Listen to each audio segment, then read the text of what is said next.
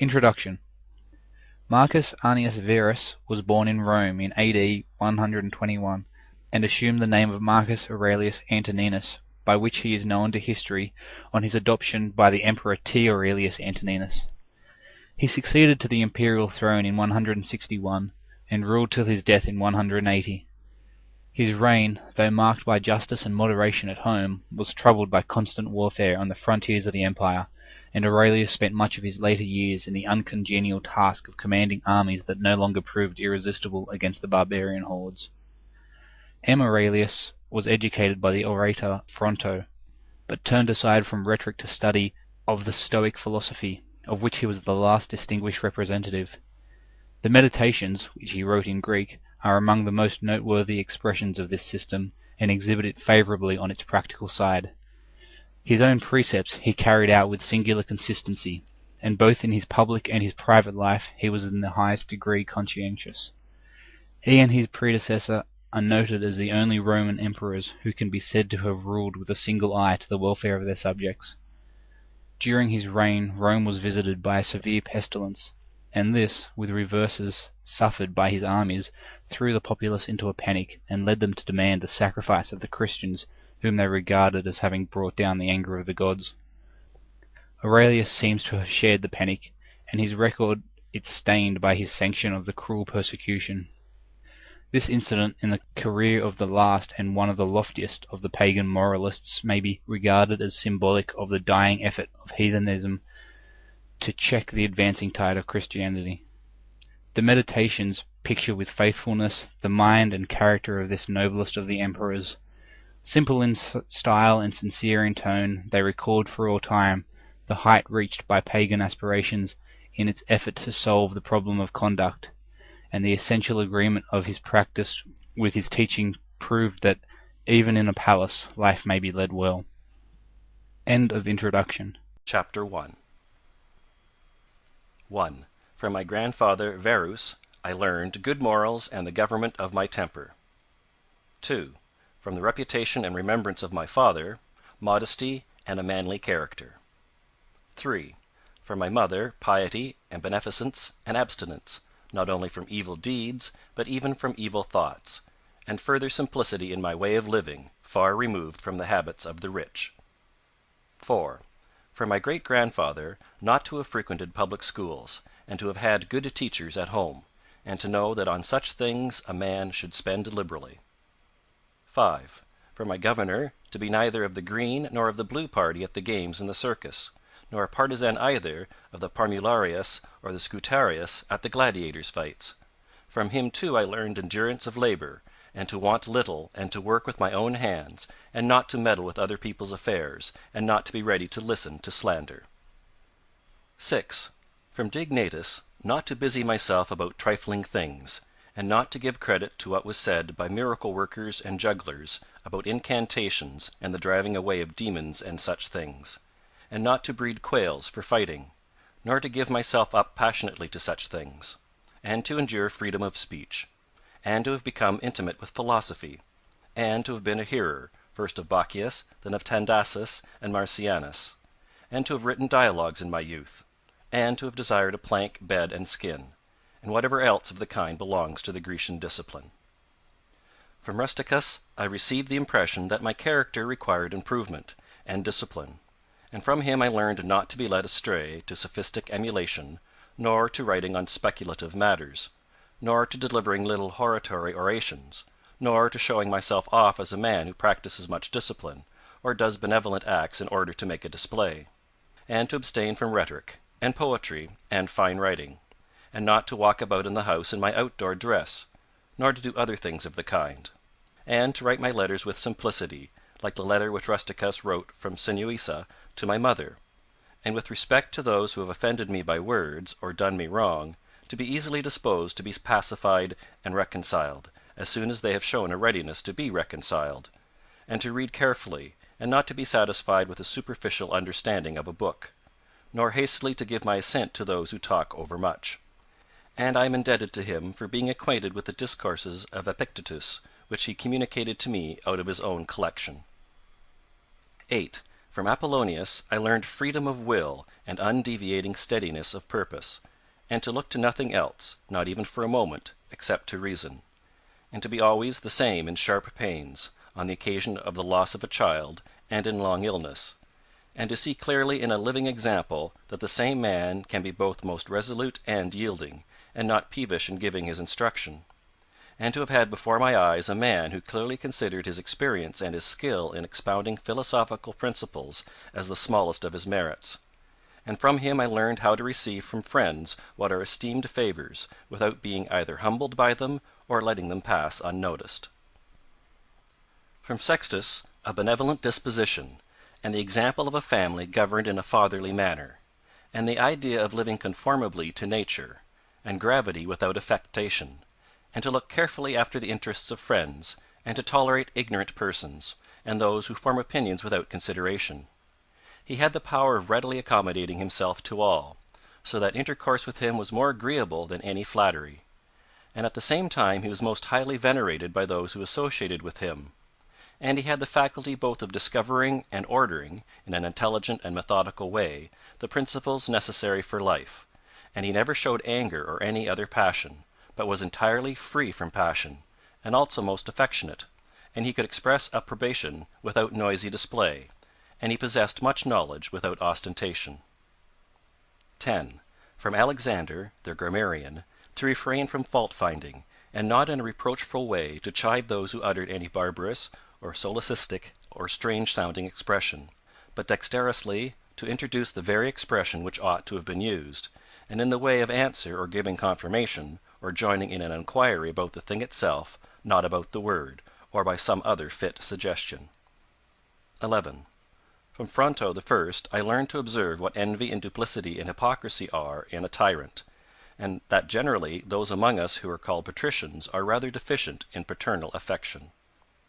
12. From Alexander the Platonic, not frequently nor without necessity to say to any one, or to write in a letter, that I have no leisure, nor continually to excuse the neglect of duties required by our relation to those with whom we live, by alleging urgent occupations.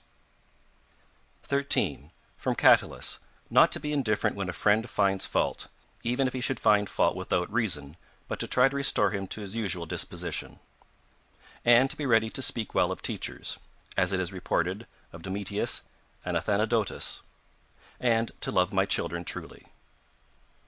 14. From my brother Severus, to love my kin, and to love truth, and to love justice, and through him I learned to know Thrasea, Helvidius, Cato, Dion, Brutus, and from him I received the idea of a polity in which there is the same law for all, a polity administered with regard to equal rights and equal freedom of speech, and the idea of a kingly government which respects most of all the freedom of the governed. I learned from him also consistency and undeviating steadiness in my regard for philosophy, and a disposition to do good, and to give to others readily, and to cherish good hopes, and to believe that I am loved by my friends. And in him I observed no concealment of his opinions with respect to those whom he condemned, and that his friends had no need to conjecture what he wished or did not wish, but it was quite plain. 15. From Maximus I learned self-government, and not to be led aside by anything, and cheerfulness in all circumstances, as well as in illness, and a just admixture in the moral character of sweetness and dignity, and to do what was set before me without complaining. I observed that everybody believed that he thought as he spoke, and that in all that he did he never had any bad intention, and he never showed amazement and surprise, and was never in a hurry, and never put off doing a thing, nor was perplexed nor dejected, nor did he ever laugh to disguise his vexation, nor on the other hand was he ever passionate or suspicious. He was accustomed to do acts of beneficence, and was ready to forgive, and was free from all falsehood, and he presented the appearance of a man who could not be diverted from right rather than of a man who had been improved. I observed too that no man could ever think that he was despised by Maximus, or ever venture to think himself a better man. He had also the art of being humorous in an agreeable way. 16. In my father I observed mildness of temper, and unchangeable resolution in the things which he had determined after due deliberation, and no vainglory in those things which men call honours. and a love of labour and perseverance, and a readiness to listen to those who had anything to propose for the common weal, an undeviating firmness in giving to every man according to his deserts, and a knowledge derived from experience of the occasions for vigorous action and for remission. And I observed that he had overcome all passion for joys, and he considered himself no more than any other citizen, and he released his friends from all obligation to sup with him or to attend him of a necessity when he went abroad, and those who failed to accompany him by reason of any urgent circumstances always found him the same. I observed, too, his habit of careful inquiry in all matters of deliberation, and his persistency, and that he never stopped his investigation through being satisfied with appearances which first present themselves, and that his disposition was to keep his friends, and not to be soon tired of them, nor yet to be extravagant in his affection, and to be satisfied on all occasions and cheerful, and to foresee things a long way off, and to provide for the smallest without display, and to check immediately popular applause and flattery, and to be ever watchful over the things which were necessary for the administration of the empire, and to be a good manager of the expenditure, and patiently to endure the blame which he got for such conduct. And he was neither superstitious with respect to the gods, nor did he court men by gifts or by trying to please them, or by flattering the populace, but he showed sobriety in all things, and firmness, and never any mean thoughts or action, nor love of novelty. And the things which conduce in any way to the commodity of life, and of which fortune gives an abundant supply, he used without arrogance and without excusing himself, so that when he had them he enjoyed them without affectation, and when he had them not he did not want them. No one could ever say of him that he was either a sophist or a home-bred flippant slave or pedant, but every one acknowledged him to be a man ripe, perfect, above flattery, able to manage his own and other men's affairs. Besides this, he honoured those who were true philosophers, and he did not reproach those who pretended to be philosophers, nor yet was he easily led by them. He was also easy in conversation, and he made himself agreeable without any offensive affectation. He took a reasonable care of his body's health, not as one who was greatly attached to life, nor out of regard to personal appearance, nor yet in a careless way, but so that, through his own attention, he very seldom stood in need of the physician's art, or of medicine or external applications. He was most ready to give way without envy to those who possessed any particular faculty, such as that of eloquence, or knowledge of the law, or of morals, or of anything else, and he gave them his help, that each might enjoy reputation according to his deserts. And he always acted conformably to the institutions of his country, without showing any affectation of doing so. Further, he was not fond of change, nor unsteady, but he loved to stay in the same places, and to employ himself about the same things, and after his paroxysms of headache he came immediately fresh and vigorous to his usual occupations. His secrets were not many, but very few and very rare, and these only about public matters, and he showed prudence and economy in the exhibition of the public spectacles and the construction of public buildings, his donations to the people, and in such things, for he was a man who looked to what ought to be done, not to the reputation which is got by a man's act. He did not take the bath at unseasonable hours. He was not fond of building houses, nor curious about what he eat, nor about the texture and colour of his clothes, nor about the beauty of his slaves. His dress came from Lorium, his villa on the coast, and from Lanuvium generally. We know how he behaved to the toll collector at Tusculum, who asked his pardon, and such was all his behaviour. There was in him nothing harsh, nor implacable, nor violent, nor, as one may say, anything carried to the sweating point. But he examined all things severally as if he had abundance of time, and without confusion, in an orderly way, vigorously and consistently. And that might be applied to him which is recorded of Socrates, that he was able both to abstain from and to enjoy those things which many are too weak to abstain from, and cannot enjoy without excess. But to be strong enough both to bear the one and to be sober in the other is the mark of a man who has a perfect and invincible soul, such as he showed in the illness of Maximus. 17. To the gods I am indebted for having good grandfathers, good parents, a good sister, good teachers, good associates, good kinsmen and friends, nearly everything good. Further, I owe it to the gods that I was not hurried into any offence against any of them, though I had a disposition which, if opportunity had offered, might have led me to do something of this kind. But, through their favour, there never was such a concurrence of circumstances as put me to the trial. Further, I am thankful to the gods that I was not longer brought up with my grandfather's concubine, and that I preserved the flower of my youth, and that I did not make proof of my virility before the proper season, but even deferred the time. That I was subjected to a ruler and a father who was able to take away all pride from me, and to bring me to the knowledge that it is possible for a man to live in a palace without wanting either guards, or embroidered dresses, or torches and statues, and such like show.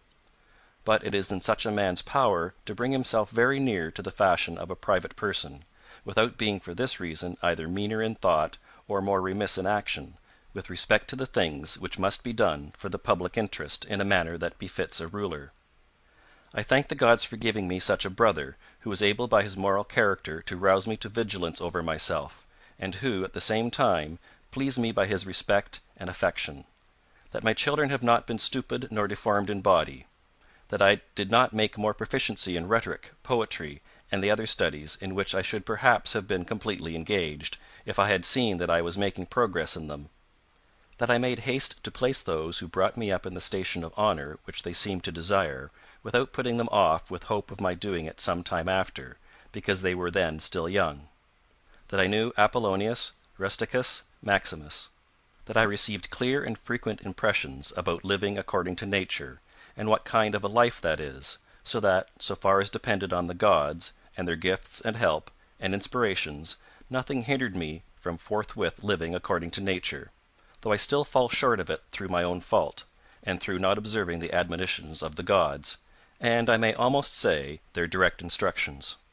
That my body is held out so long in such a kind of life. That I never touched either Benedicta or Theodotus, and that, after having fallen into amatory passions, I was cured. And though I was often out of humour with Rusticus, I never did anything of which I had occasion to repent. That, though it was my mother's fate to die young, she spent the last years of her life with me. That, whenever I wished to help any man in his need, or on any other occasion, I was never told that I had not the means of doing it. And that to myself the same necessity never happened, to receive anything from another. That I have such a wife, so obedient and so affectionate and so simple. That I had abundance of good masters for my children. And that remedies have been shown to me by dreams, both others and against blood spitting and giddiness. And that, when I had an inclination to philosophy, I did not fall into the hands of any sophist, and that I did not waste my time on writers of histories, or on the resolution of syllogisms, or occupy myself about the investigation of appearances in the heavens, for all these things require the help of the gods and fortune. Among the Caedi at the Granua. End of chapter 1. Chapter 2. 1. Begin the morning by saying to thyself, I shall meet with the busybody, the ungrateful, arrogant, deceitful, envious, unsocial. All these things happen to them by reason of their ignorance of what is good and evil.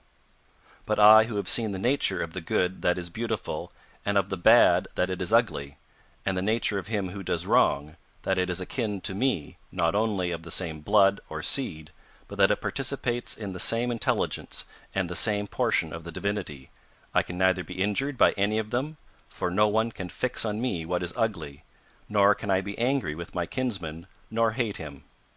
For we are made for cooperation, like feet, like hands, like eyelids, like the rows of the upper and lower teeth. To act against one another then is contrary to nature, and it is acting against one another to be vexed and to turn away. 2. Whatever this is that I am, it is a little flesh and breath, and the ruling part. Throw away thy books, no longer distract thyself. It is not allowed. But as if thou wast now dying, despise the flesh. It is blood and bones and a network, a conjecture of nerves, veins, and arteries. See the breath also, what kind of a thing it is. Air, and not always the same, but every moment sent out and again sucked in. The third then is the ruling part. Consider thus. Thou art an old man. No longer let this be a slave. No longer be pulled by the strings like a puppet to unsocial movements. No longer be either dissatisfied with thy present lot or shrink from the future. 3. All that is from the gods is full of providence. That which is from fortune is not separated from nature or without an interweaving and involution with the things which are ordered by providence. From thence all things flow, and there is besides necessity, and that which is for the advantage of the whole universe, of which thou art a part. But that is good for every part of nature which the nature of the whole brings, and what serves to maintain this nature. Now the universe is preserved, as by the changes of the elements, so by the changes of things compounded of the elements. Let these principles be enough for thee, let them always be fixed opinions. But cast away the thirst after books, that thou mayest not die murmuring, but cheerfully, truly, and from thy heart thankful to the gods. 4. Remember how long thou hast been putting off these things, and how often thou hast received an opportunity from the gods, and yet dost not use it. Thou must now at last perceive of what universe thou art a part, and of what administrator of the universe thy existence is in a flux, and that a limit of time is fixed for thee, which if thou dost not use for clearing away the clouds from thy mind, it will go and thou wilt go, and it will never return. 5. Every moment think steadily as a Roman, and a man to do what thou hast in hand with perfect and simple dignity, and feeling of affection, and freedom, and justice, and to give thyself relief from all other thoughts. And thou wilt give thyself relief if thou doest every act of thy life as if it were the last, laying aside all carelessness and passionate aversion from the commands of reason, and all hypocrisy, and self-love, and discontent with the portion which has been given to thee. Thou seest how few the things are, the which if a man lays hold of, he is able to live a life which flows in quiet, and is like the existence of the gods. For the gods on their part will require nothing more from him who observes these things. 6. Do wrong to thyself, my soul, but thou wilt no longer have the opportunity of honoring thyself. Every man's life is sufficient, but thine is nearly finished, though thy soul reverences not itself, but places thy felicity in the souls of others. 7. Do the things external which fall upon thee distract thee? Give thyself time to learn something new and good, and cease to be whirled about. But then thou must also avoid being carried about the other way, for those too are triflers who have wearied themselves in life by their activity, and yet have no object to which to direct every movement, and in a word, all their thoughts. 8. Through not observing what is in the mind of another man has seldom been seen to be unhappy. But those who do not observe the movements of their own minds must of necessity be unhappy. 9. This thou must always bear in mind, what is the nature of the whole, and what is my nature, and how this is related to that, and what kind of a part it is of what kind of a whole, and that there is no one who hinders thee from always doing and saying the things which are according to the nature of which thou art a part. 10. Theophrastus, in his comparison of bad acts, such a comparison as one would make in accordance with the common notions of mankind, says, like a true philosopher, that the offences which are committed through desire are more blamable than those which are committed through anger. For he who is excited by anger seems to turn away from reason with a certain pain and unconscious contraction, but he who offends through desire, being overpowered by pleasure, seems to be in a manner more intemperate and more womanish in his offences. Rightly then, and in a way worthy of philosophy, he said that the offence which is committed with pleasure is more blamable than that which is committed with pain. And on the whole the one is more like a person who has been first wronged and through pain is compelled to be angry, but the other is moved by his own impulse to do wrong, being carried toward doing something by desire. 11. Since it is possible that thou mayest depart from life this very moment, regulate every act and thought accordingly. But to go away from among men, if there are gods, is not a thing to be afraid of, for the gods will not involve thee in evil. But if indeed they do not exist, or if they have no concern about human affairs, what is it to me to live in a universe devoid of gods or devoid of providence? But in truth they do exist, and they do not care for human things, and they have put all the means in man's power to enable him not to fall into real evils. And as to the rest, if there was anything evil, they would have provided for this also, that it should be altogether in a man's power not to fall into it. Now, That which does not make a man worse, how can it make a man's life worse?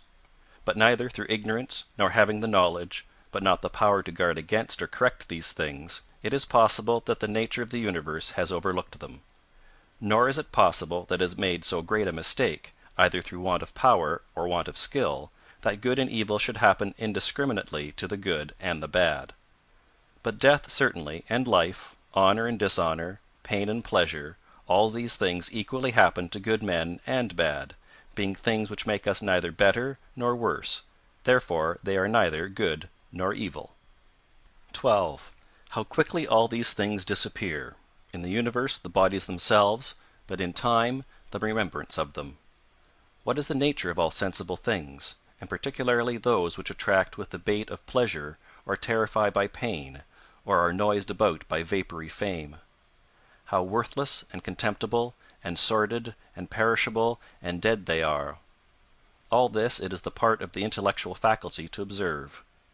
To observe, too, who these are whose opinions and voices give reputation; what death is, and the fact that, if a man looks at it in himself, and by the abstractive power of reflection resolves into their parts all the things which present themselves to the imagination in it, he will then consider it to be nothing else than an operation of nature; and if any one is afraid of an operation of nature, he is a child.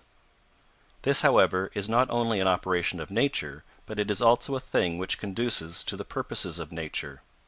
To observe, too, how man comes near to the Deity, and by what part of him, and when this part of man is so disposed. 13. Nothing is more wretched than a man who traverses everything in a round, and pries into things beneath the earth, as the poet says, and seeks by conjecture what is in the minds of his neighbors, without perceiving that it is sufficient to attend to the demon within him, and to reverence it sincerely.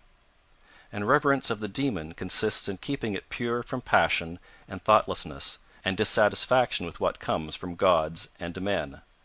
For the things from gods merit veneration for their excellence, and the things from men should be dear to us by reason of kinship, and sometimes even, in a manner, they move our pity by reason of men's ignorance of good and bad; this defect being not less than that which deprives us of the power of distinguishing things that are white and black.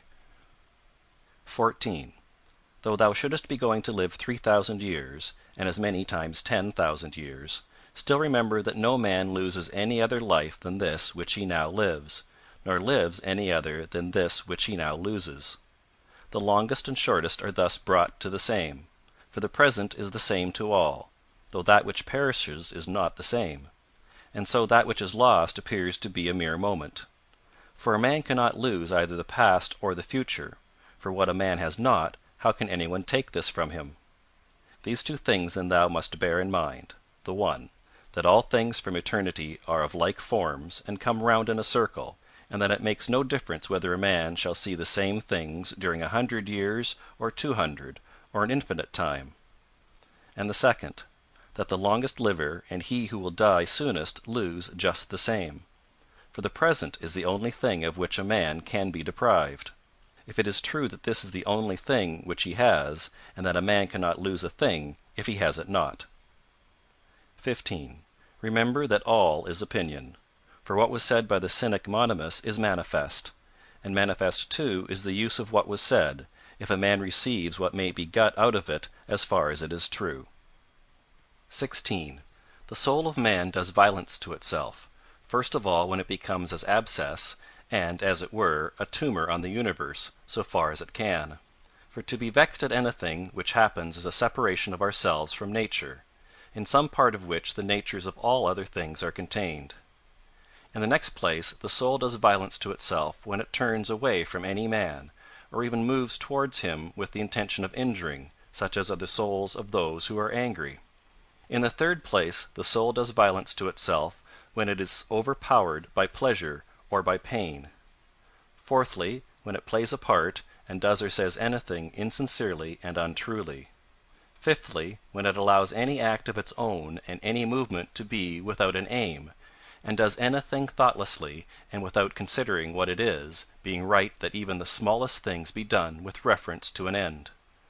And the end of rational animals is to follow the reason and the law of the most ancient city and polity. 17.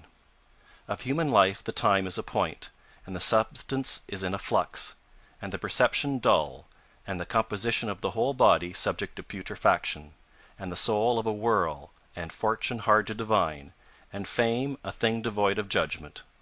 And to say all in a word, everything which belongs to the body is a stream, and what belongs to the soul is a dream and vapor, and life is a warfare and a stranger's sojourn, and after fame is oblivion. What then is that which is able to conduct a man? One thing, and only one, philosophy. But this consists in keeping the demon within a man free from violence and unharmed, superior to pains and pleasures, doing nothing without a purpose, nor yet falsely and with hypocrisy, not feeling the need of another man's doing or not doing anything, and besides accepting all that happens and all that is allotted as coming from thence, wherever it is, from whence he himself came, and finally waiting for death with a cheerful mind, as being nothing else than a dissolution of the elements of which every living being is compounded. But if there is no harm to the elements themselves in each continually changing into another, why should a man have any apprehension about the change and dissolution of all the elements? For it is according to nature, and nothing is evil which is according to nature. This incarnuntum. End of chapter 2. Chapter 3. We ought to consider not only that our life is daily wasting away, and a smaller part of it is left, but another thing also must be taken into the account, that if a man should live longer, it is quite uncertain whether the understanding will still continue sufficient for the comprehension of things, and retain the power of contemplation which strives to acquire the knowledge of the divine and the human. For if he shall begin to fall into dotage, perspiration and nutrition, and imagination and appetite, and whatever else there is of the kind will not fail. But the power of making use of ourselves, and filling up the measure of our duty, and clearly separating all appearances, and considering whether a man should now depart from life, and whatever else of the kind absolutely requires a disciplined reason, all this is already extinguished. We must make haste then, not only because we are daily nearer to death, but also because the conception of things and the understanding of them cease first. 2. We ought to observe also that even the things which follow after the things which are produced according to nature contain something pleasing and attractive. For instance, when bread is baked, some parts are split at the surface, and these parts which thus open and have a certain fashion contrary to the purpose of the baker's art are beautiful in a manner, and in a peculiar way excite a desire for eating. And again figs, when they are quite ripe, gape open, and in the ripe olives the very circumstance of their being near to rottenness adds a peculiar beauty to the fruit.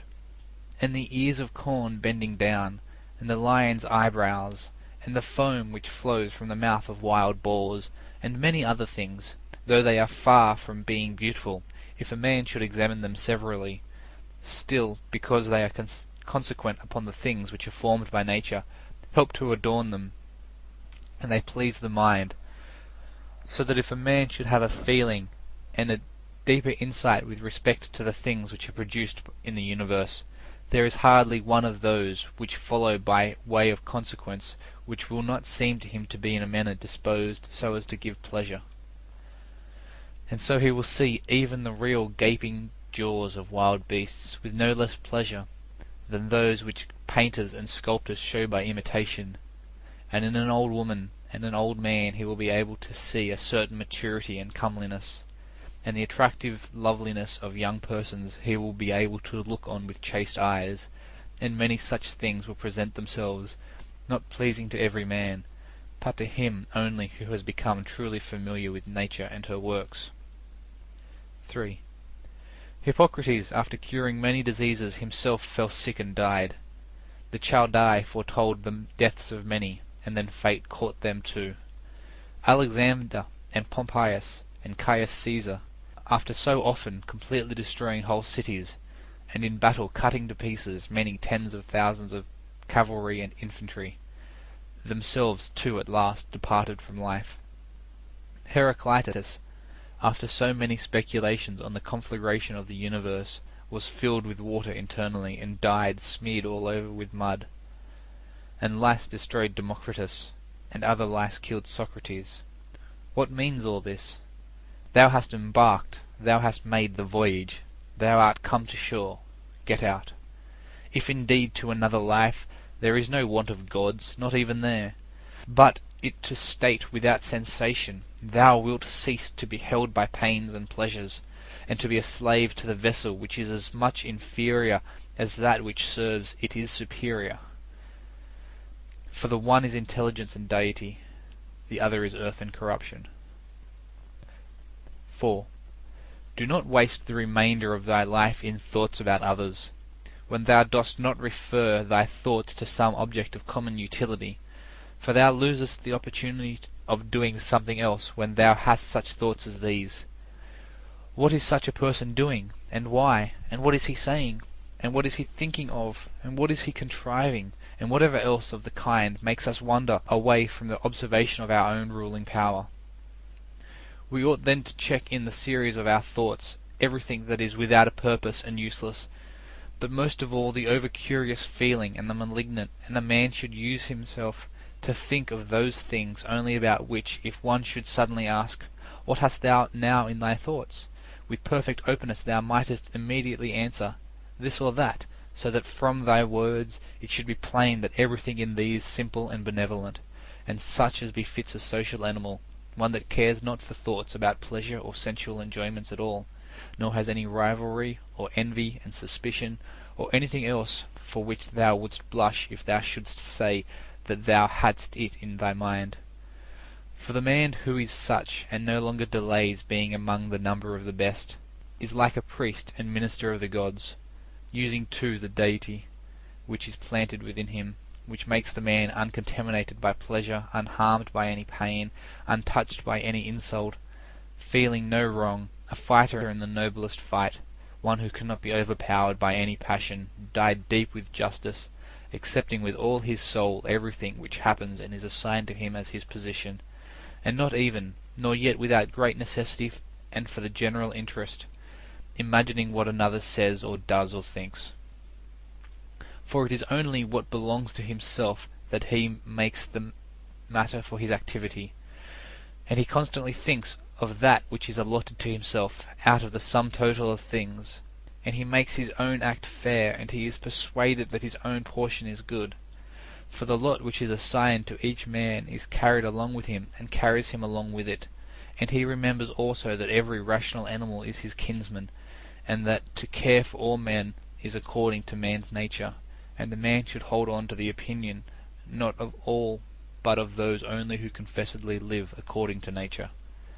But as to those who live not so, he always bears in mind what kind of men they are both at home and from home, both by night and by day, and what they are, and with what men they live an impure life. Accordingly he does not value at all the praise which comes from such men, since they are not even satisfied with themselves. 5.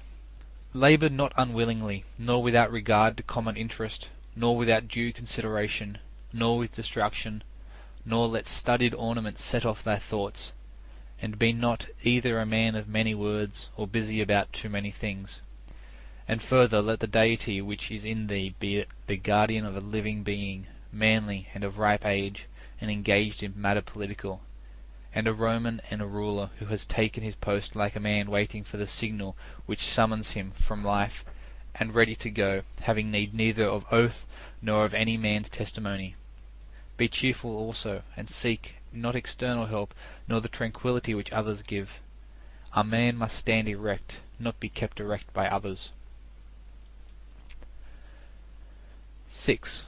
If thou findest in human life anything better than justice, truth, temperance, fortitude, and in a word, anything better than thy own mind's self-satisfaction in the things which it enables thee to do according to right reason, and in the condition that is assigned to thee without thy own choice. If, I say, thou seest anything better than this, turn to it with all thy soul, and enjoy that which thou hast found to be the best. But if nothing appears to be better than the deity which is planted in thee, which has subjected to itself all thy appetites, and carefully examines all the impressions, and as Socrates said, has detached itself from the persuasions of sense, and has submitted itself to the gods, and cares for mankind, if thou findest everything else smaller and of less value than this, give place to nothing else. For if thou dost once diverge and incline to it, thou wilt no longer without distraction be able to give the preference to that good thing which is thy proper possession and thy own. For it is not right that anything of any other kind, such as praise from the many, or power, or enjoyment of pleasure, should come into competition with that which is rationally and politically or practically good. All these things, even though they may seem to adapt themselves to the better things, in a small degree, obtain the superiority all at once and carry us away.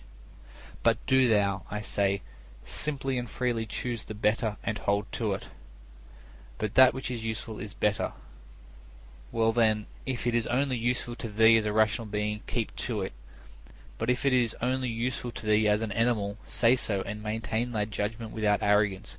Only take care that thou makest the inquiry by a sure method. 7. Never value anything as profitable to thyself which shall compel thee to break thy promise. To lose thy self-respect, to hate any man, to suspect, to curse, to act the hypocrite, to desire anything which needs walls and curtains. For he who has preferred to everything else his own intelligence and demon and the worship of its excellence, acts no tragic part, does not groan, will not need either solitude or much company. And what is chief of all, he will live without either pursuing or flying from death. But whether for a longer or a shorter time he shall have the soul enclosed in the body, he cares not at all. For even if he must depart immediately, he will go as readily as if he were going to do anything else which can be done with decency and order, taking care of this only all through life, that his thoughts turn not away from anything which belongs to an intelligent animal and a member of a civil community. 8. In the mind of one who is chastened and purified, thou wilt find no corrupt matter, no impurity, nor any sore-skinned over. Nor is his life incomplete when fate overtakes him, as one may say of an actor who leaves the stage before ending and finishing the play. Besides, there is in him nothing servile, nor affected, nor too closely bound to other things, nor yet detached from other things. Nothing worthy of blame, nothing which seeks a hiding place. 9. Reverence the faculty which produces opinion. On this faculty it entirely depends whether there shall exist in thy ruling part any opinion inconsistent with nature and the constitution of the rational animal. And this faculty promises freedom from hasty judgment, and friendship towards men, and obedience to the gods. 10.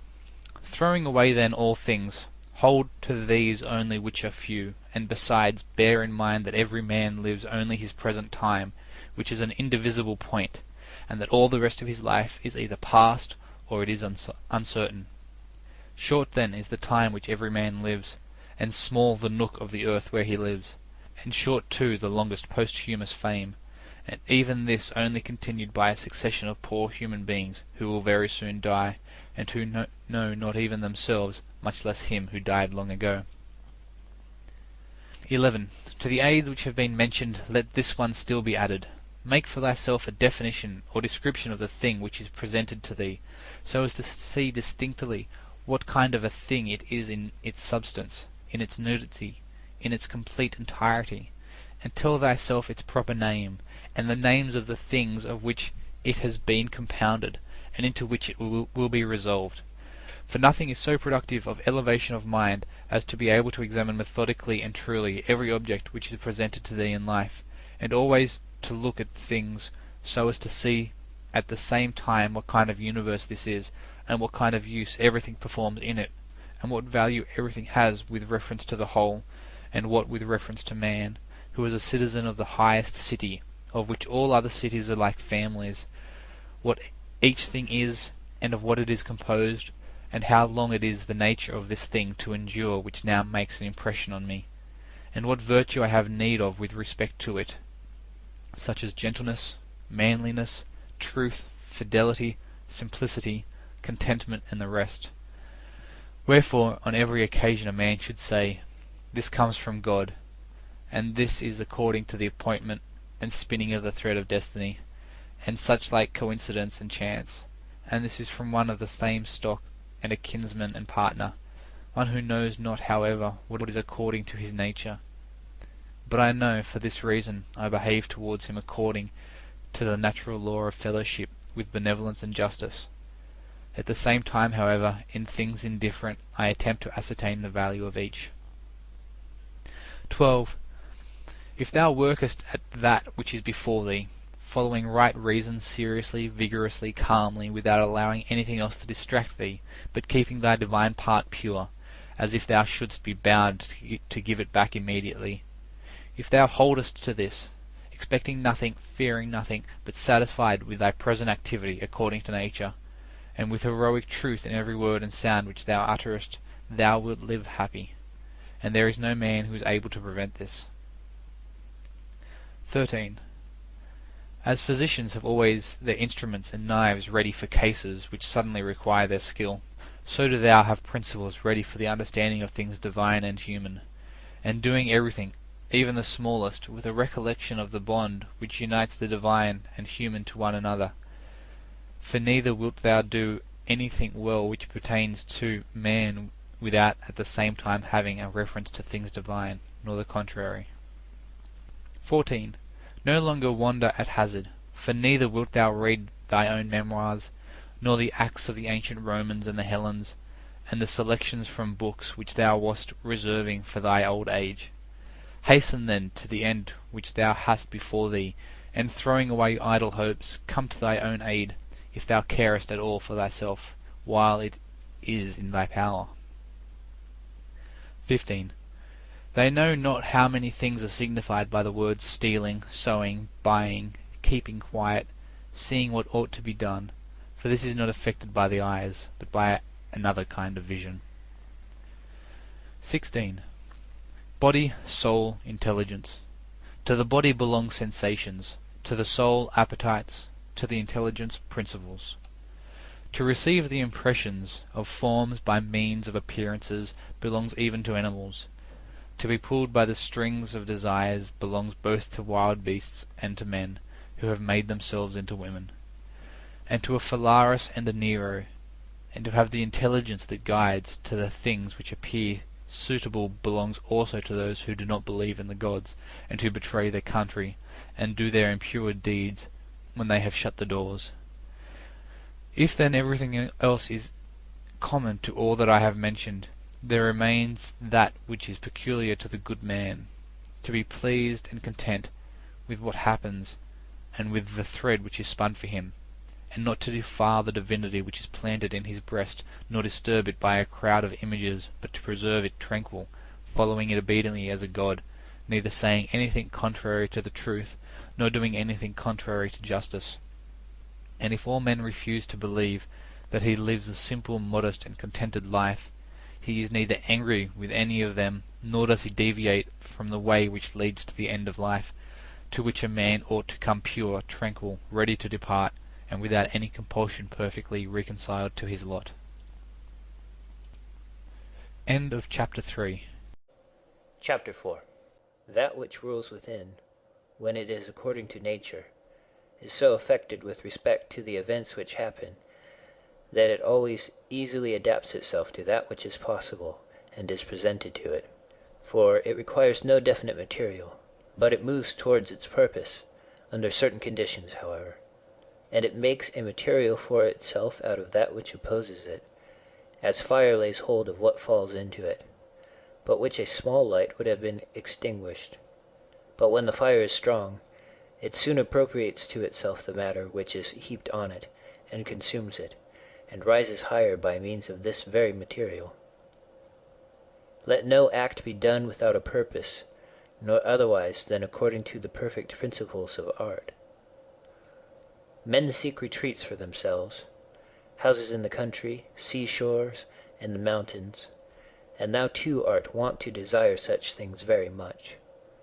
But this is altogether a mark of the most common sort of men.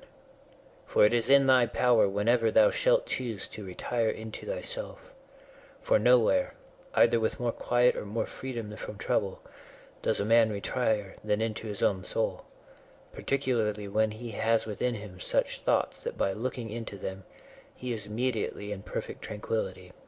And I affirm that tranquility is nothing else than the good ordering of the mind. Constantly then give to thyself this retreat, and renew thyself, and let thy principles be brief and fundamental, which, as soon as thou shalt recur to them, will be sufficient to cleanse the soul completely, and to send thee back free from all discontent with the things to which thou returnest. For with what art thou discontented? With the badness of men? Recall to thy mind this conclusion, that rational animals exist for one another, and that to endure is a part of justice, and that men do wrong involuntarily. And consider how many already, after mutual enmity, suspicion, hatred, and fighting, have been stretched dead, reduced to ashes, and be quiet at last. But perhaps thou art dissatisfied with that which is assigned to thee out of the universe. Recall to thy recollection this alternative: either there is providence or atoms, fortuitous concurrence of things. Or remember the arguments by which it has been proved that the world is a kind of political community, and be quiet at last. But perhaps corporeal things will still fasten upon thee. Consider then further that the mind mingles not with the breath, whether moving gently or violently, when it has once drawn itself apart and discovered its own power. And think also of all that thou hast heard and assented to about pain and pleasure, and be quiet at last. But perhaps the desire of the thing called fame will torment thee. See how soon everything is forgotten, and look at the chaos of infinite time on each side of the present, and the emptiness of applause, and the changeableness and want of judgment in those who pretend to give praise, and the narrowness of the space within which it is circumscribed, and be quiet at last. For the whole earth is a point, and how small a nook in it is this thy dwelling place, and how few are there in it, and what kind of people are they who will praise thee? This then remains. Remember to retire into this little territory of thy own, and, above all, do not distract or strain thyself, but be free, at look and things as a man, as a human being, as a citizen, as a mortal. But among the things readiest to thy hand to which thou shalt return, let there be these, which are two. One is that things do not touch the soul, for they are external and remain immovable, but our perturbations come only from the opinion which is within. The other is that all these things, which thou seest, change immediately and will no longer be, and constantly bear in mind how many of these changes thou hast already witnessed. The universe is transformation. Life is opinion. If our intellectual part is common, the reason also, in respect of which we are rational beings, is common. If this is so, common also is the reason which commands us what to do and what not to do. If this is so, there is a common law also. If this is so, we are fellow citizens. If this is so, we are members of some political community. If this is so, the world is in a manner a state. For of what other common political community will anyone say that the whole human race are members? And from thence, from this common political community comes also our very intellectual faculty and reasoning faculty and our capacity for law, or whence do they come? For as my earthly part is a portion given to me from certain earth, and that which is watery from another element, and that which is hot and fiery from some peculiar source, for nothing comes out of that which is nothing, as nothing also returns to non-existence. So also the intellectual part comes from some source. Death is such as generation is, a mystery of nature, a composition out of the same elements, and a decomposition into the same, and altogether not a thing of which any man should be ashamed, for it is not contrary to the nature of a reasonable animal, and not contrary to the reason of our constitution. It is natural that these things should be done by such persons. It is a matter of necessity, and if a man will not have it so, he will not allow the fig tree to have juice. But by all means bear this in mind, that within a very short time both thou and he will be dead, and soon not even your names will be left behind. Take away thy opinion, and then there is taken away the complaint, I have been harmed. Take away the complaint, I have been harmed, and the harm is taken away. That which does not make a man worse than he was, also does not make his life worse, nor does it harm him either from without or from within. The nature of that which is universally useful has been compelled to do this. Consider that everything which happens, happens justly, and if thou observest carefully, thou wilt find it to be so. I do not say only with respect to the continuity of the series of things, but with respect to what is just, and as if it were done by one who assigns to each thing its value. Observe then that thou hast begun, and whatever thou doest, do it in conjunction with this, the being good, and in the sense in which a man is properly understood to be good. Keep to this in every action. Do not have such an opinion of things as he has who does thee wrong, or such as he wishes thee to have, but look at them as they are in truth. A man should always have these two rules in readiness: the one, to do only whatever the reason of the ruling and legislating faculty may suggest for the use of men; the other, to change thy opinion, if there is anyone at hand who sets thee right and moves thee from any opinion. But this change of opinion must proceed only from a certain persuasion, as of what is just or of common advantage, and the like, not because it appears pleasant or brings reputation. Hast thou reason? I have. Why then dost not thou use it? For if this does its own work, what else dost thou wish? Thou hast existed as a part. Thou shalt disappear in that which produced thee, but rather thou shalt be received back into its seminal principle by transmutation. Many grains of frankincense on the same altar. One falls before, another falls after, but it makes no difference. Within 10 days thou wilt seem a god to those to whom thou art now a beast and an ape, if thou wilt return to thy principles and to worship of reason. Do not act as if thou wert going to live 10,000 years. Death hangs over thee. While thou livest, while it is in thy power, be good. How much trouble he avoids who does not look to see what his neighbor says or does or thinks, but only to what he does himself, that it may be just and pure. Or as Agathon says, look not round at the depraved morals of others, but run straight along the line without deviating from it. He who has a vehement desire for posthumous fame does not consider that every one of those who remember him will himself also die very soon. Then again also they who have succeeded them, until the whole remembrance shall have been extinguished as it is transmitted through men who foolishly admire and perish. Suppose that those who will remember are even immortal, and that the remembrance will be immortal. What then is this to thee? And I say not, what is it to the dead, but what is it to the living? What is praise, except indeed so far as it has a certain utility? For thou now rejectest unseasonably the gift of nature, clinging to something else. Everything which is in any way beautiful is beautiful in itself, and terminates in itself, not having praise as a part of itself. Neither worse then nor better is a thing made by being praised. I affirm this also of the things which are called beautiful by the vulgar, for example, material things and works of art. That which is really beautiful has no need of anything, not more than law, not more than truth, not more than benevolence or modesty. Which of these things is beautiful because it is praised, or spoiled by being blamed?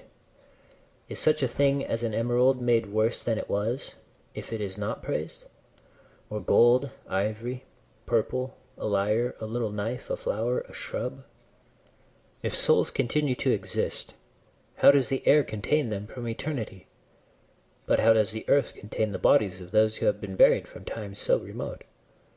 For as here the mutation of these bodies, after a certain continuance, whatever it may be, and their dissolution make room for other dead bodies, so the souls which are removed into the air after subsisting for some time are transmuted and diffused, and assume a fiery nature by being received into the seminal intelligence of the universe, and in this way make room for the fresh souls which come to dwell there.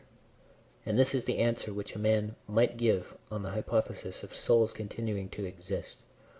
But we must not only think of the number of bodies which are thus buried, but also of the number of animals which are daily eaten by us and the other animals. For what a number is consumed, and thus in a manner buried in the bodies of those who feed on them. And nevertheless this earth receives them by reason of the changes of these bodies into blood, and the transformations into the aerial or the fiery element. What is the investigation into the truth of the matter? The division into that which is material, and that which is the cause of form, the formal. Do not be whirled about, but in every movement have respect to justice, and on the occasion of every impression maintain the faculty of comprehension or understanding. Everything harmonizes with me which is harmonious to thee, O universe. Nothing for me is too early nor too late, which is in due time for thee. Everything is fruit to me which thy seasons bring, O nature. From thee are all things, in thee are all things, to thee all things return. The poet says, dear city of sea crops, and wilt not thou say, dear city of Zeus? Occupy thyself with few things, says the philosopher, if thou wouldst be tranquil. But consider if it would not be better to say, do what is necessary, and whatever the reason of the animal which is naturally social requires, and as it requires. For this brings not only the tranquility which comes from doing well, but also that which comes from doing few things. For the greatest part of what we say and do being unnecessary, if a man takes this away, he will have more leisure and less uneasiness. Accordingly, on every occasion a man should ask himself, is this one of the unnecessary things? Now a man should take away not only unnecessary acts, but also unnecessary thoughts, for thus superfluous acts will not follow after. Try how the life of a good man suits thee, the life of him who is satisfied with his portion out of the whole, and satisfied with his own just acts and benevolent disposition. Hast thou seen those things? Look also at these. Do not disturb thyself. Make thyself all simplicity. Does anyone do wrong? It is to himself that he does wrong. Has anything happened to thee? Well, out of the universe from the beginning everything which happens has been apportioned and spun out to thee. In a word, thy life is short. Thou must turn to profit the present by the aid of reason and justice. Be sober in thy relaxation. Either it is a well-arranged universe or a chaos huddled together, but still a universe. But can a certain order subsist in thee and disorder in all? And this, too, when all things are so separated and diffused and sympathetic. A black character, a womanish character, a stubborn character, bestial, childish, animal, stupid, counterfeit, scurrilous, fraudulent, tyrannical. If he is a stranger to the universe who does not know what is in it, no less is he a stranger who does not know what is going on in it. He is a runaway who flies from social reason. He is blind who shuts the eyes of the understanding. He is poor who has need of another, and has not from himself all things which are useful for life. He is an abscess on the universe, who withdraws and separates himself from the reason of our common nature, through being displeased with the things which happen. For the same nature produces this, and has produced thee too. He is a piece rent asunder from the state, who tears his own soul from that of reasonable animals, which is one. The one is a philosopher without a tunic, and the other without a book. Here is another half naked. Bread I have not, he says, and I abide by reason, and I do not get the means of living out of my learning, and I abide by my reason. Love the art, poor as it may be, which thou hast learned, and be content with it, and pass through the rest of life like one who has entrusted to the gods with his whole soul all that he has, making himself neither the tyrant nor the slave of any man. Consider, for example, the times of Vespasian. Thou wilt see all these things, people marrying, bringing up children, sick, dying, warring, feasting, trafficking, cultivating the ground, flattering, obstinately arrogant, suspecting, plotting, wishing for some to die, grumbling about the present, loving, heaping up treasure, desiring consulship, kingly power. Well, then, that life of these people no longer exists at all. Again, remove to the time of Trajan. Again, all is the same. Their life too is gone. In like manner view also the other epochs of time and of whole nations, and see how many after great efforts soon fell and were resolved into the elements. But chiefly thou shouldst think of those whom thou hast thyself known distracting themselves about idle things, neglecting to do what was in accordance with their proper constitution, and to hold firmly to this, and to be content with it. And herein it is necessary to remember that the attention given to everything has its proper value and proportion. For thus thou wilt not be dissatisfied if thou appliest thyself to smaller matters no further than is fit. The words which were formerly familiar are now antiquated. So also the names of those who were famed of old are now in a manner antiquated. Camillus, Caeso, Valesius, Leonidas, and a little after also Scipio and Cato, then Augustus, then also Hadrianus and Antoninus. For all things soon pass away and become a mere tale, and complete oblivion soon buries them. And I say this of those who have shown in a wondrous way. For the rest, as soon as they have breathed out their breath, they are gone, and no man speaks of them. And to conclude the matter, what is even an eternal remembrance? A mere nothing. What, then, is that about which we ought to employ our serious pains?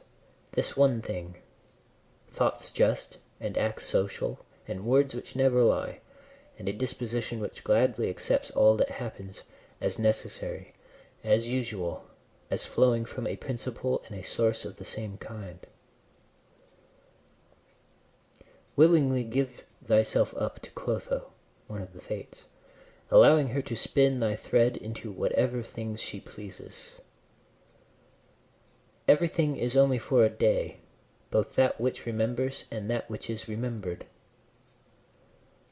Observe constantly that all things take place by change, and accustom thyself to consider that the nature of the universe loves nothing so much as to change the things which are, and to make new things like them. For everything that exists is in a manner the seed of that which will be, but thou art thinking only of seeds which are cast into the earth or into a womb. But this is a very vulgar notion. Thou wilt soon die, and thou art not yet simple, not free from perturbations, not without suspicion of being hurt by external things, nor kindly disposed toward all, nor dost thou yet place wisdom only in acting justly. Examine men's ruling principles, even those of the wise, what kind of things they avoid, and what kind they pursue. What is evil to thee does not subsist in the ruling principle of another, nor yet in any turning and mutation of thy corporeal covering. Where is it then? It is in that part of thee in which subsists the power of forming opinions about evils.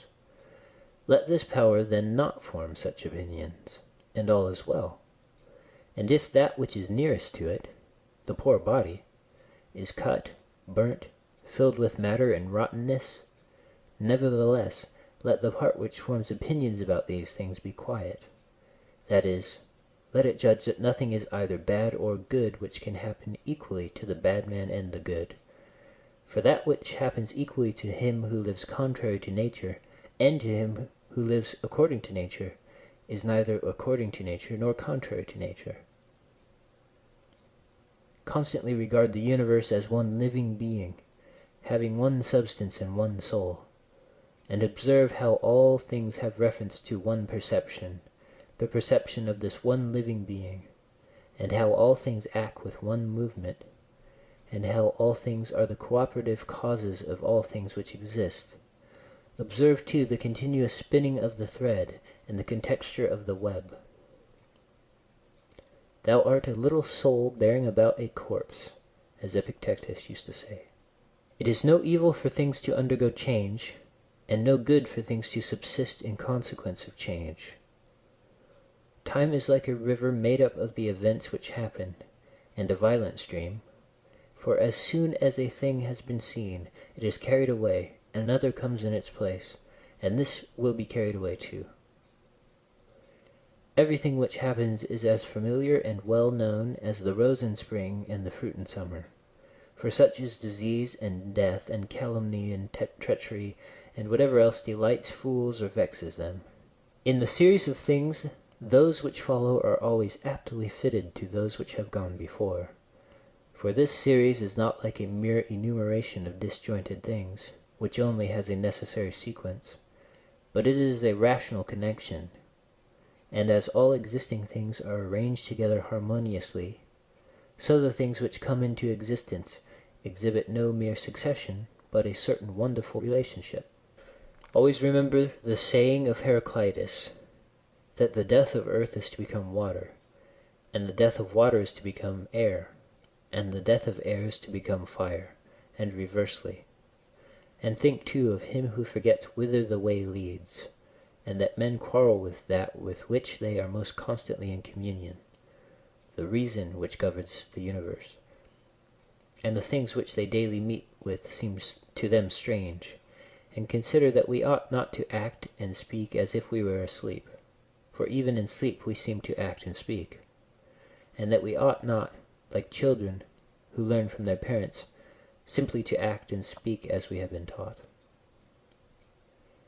If any god told thee that thou shalt die tomorrow, or certainly on the day after tomorrow, thou wouldst not care much whether it was on the third day or on the morrow, unless thou wast in the highest degree mean-spirited, for how small is the difference? So think, it is no great thing to die after as many years as thou canst name, rather than tomorrow. Think continually how many physicians are dead after often contracting their eyebrows over the sick, and how many astrologers after predicting with great pretensions the deaths of others, and how many philosophers after endless discourses on death or immortality, how many heroes after killing thousands, and how many tyrants who have used their power over men's lives with terrible insolence as if they were immortal, and how many cities are entirely dead, so to speak, Hellas and Pompeii and Herculaneum, and others innumerable. Add to the reckoning all whom thou hast known, one after another. One man, after burying another, has been laid out dead, and another buries him, and all this in a short time. To conclude, always observe how ephemeral and worthless human things are, and what was yesterday a little mucus, tomorrow will be a mummy or ashes. Pass then through this little space of time conformably to nature, and end thy journey in content, just as an olive falls off when it is ripe, blessing nature who produced it, and thanking the tree on which it grew. Be like the promontory against which the waves continually break, but it stands firm, and tames the fury of the water around it. Unhappy am I, because this has happened to me. Not so. But happy am I, though this has happened to me, because I continue free from pain, neither crushed by the present nor fearing the future.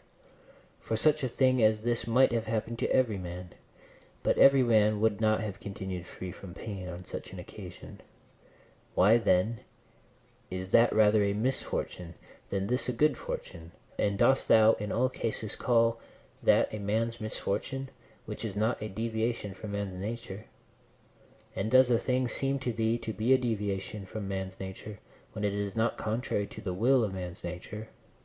Well, thou knowest the will of nature. Will then this which has happened prevent thee from being just, magnanimous, temperate, prudent, secure against inconsiderate opinions and falsehoods? Will it prevent thee from having modesty, freedom, and everything else, by the presence of which man's nature obtains all that is its own? Remember, too, in every occasion which leads thee to vexation, to apply this principle, not that this is a misfortune, but that to bear it nobly is good fortune. It is a vulgar but still a useful help towards contempt of death, to pass in review those who have tenaciously stuck to life. What more then have they gained than those who have died early? Certainly they lie in their tombs somewhere at last. Cadicianus, Fabius Julianus Lepidus, or anyone else like them, who have carried out many to be buried, and then were carried out themselves. Altogether the interval is small between birth and death. And consider with how much trouble, and in company with what sort of people, and in what a feeble body this interval is laboriously passed. Do not then consider life a thing of any value. For look to the immensity of time behind thee, and to the time which is before thee, another boundless space. In this infinity, then, what is the difference between him who lives 3 days and him who lives 3 generations? Always run the short way, and the short way is the natural. Accordingly say and do everything in conformity with the soundest reason, for such a purpose frees a man from trouble, and warfare, and all artifice, and ostentatious display. End of chapter 4. Chapter 5. In the morning, when thou risest unwillingly, let this thought be present: I am rising to the work of a human being. Why then am I dissatisfied if I am going to do the things for which I exist, and for which I was brought into the world? Or have I been made for this, to lie in the bedclothes and keep myself warm? But this is more pleasant. Dost thou exist, then, to take thy pleasure, and not at all for action or exertion? Dost thou not see the little plants, the little birds, the ants, the spiders, the bees, working together to put in order their several parts of the universe? And art thou unwilling to do the work of a human being? And dost thou not make haste to do that which is according to thy nature? But it is necessary to take rest also. It is necessary. However, nature has fixed bounds to this too. She has fixed bounds both to eating and drinking, and yet thou goest beyond these bounds, beyond what is sufficient. Yet in thy acts it is not so, but thou stoppest short of what thou canst do. So thou lovest not thyself, for if thou didst, thou wouldst love thy nature and her will. But those who love their several arts exhaust themselves in working at them unwashed and without food. But thou valuest thine own nature less than the turner values the turning art, or the dancer the dancing art, or the lover of money values his money, or the vainglorious man his little glory. And such men, when they have a violent affection to a thing, choose neither to eat nor to sleep rather than to perfect the things which they care for.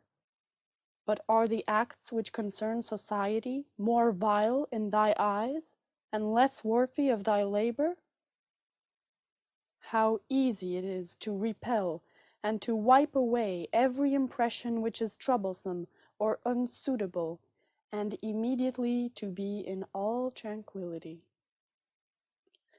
Judge every word and deed which are according to nature to be fit for thee, and be not diverted by the blame which follows from any people, nor by their words. But if a thing is good to be done or said, do not consider it unworthy of thee.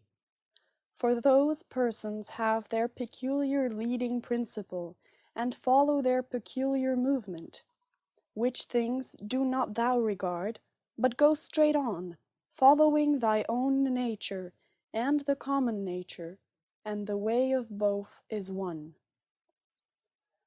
I go through the things which happen according to nature, and I shall fall and rest, breathing out my breath into that element out of which I daily draw it in, and falling upon that earth out of which my father collected the seed, and my mother the blood, and my nurse the milk, out of which during so many years I have been supplied with food and drink, which bears me when I tread on it and abuse it for so many purposes.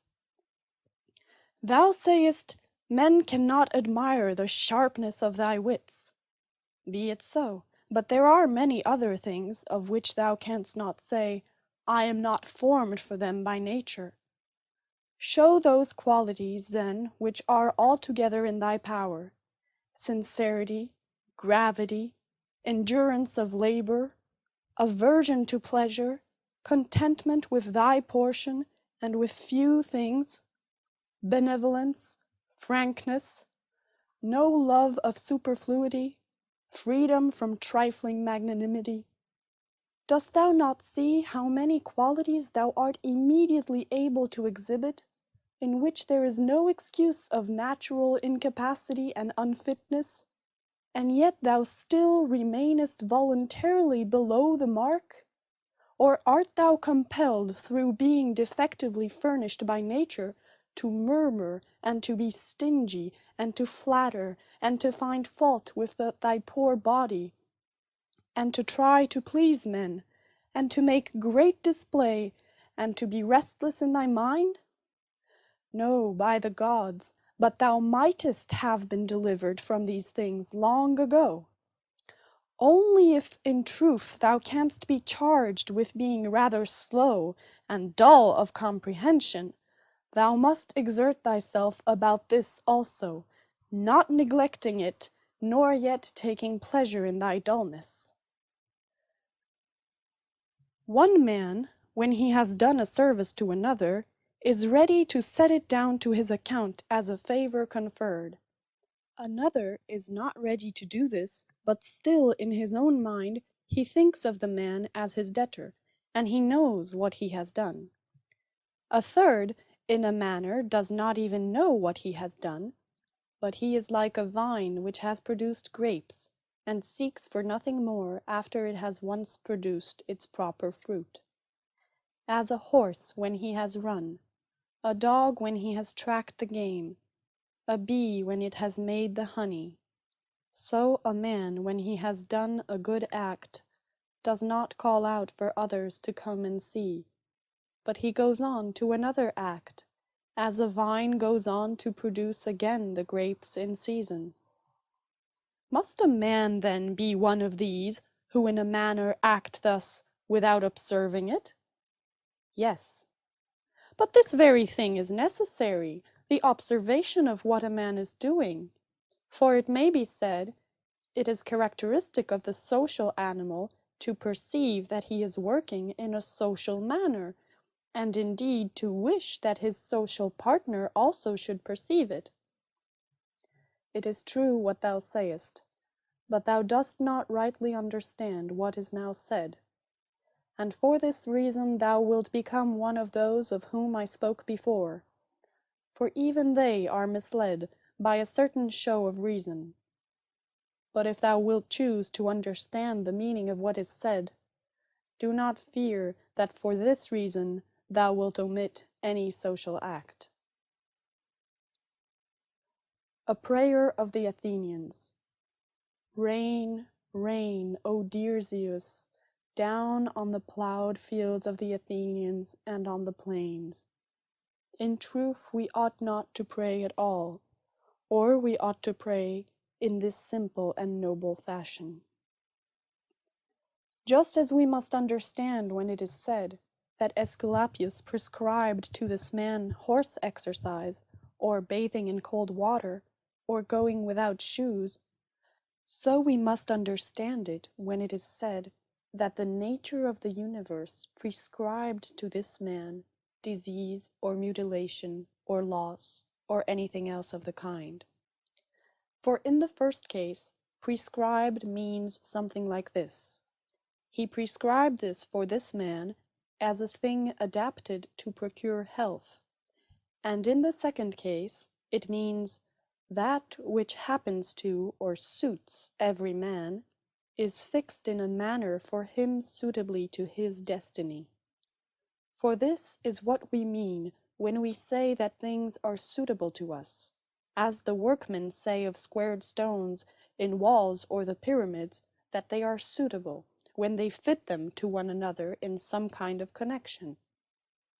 For there is altogether one fitness, harmony. And as the universe is made up out of all bodies to be such a body as it is, so out of all existing causes, necessity, destiny, is made up to be such a cause as it is. And even those who are completely ignorant understand what I mean, for they say, it, necessity, destiny, brought this to such a person. This then was brought, and this was prescribed to him. Let us then receive these things, as well as those which Aesculapius prescribes. Many, as a matter of course, even among his prescriptions, are disagreeable, but we accept them in the hope of health.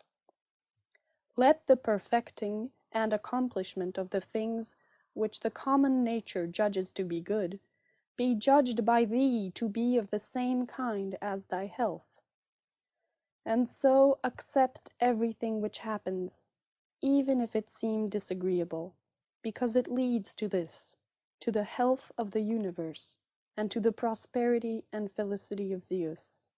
The universe. For he would not have brought on any man what he has brought, if it were not useful for the whole. Neither does the nature of anything, whatever it may be, cause anything which is not suitable to that which is directed by it. For two reasons, then, it is right to be content with that which happens to thee. The one, because it was done for thee, and prescribed for thee, and in a manner had reference to thee, originally from the most ancient causes spun with thy destiny. And the other, because even that which comes severally to every man is to the power which administers the universe a cause of felicity and perfection, nay, even of its very continuance. For the integrity of the whole is mutilated if thou cuttest off anything whatever from the conjunction and the continuity either of the parts or of the causes. And thou dost cut off, as far as it is in thy power, when thou art dissatisfied, and in a manner triest to put anything out of the way. Be not disgusted, nor discouraged, nor dissatisfied, if thou dost not succeed in doing everything according to right principles. But when thou hast failed, return back again, and be content if the greater part of what thou doest is consistent with man's nature. And love this to which thou returnest, and do not return to philosophy as if she were a master, but act like those who have sore eyes, and apply a bit of sponge and egg, or as another applies a plaster, or drenching with water. For thus thou wilt not fail to obey reason, and thou wilt repose in it. And remember that philosophy requires only the things which thy nature requires. But thou wouldst have something else which is not according to nature. It may be objected, why, what is more agreeable than this which I am doing? But is not this the very reason why pleasure deceives us? And consider if magnanimity, freedom, simplicity, equanimity, piety are not more agreeable. For what is more agreeable than wisdom itself, when thou thinkest of the security and the happy course of all things which depend on the faculty of understanding and knowledge? Things are in such a kind of envelopment that they have seemed to philosophers, not a few, nor those common philosophers, altogether unintelligible; nay, even to the Stoics themselves they seem difficult to understand. And all our assent is changeable, for where is the man who never changes? Carry thy thoughts then to the objects themselves, and consider how short-lived they are, and worthless, and that they may be in the possession of a filthy wretch, or a whore, or a robber. Then turn to the morals of those who live with thee, and it is hardly possible to endure even the most agreeable of them, to say nothing of the man being hardly able to endure himself. In such darkness, then, and dirt, and in so constant a flux, both of substance, and of time, and of motion, and of things moved, what there is worth being highly prized, or even an object of serious pursuit, I cannot imagine. But on the contrary, it is a man's duty to comfort himself, and to wait for the natural dissolution, and not to be vexed at the delay, but to rest in these principles only: the one, that nothing will happen to me which is not conformable to the nature of the universe; and the other, that it is in my power never to act contrary to my God and Daemon, for there is no man who will compel me to do this. About what am I now employing my own soul? On every occasion I must ask myself this question, and inquire, what have I now in this part of me which they call the ruling principle? And whose soul have I now? That of a child, or of a young man, or of a feeble woman, or of a tyrant, or of a domestic animal, or of a wild beast? What kind of things those are which appear good to the many, we may learn even from this. For if any man should conceive certain things as being really good, such as prudence, temperance, justice, fortitude, he would not, after having first conceived these, endure to listen to anything which should not be in harmony with what is really good. But if a man has first conceived as good the things which appear to the many to be good, he will listen and readily receive as very applicable that which was said by the comic writer. Thus even the many perceive the difference. For were it not so, this saying would not offend and would not be rejected in the first case, while we receive it when it is said of wealth and of the means which further luxury and fame, as said fitly and wittily. Go on then, and ask if we should value and think those things to be good, to which after their first conception in the mind the words of the comic writer might be aptly applied: that he who has them through pure abundance has not a place to ease himself in. I am composed of the formal and the material, and neither of them will perish into non-existence, as neither of them came into existence out of non-existence. Every part of me then will be reduced by change into some part of the universe, and that again will change into another part of the universe, and so on forever. And by consequence of such a change I too exist, and those who begot me, and so on forever in the other direction. For nothing hinders us from saying so, even if the universe is administered according to definite periods of revolution. Reason and the reasoning art, philosophy, are powers which are sufficient for themselves and for their own works. They move then from a first principle which is their own, and they make their way to the end which is proposed to them.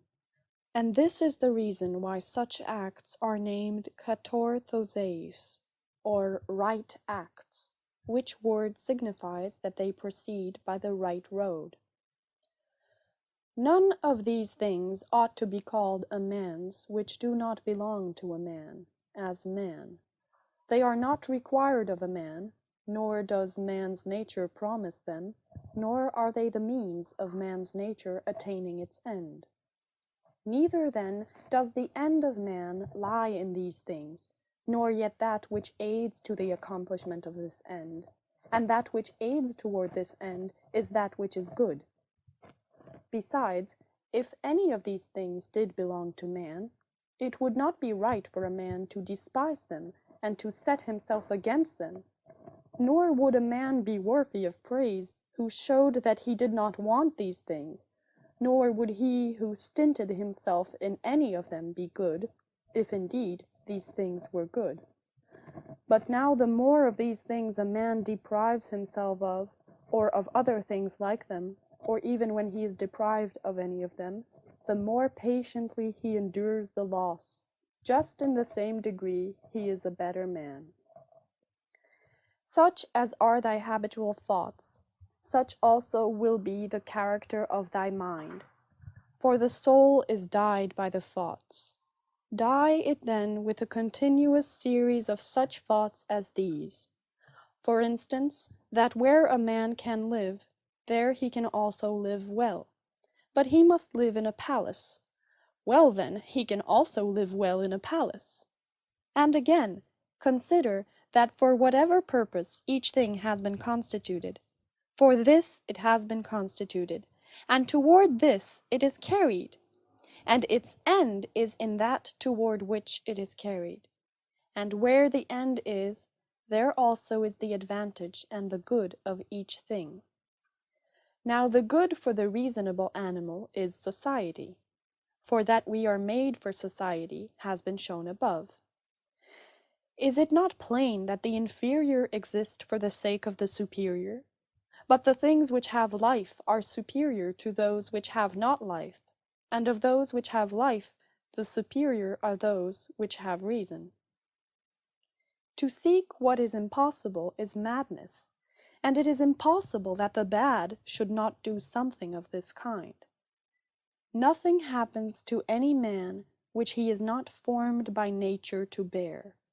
The same things happen to another, and either because he does not see that they have happened, or because he would show a great spirit, he is firm and remains unharmed.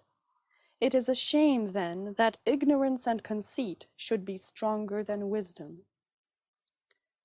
Things themselves touch not the soul, not in the least degree, nor have they admission to the soul, nor can they turn or move the soul. But the soul turns and moves itself alone, and whatever judgments it may think proper to make, such it makes for itself the things which present themselves to it. In one respect man is the nearest thing to me, so far as I must do good to men, and endure them. But so far as some men make themselves obstacles to my proper acts, man becomes to me one of the things which are indifferent, no less than the sun, or wind, or a wild beast.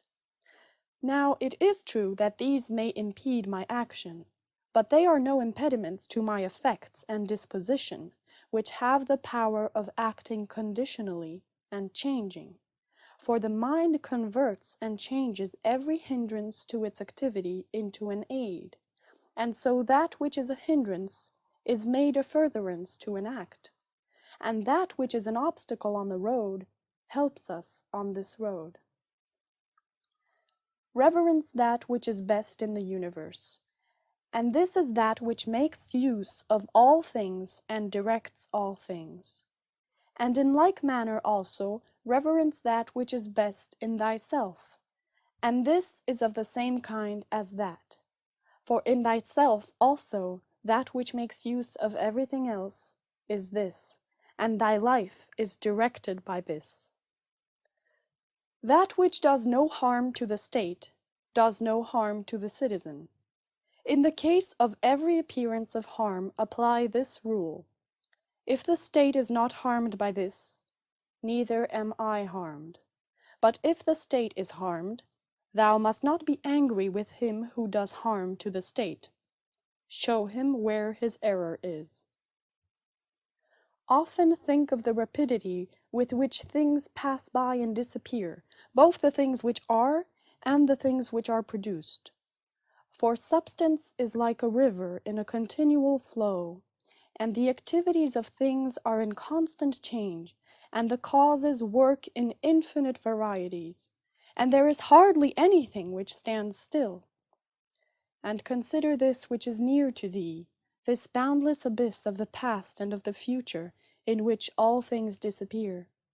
How then is he not a fool who is puffed up with such things, or plagued about them, or makes himself miserable? For they vex him only for a time, and a short time. Think of the universal substance, of which thou hast a very small portion, and of universal time, of which a short and indivisible interval has been assigned to thee, and of that which is fixed by destiny, and how small a part of it thou art. Does another do me wrong? Let him look to it. He has his own disposition, his own activity. I now have what the universal nature wills me to have, and I do what my nature now wills me to do. Let the part of thy soul which leads and governs be undisturbed by the movements in the flesh, whether of pleasure or of pain, and let it not unite with them, but let it circumscribe itself, and limit those effects to their parts. But when these effects rise up to the mind by virtue of that other sympathy that naturally exists in a body which is all one, then thou must not strive to resist the sensation, for it is natural, but let not the ruling part of itself add to the sensation the opinion that it is either good or bad. Live with the gods. And he does live with the gods who constantly shows to them that his own soul is satisfied with that which is assigned to him, and that it does all that the demon wishes, which Zeus have given to every man for his guardian and guide, a portion of himself. And this is every man's understanding and reason. Art thou angry with him whose armpits stink? Art thou angry with him whose mouth smells foul? What good will this anger do thee? He has such a mouth, he has such armpits. It is necessary that such an emanation must come from such things. But the man has reason, it will be said, and he is able, if he takes pains, to discover wherein he offends. I wish thee well of thy discovery. Well then, and thou hast reason, by thy rational faculty stir up his rational faculty, show him his error, admonish him. For if he listens, thou wilt cure him, and there is no need of anger. As thou intendest to live when thou art gone out, so it is in thy power to live here. But if men do not permit thee, then get away out of life, yet so as if thou wert suffering no harm. The house is smoky, and I quit it. Why dost thou think that this is any trouble? But so long as nothing of the kind drives me out, I remain, am free, and no man shall hinder me from doing what I choose, and I choose to do what is according to the nature of the rational and social animal. The intelligence of the universe is social. Accordingly, it has made the inferior things for the sake of the superior, and it has fitted the superior to one another. Thou seest how it has subordinated, coordinated, and assigned to everything its proper portion, and has brought together into concord with one another the things which are the best. How hast thou behaved hitherto to the gods, thy parents, brethren, children, teachers, to those who looked after thy infancy, to thy friends, kinsfolk, to thy slaves? Consider if thou hast hitherto behaved to all in such a way that this may be said of thee, Never has wronged a man in deed or word.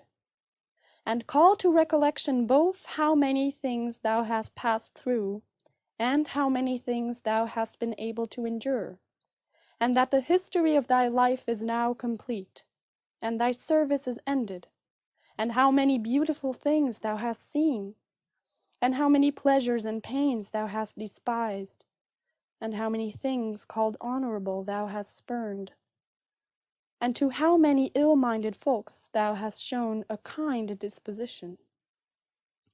Why do unskilled and ignorant souls disturb him who has skill and knowledge? What soul then has skill and knowledge?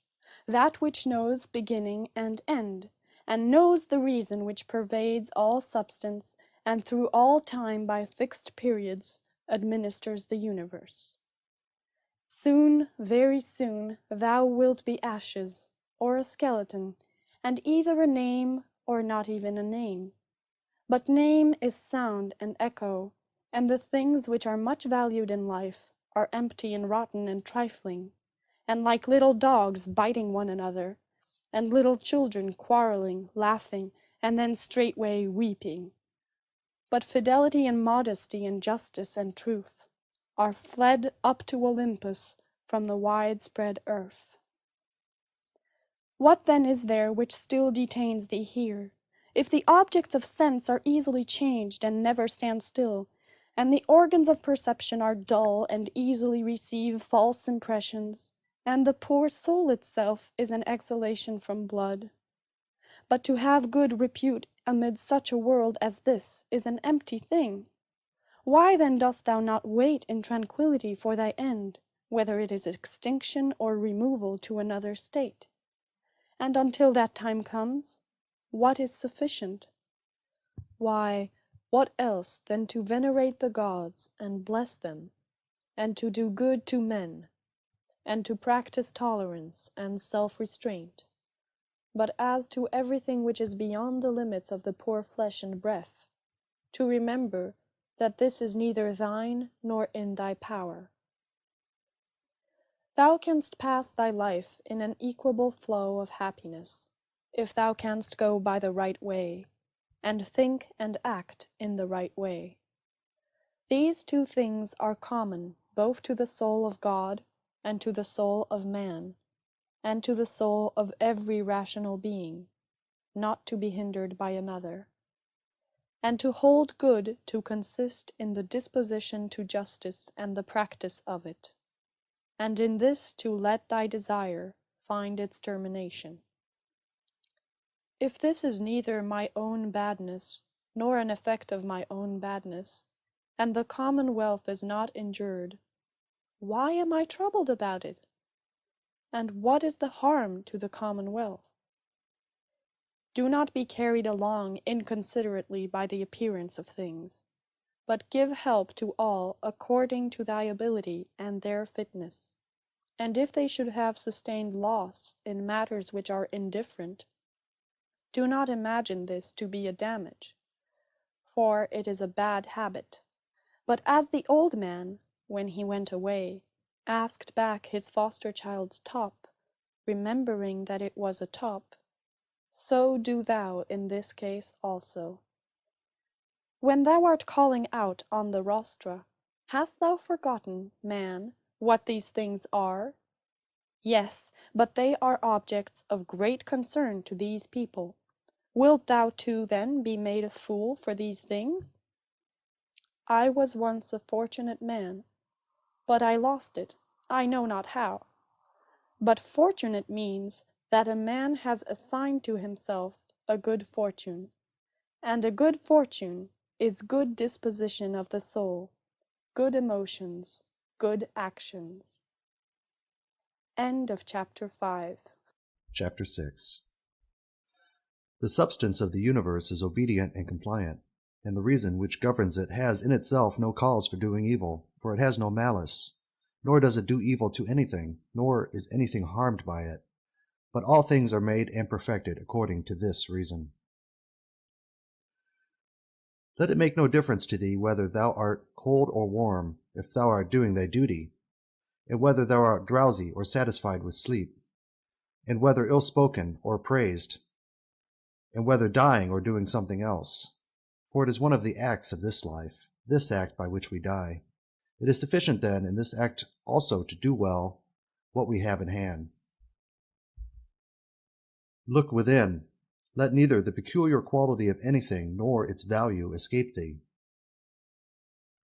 All existing things soon change, and they will either be reduced to vapour, if indeed all substance is one, or they will be dispersed. The reason which governs knows what its own disposition is, and what it does, and on what material it works. The best way of avenging thyself is not to become like the wrongdoer. Take pleasure in one thing and rest in it, in passing from one social act to another social act, thinking of God. The ruling principle is that which rouses and turns itself, and while it makes itself such as it is, and such as it wills to be, it also makes everything which happens to appear itself to be such as it wills. In conformity to the nature of the universe, every single thing is accomplished. For certainly it is not in conformity to any other nature that each thing is accomplished, either a nature which externally comprehends this, or a nature which is comprehended within this nature, or a nature external and independent of this. The universe is either a confusion and a mutual involution of things, and a dispersion, or it is unity and order and providence. If then it is the former, why do I desire to tarry in a fortuitous combination of things in such a disorder? And why do I care about anything else than how I shall at last become earth? And why am I disturbed? For the dispersion of my elements will happen whatever I do. But if the other supposition is true, I venerate, and I am firm, and I trust in him who governs. When thou hast been compelled by circumstances to be disturbed in a manner, quickly return to thyself, and do not continue out of tune longer than the compulsion lasts, for thou wilt have more mastery over the harmony by continually recurring to it. If thou hadst a stepmother and a mother at the same time, thou wouldst be dutiful to thy stepmother, but thou wouldst constantly return to thy mother. Let the court and philosophy now be to thee stepmother and mother. Return to philosophy frequently, and repose in her, through whom what thou meetest with in the court appears to thee tolerable, and thou appearest tolerable in the court. When we have meat before us, and such eatables, we receive the impression that this is the dead body of a fish, and this is the dead body of a bird or of a pig, and again that this Falernian is only a little grape juice, and this purple robe some sheep's wool dyed with the blood of a shellfish. Such then are these impressions, and they reach the things themselves and penetrate them, and so we see what kind of things they are. Just in the same way ought we to act all through life, and where there are things which appear most worthy of our approbation, we ought to lay them bare, and look at their worthlessness, and strip them of all the words by which they are exalted. For outward show is a wonderful perverter of the reason, and when thou art most sure that thou art employed about things worth thy pains, it is then that it cheats thee most. Consider then what Crates says of Xenocrates himself. Most of the things which the multitude admire are referred to objects of the most general kind, those which are held together by cohesion or natural organization, such as stones, wood, fig trees, vines, olives. But those which are admired by men who are a little more reasonable are referred to the things which are held together by a living principle, as flocks, herds. Those which are admired by men who are still more instructed are the things which are held together by a rational soul, not however a universal soul, but rational, so far as it is a soul skilled in some art, or expert in some other way, or simply rational so far as it possesses a number of slaves. But he who values a rational soul, a soul universal, and fitted for political life, regards nothing else except this, and above all things he keeps his soul in a condition and in an actively conformable to reason and social life, and he cooperates to this end with those who are of the same kind as himself. Some things are hurrying into existence, others are hurrying out of it, and of that which is coming into existence, part is already extinguished. Motions and changes are continually renewing the world, such as the uninterrupted course of time is always renewing the infinite duration of ages. In this flowing stream, then, on which there is no abiding, what is there of the things which hurry by on which a man would set a high price? It would be just as if a man should fall in love with one of the sparrows which fly by, but it has already passed out of sight. Something of this kind is the very life of every man, like the exhalation of the blood and the respiration of the air. Such as it is to once have drawn in the air and to have given it back, which we do every moment, just the same is it with the whole respiratory power, which thou didst receive at thy birth yesterday, and the day before, to give it back to the elemental from which thou didst first draw it. Neither is transpiration, as in plants, a thing to be valued, nor respiration, as in domesticated animals and wild beasts, nor the receiving of impressions by the appearances of things, nor being moved by desires, as puppets by strings, nor assembling in herds, nor being nourished by food. For this is just like the act of separating and parting with the useless part of the food. What then is worth being valued? To be received with clapping of hands? No. Neither must we value the clapping of tongues, for the praise which comes from the many is the clapping of tongues. Suppose, then, that thou hast given up this worthless thing called fame. What remains that is worth valuing? This, in my opinion, to move thyself and to restrain thyself in conformity to thy proper constitution, to which end both all employments and arts lead. For every art aims at this, that the thing which has been made should be adapted to the work for which it has been made. And both the vine planter who looks after the vine, and the horse breaker, and he who trains the dog, seeks this end. But the education and the teaching of youth aim at something. And this, then, is the value of the education and the teaching. And if this is well, thou wilt not seek anything else. Wilt thou not cease to value many other things too? Then thou wilt neither be free nor sufficient for thy own happiness, nor without passion. For of necessity thou must be envious, jealous, and suspicious of those who can take away those things and plot against those who have that which is valued by thee. Of necessity a man must be altogether in a state of perturbation who wants any of these things, and besides he must often find fault with the gods. But to reverence and honour thy own mind will make thee content with thyself, and in harmony with society, and agreement with the gods, that is, praising all that they give and have ordered. Above, below, all around are the movements of the elements, but the motion of virtue is in none of these. It is something more divine, and advancing by a way hardly observed, it goes happily on its road. How strangely men act! They will not praise those who are living at the same time and living with themselves, but to be themselves praised by posterity, by those whom they have never seen or will ever see, this they set much value on.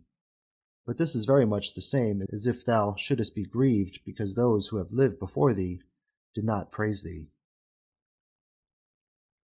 If a thing is difficult to be accomplished by thyself, do not think that it is impossible for man. But if anything is possible for man, and conformable to his nature, think that this can be attained by thyself too. In the gymnastic exercises, suppose that a man has torn thee with his nails, and by dashing against thy head has inflicted a wound. Well, we neither show any signs of vexation, nor are we offended, nor do we suspect him afterward as a treacherous fellow. And yet we are on our guard against him, not however as an enemy, nor with suspicion, but we quietly get out of his way. Something like this let their behaviour be in all other parts of life. Let us overlook many things in those who are like antagonists in the gymnasium. For it is in our power, as I said, to get out of the way, and to have no suspicion or hatred. If a man is able to convince me and show me that I do not think or act right, I will gladly change, for I seek the truth by which no man was ever injured, but he is injured who abides in his error and ignorance. I do my duty. Other things trouble me not, for they are either things without life, or things without reason, or things that have rambled and know not the way. As to the animals which have no reason, and generally all things and objects, Do thou, since thou hast reason, and they have none, make use of them with a generous and liberal spirit. But towards human beings, as they have reason, behave in a social spirit. And on all occasions call on the gods, and do not perplex thyself about the length of time in which thou shalt do this, for even 3 hours so spent are sufficient. Alexander the Macedonian and his groom by death were brought to the same state. For either they were received among the same seminal principles of the universe, or they were alike dispersed among the atoms. Consider how many things in the same indivisible time take place in each of us, things which concern the body, and things which concern the soul. And so thou wilt not wonder if many more things, or rather all things which come into existence in that which is the one and all, which we call cosmos, exist in it at the same time. If any man should propose to thee the question, how the name Antoninus is written, wouldst thou with a straining of the voice utter each letter? What then if they grow angry? Wilt thou grow angry too? Wilt thou not go on with composure and number every letter? Just so, then, is this life. Also remember that every duty is made up of certain parts. These it is thy duty to observe, and without being disturbed or showing anger towards those who are angry with thee, to go on thy way and finish that which is set before thee. How cruel it is not to allow men to strive after the things which appear to them to be suitable to thy nature and profitable. Yet in a manner thou dost not allow them to do this, when thou art vexed because they do wrong. For they are certainly moved towards the things which they suppose them to be suitable to their nature and profitable to them. But it is not so. Teach them then, and show them without being angry. Death is the cessation of the impression through the senses, and of the pulling of the strings which move the appetites, and of the discursive movements of the thoughts, and of the service to the flesh. It is a shame for the soul to be the first to give way in this life, when thy body does not give way. Take care that thou art not made into a Caesar, that thou art not dyed with this dye, for such things happen. Keep thyself then simple, good, pure, serious, free from affectation, a friend of justice, a worshipper of the gods, kind, affectionate, strenuous in all proper acts. Strive to continue to be such as philosophy wished to make thee. Reverence the gods and help men. Short is life. There is only one fruit in this terrene life, a pious disposition and social acts. Do everything as a disciple of Antoninus. Remember his constancy in every act which was conformable to reason, and his evenness in all things, and his piety, and the serenity of his countenance, and his sweetness, and his disregard of empty fame, and his efforts to understand things, and how he would never let anything pass without having first most carefully examined it and clearly understood it, and how he bore with those who blamed him unjustly without blaming them in return, and how he did nothing in a hurry, and how he listened not to calumnies, and how exact an examiner of manners and actions he was, and not given to reproach people, nor timid, nor suspicious, nor a sophist. And with how little he was satisfied, such as lodging, bed, dress, food, servants, and how laborious and patient, and how he was able, on account of his sparing diet, to hold out to the evening, without even requiring to relieve himself by any evacuations except at the usual hour, and with his firmness and uniformity in his friendships, and how he tolerated freedom of speech in those who opposed his opinions, and the pleasure that he had when any man showed him anything better, and how religious he was without superstition. Imitate all this, that thou mayest have as good a conscience, when thy last hour comes, as he had. Return to thy sober senses, and call thyself back, when thou hast roused thyself from sleep, and hast perceived that they were only dreams which troubled thee. Now, in thy waking hours, look at these, the things about thee, as thou didst look at those, the dreams. I consist of a little body and soul. Now to this little body all things are indifferent, for it is not able to perceive differences. But to the understanding those things only are indifferent, which are not the works of its own activity. But whatever things are the works of its own activity, all these things are in its power. And of these, however, only those which are done with reference to the present. For as to the future and the past activities of the mind, even these are for the present indifferent. Neither the labour which the hand does, nor that of the foot is contrary to nature, so long as the foot does the foot's work, and the hand the hand's. So then neither to a man is his labour contrary to nature, as long as he does the things of a man. But if the labour is not contrary to his nature, neither is it an evil to him. How many pleasures have been enjoyed by robbers, patricides, tyrants? Dost thou not see how the handicraftsmen accommodate themselves up to a certain point to those which are not skilled in their craft?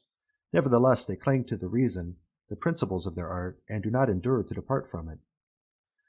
Is it not strange if the architect and the physician shall have more respect to the reason, the principles of their own arts, than man to his own reason, which is common to him and the gods? Asia, Europe, are corners of the universe, all the sea a drop in the universe, Athos a little clod in the universe, all the present time is a point in eternity. All things are little, changeable, perishable. All things come from thence, from that universal ruling power, either directly proceeding or by way of sequence. And accordingly the lion's gaping jaws, and that which is poisonous, and every harmful thing, as a thorn, as mud, are after products of the grand and beautiful. Do not imagine, then, that they are of another kind from that which thou dost venerate, but form a just opinion of the source of all. He who has seen present things has seen all, both everything which has taken place from all eternity, and everything which will be for time without end. For all things are of one kin and of one form. Frequently consider the connection of all things in the universe in their relation to one another. For in a manner all things are implicated with one another, and all in this way are friendly to one another. For one thing comes in order after another, and this is by virtue of the active movement and mutual composition and the unity of the substance. Adapt thyself to the things with which thy lot has been cast, and the men among whom thou hast received thy portion. Love them, but do it truly. Every instrument, too, vessel, if it does that for which it has been made, is well, and yet he who made it is not there. But in all things which are held together by nature, there is within, and there abides in them the power which made them. Wherefore the more it is fit to reverence this power, and to think that, if thou dost live and act according to its will, everything in thee is in conformity to intelligence. And thus also in the universe the things which belong to it are in conformity to intelligence. Whatever of the things which are not within thy power thou shalt suppose to be good for thee or evil, it must of necessity be that, if such a bad thing befall thee, or the loss of such a good thing, thou wilt blame the gods, and hate men too, those who are the cause of the misfortune or the loss, or those who are suspected of being likely to be the cause. And indeed we do much injustice, because we make a difference between those things, because we do not regard these things as indifferent. But if we judge only those things which are in our power to be good or bad, there remains no reason either for finding fault with God or standing in a hostile attitude to man. We are all working together to one end, some with knowledge and design, and others without knowing what they do, as men also when they are asleep, of whom it is Heraclius, I think, who says that there are laborers and cooperators in the things which take place in the universe. But men cooperate after different fashions, and even those cooperate abundantly who find fault with what happens, and those who try to oppose it and to hinder it. For the universe has need even of such men as these. It remains then for thee to understand among what kind of workmen thou placest thyself. For he who rules all things will certainly make a right use of thee, and he will receive thee among some part of the cooperators, and of those whose labours conduce to one end. But be not thou such a part as the mean and ridiculous verse in the play which Chrysippus speaks of. Does the sun undertake to do the work of the rain, or Aesculapius the work of the fruit-bearer? And how is it with respect to each of the stars? Are they not different, and yet they work together to the same end? If the gods have determined about me, and about the things which must happen to me, they have determined well, for it is not easy even to imagine a deity without forethought. And as to doing me harm, why should they have any desire towards that? For what advantage would result to them from this or to the whole, which is the special object of their providence? But if they have not determined about me individually, they have certainly determined about the whole at least, and the things which happen by way of sequence in this general arrangement I ought to accept with pleasure, and to be content with them. But if they determine about nothing, which it is wicked to believe, or if we do believe it, let us neither sacrifice, nor pray, nor swear by them, nor do anything else, which we do as if the gods were present and lived with us. But if, however, the gods determine about none of the things which concern us, I am able to determine about myself, and I can inquire about that which is useful, and that is useful to every man, which is conformable to his own constitution and nature. But my nature is rational and social, and my city and country, as far as I am Antoninus, is Rome, but so far as I am a man, it is the world. The things then which are useful to these cities are alone useful to me. Whatever happens to every man, this is for the interest of the universal. This might be sufficient. But further thou wilt observe this also as a general truth, if thou dost observe that whatever is profitable to any man is profitable also to other men. But let the word profitable be taken here in the common sense, as said of things of the middle kind, neither good nor bad. As it happens to thee in the amphitheatre and such places, that the continual sight of the same things and the uniformity make the spectacle wearisome, so it is in the whole of life. For all things above, below, are the same and from the same. How long then? Think continually that all kinds of men and all kinds of pursuits and of all nations are dead, so that thy thoughts come down even to Philistion and Phoebus and Oregonian. Now turn thy thoughts to the other kinds of men. To that place then we must remove, where there are so many great orators, so many noble philosophers, Heraclitus, Pythagoras, Socrates, so many heroes of former days, and so many generals after them, and tyrants. Besides these, Eudoxus, Hipparchus, Archimedes, and other men of acute natural talents, great minds, lovers of labour, versatile, confident, mockers even of the perishable and ephemeral life of man, as Menippus and such as are like him. As to all these, consider that they have long been in the dust. What harm, then, is this to them? And what to those whose names are altogether unknown? One thing here is worth a great deal, to pass thy life in truth and justice, with a benevolent disposition even to liars and unjust men. Thou art not dissatisfied, I suppose, because thou weighest only so many liter, and not 300. Be not dissatisfied, then, that thou must live only so many years, and not more. For as thou art satisfied with the amount of substance which has been assigned to thee, so be content with the time. Let us try to persuade them, but act even against their will when the principles of justice lead that way. If, however, any man using force stands in thy way, betake thyself to contentment and tranquility, and at the same time employ the hindrance toward the exercise of some other virtue, and remember that thy attempt was with a reservation, that thou didst not desire to do impossibilities. What then didst thou desire? Some such effort as this, but thou attainest thy object if the things to which thou wast moved are accomplished. He who loves fame considers another man's activity to be his own good, and he who loves pleasure his own sensations. But he who has understanding considers his own acts to be his own good.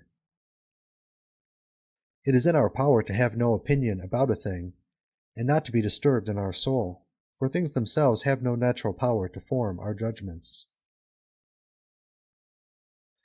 Accustom thyself to attend carefully to what is said by another, and as much as it is possible be in the speaker's mind. That which is not good for the swarm, neither is it good for the bee. If sailors abused the helmsman, or the sick the doctor, would they listen to anybody else? And how could the helmsman secure the safety of those in the ship, or the doctor health of those whom he attends? How many together with whom I came into the world are already gone out of it? To the jaundiced, honey tastes bitter, and to those bitten by mad dogs, water causes fear, and to little children the ball is a fine thing. Why then am I angry? Dost thou think that a false opinion has less power than the bile in the jaundiced, or the poison in him who is bitten by a mad dog? No man will hinder thee from living according to the reason of thy nature. Nothing will happen to thee contrary to the reason of the universal nature. What kind of people are those whom men wish to please, and for what objects, and by what kinds of acts? How soon time will cover all things, and how many it has covered already. End of chapter 6. Chapter 7. What is badness? It is that which thou hast often seen, and on the occasion of everything which happens, keep this in mind, that it is that which thou hast often seen. Everywhere up and down thou wilt find the same things, with which the old histories are filled, those of the Middle Ages and those of our own day, with which cities and houses are filled now. There is nothing new. All things are both familiar and short-lived. 2. How can our principles become dead, unless the impressions, thoughts, which correspond to them are extinguished?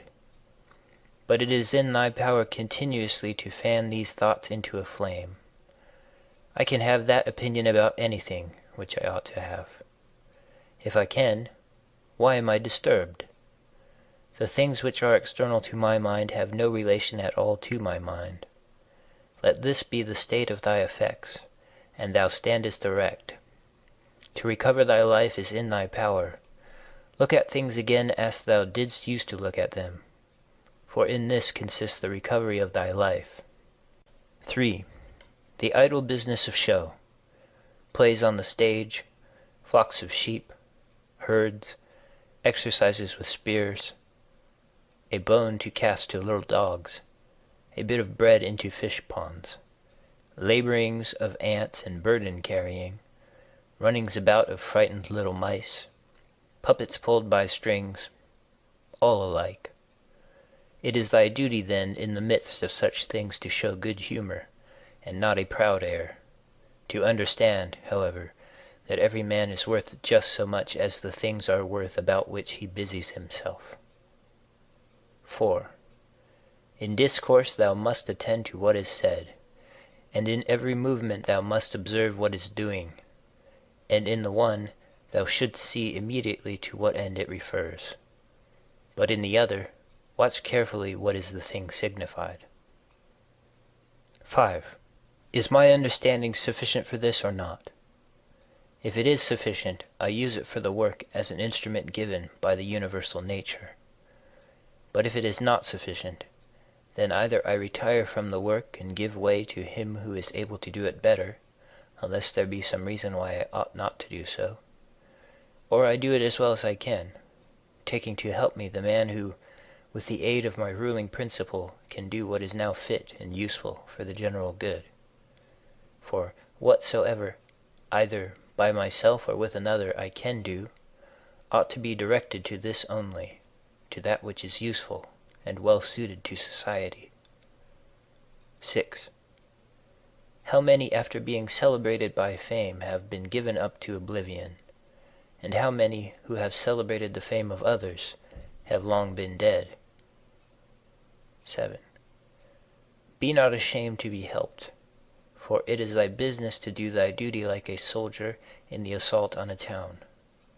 How then, if being lame thou canst not mount up on the battlements alone, but with the help of another, It is possible. 8. Let not future things disturb thee, for thou wilt come to them, if it shall be necessary, having with thee the same reason which now thou usest for present things. 9. All things are implicated with one another, and the bond is holy, and there is hardly anything unconnected with any other thing, for things have been coordinated, and they combine to form the same universe, order. For there is one universe made up of all things, and one God who pervades all things, and one substance, and one law, one common reason in all intelligent animals, and one truth. If indeed there is also one perfection for all animals, which are of the same stock, and participate in the same reason. 10. Everything material soon disappears in the substance of the whole, and everything formal, causal, is very soon taken back into the universal reason, and the memory of everything is very soon overwhelmed in time. 11. To the rational animal the same act is according to nature and according to reason. 12. Be thou erect, or be made erect. 13. Just as it is with the members in those bodies which are united in one, so it is with rational beings which exist separate, for they have been constituted for one cooperation, and the perception of this will be more apparent to thee, if thou often sayest to thyself, that I am a member of the system of rational beings. But if thou sayest that thou art a part, thou dost not yet love men from thy heart. Beneficence does not yet delight thee for its own sake. Thou still doest it barely as a thing of propriety, and not yet as doing good to thyself. 14. Let there fall externally what will on the parts which can feel the effects of this fall. For those parts which have felt will complain, if they choose. But I, unless I think that what has happened is an evil, am not injured, and it is in my power not to think so. 15. Whatever anyone does or says, I must be good, just as if the gold, or the emerald, or the purple were always saying this, whatever anyone does or says, I must be emerald, and keep my color. 16. The ruling faculty does not disturb itself. I mean, does not frighten itself or cause itself pain. But if anyone else can frighten or pain it, let him do so. For the faculty itself will not by its own opinion turn into such ways. Let the body itself take care, if it can, that it suffer nothing, and let it speak, if it suffers. But the soul itself, that which is subject to fear, to pain, which has completely the power of forming an opinion about these things, will suffer nothing, for it will never deviate into such a judgment. The leading principle in itself wants nothing, unless it makes a want for itself, and therefore it is both free from perturbation and unimpeded, if it does not disturb and impede itself. 17. Eudaimonia, happiness, is a good demon or a good thing.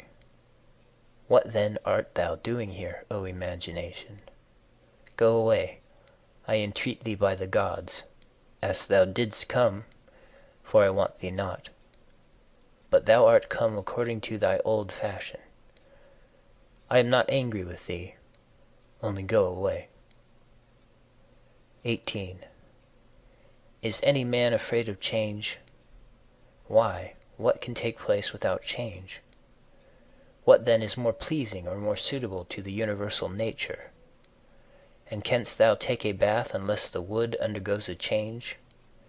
And canst thou be nourished unless the food undergoes a change? And can anything else that is useful be accomplished without change? Dost thou not see then that for thyself also to change is just the same, and equally necessary for the universal nature? 19. Through the universal substance, as through a furious torrent, all bodies are carried, being by their nature united with and cooperating with the whole, as the parts of our body with one another. How many a Chrysippus, how many a Socrates, how many an Epictetus has time already swallowed up?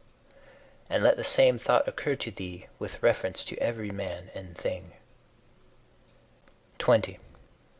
One thing only troubles me, lest I should do something which the constitution of man does not allow, or in the way which it does not allow, or what it does not allow now. 21. Near is thy forgetfulness of all things, and near the forgetfulness of thee by all. 22. It is peculiar to man to love even those who do wrong, and this happens, if when they do wrong it occurs to thee that they are kinsmen, and that they do wrong through ignorance and unintentionally, and that soon both of you will die, and above all, that the wrongdoer has done thee no harm, for he has not made thy ruling faculty worse than it was before. 23. The universal nature out of the universal substance, as if it were wax, now molds a horse, and when it has broken this up, it uses the material for a tree, then for a man, then for something else. And each of these things subsists for a very short time, but it is no hardship for the vessel to be broken up, just as there was none in its being fastened together. 24. A scowling look is altogether unnatural. When it is often assumed, the result is that all comeliness dies away, and at last is so completely extinguished that it cannot be again lighted up at all. Try to conclude from this very fact that it is contrary to reason. For if even the perception of doing wrong shall depart, what reason is there for living any longer? 25. Nature which governs the whole will soon change all things which thou seest, and out of their substance will make other things, and again other things from the substance of them, in order that the world may ever be new. 26. When a man has done thee any wrong, immediately consider with what opinion about good or evil he has done wrong. For when thou hast seen this, thou wilt pity him, and wilt neither wonder nor be angry. For either thou thyself thinkest the same thing to be good that he does, or another thing of the same kind. It is thy duty then to pardon him. But if thou dost not think such things to be good or evil, thou wilt more readily be well disposed to him who is in error. 27. Think not so much of what thou hast not, as of what thou hast. But of the things which thou hast select the best, and then reflect how eagerly they would have been sought, if thou hadst them not. At the same time, however, take care that thou dost not, through being so pleased with them, accustom thyself to overvalue them, so as to be disturbed if ever thou shouldst not have them. 28. Retire into thyself. The rational principle which rules has this nature, that it is content with itself when it does what is just, and so secures tranquility. 29. Wipe out the imagination. Stop the pulling of the strings. Confine thyself to the present. Understand well what happens either to thee or to another. Divide and distribute every object into the causal, formal, and the material. Think of thy last hour.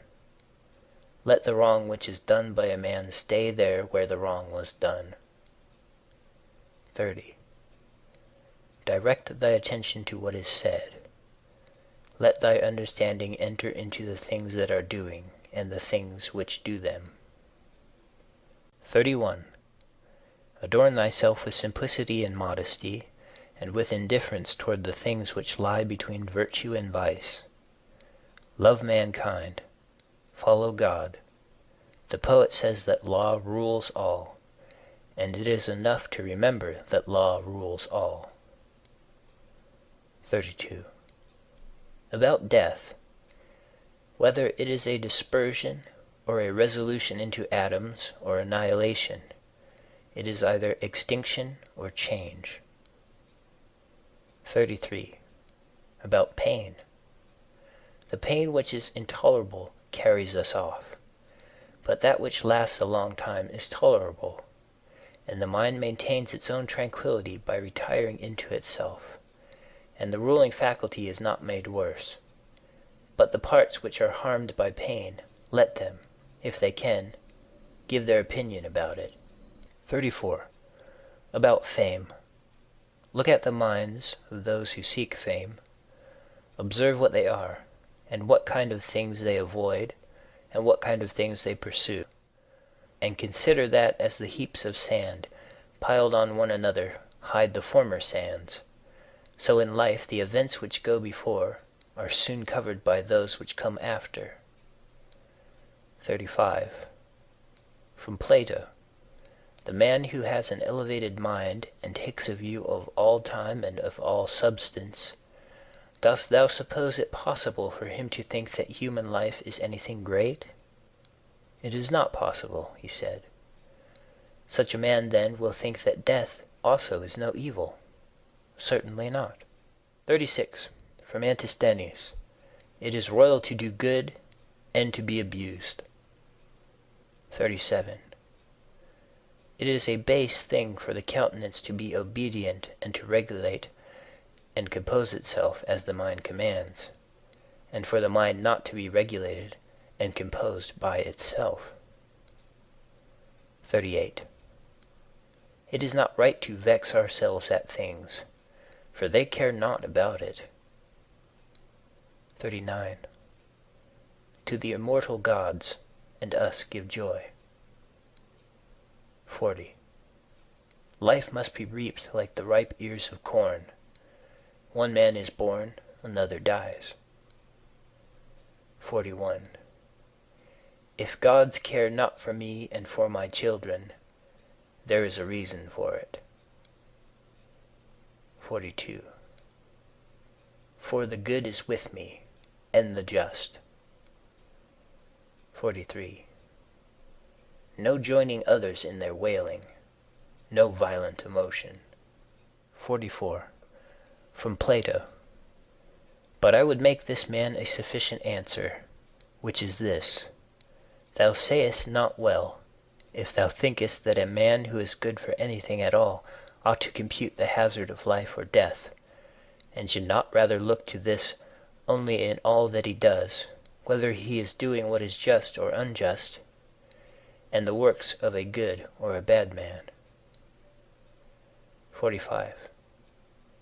For thus it is, men of Athens, in truth, wherever a man has placed himself thinking it the best place for him, or has been placed by a commander, there in my opinion he ought to stay, and to abide the hazard, taking nothing into the reckoning, either death or anything else, before the baseness of deserting his post.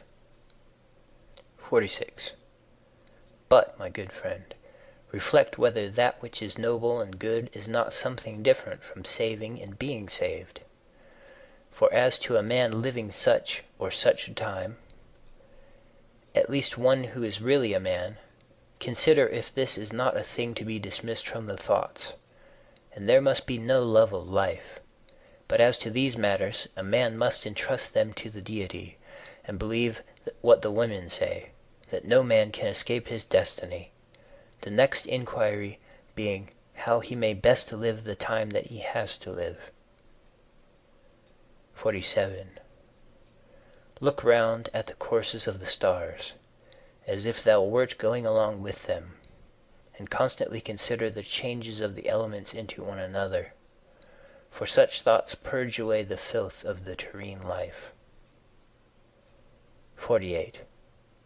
This is a fine saying of Plato, that he who is discoursing about men should look also at earthly things as if he viewed them from some higher place, should look at them in their assemblies, armies, agricultural labors, marriages, treaties, births, deaths, noise of the courts of justice, desert places, various nations of barbarians, feasts, lamentations, markets, a mixture of all things, and an orderly combination of contraries.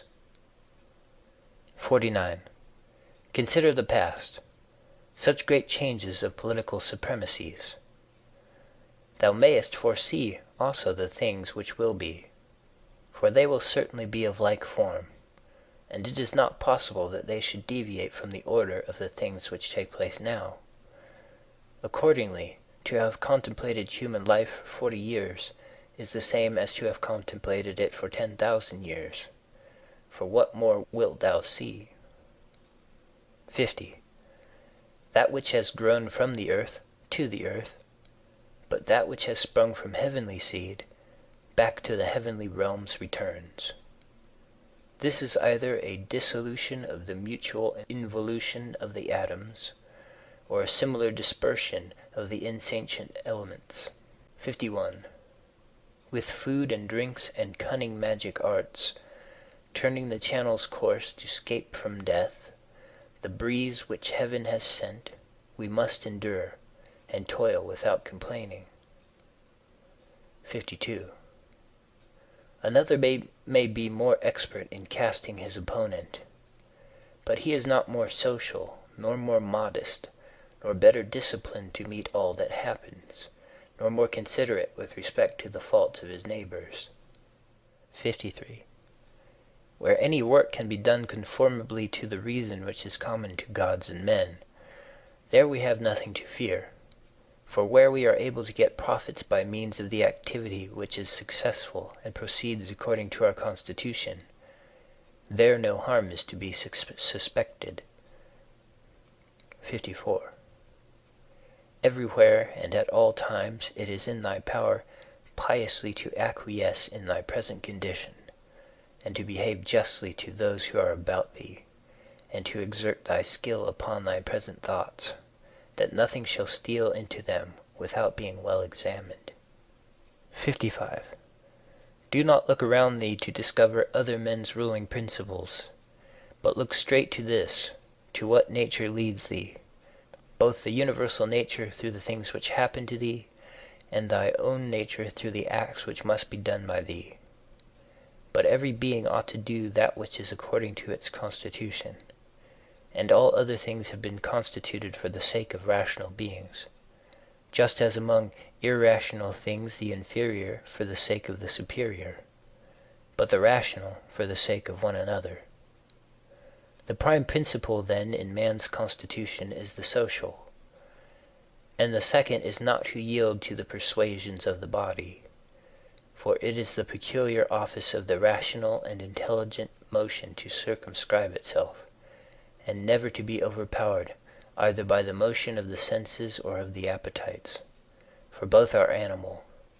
But the intelligent motion claims superiority, and does not permit itself to be overpowered by the others, and with good reason, for it is formed by nature to use all of them. The third thing in the rational constitution is freedom from error and from deception. Let, then, the ruling principle holding fast to these things go straight on, and it has what is its own. 56. Consider thyself to be dead, and to have completed thy life up to the present time, and live according to nature the remainder which is allowed to thee. 57. Love that only which happens to thee and is spun with the thread of thy destiny, for what is more suitable? 58. In everything which happens, keep before thy eyes those to whom the same things happened, and how they were vexed, and treated them as strange things, and found fault with them. And now where are they? Nowhere. Why then dost thou too choose to act in the same way? And why dost thou not leave these agitations which are foreign to nature, and those who cause them, and those who are moved by them? And why art thou not altogether intent upon the right way of making use of the things which happen to thee? For then thou wilt use them well, and they will be a material for thee to work on. Only attend to thyself, and resolve to be a good man in every act which thou doest, and remember. 59. Look within. Within is the fountain of good, and it will ever bubble up, if thou wilt ever dig. 60. The body ought to be compact, and to show no irregularity either in motion or attitude. For what the mind shows in the face by maintaining in it the expression of intelligence and propriety, that ought to be required also in the whole body.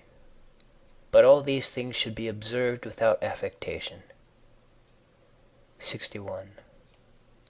The art of life is more like the wrestler's art than the dancer's, in respect of this, that it should stand ready and firm to meet onsets which are sudden and unexpected.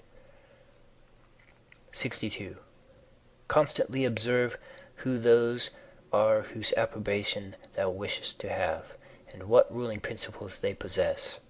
For then thou wilt neither blame those who offend involuntarily, nor wilt thou want their approbation, if thou lookest to the sources of their opinions and appetites.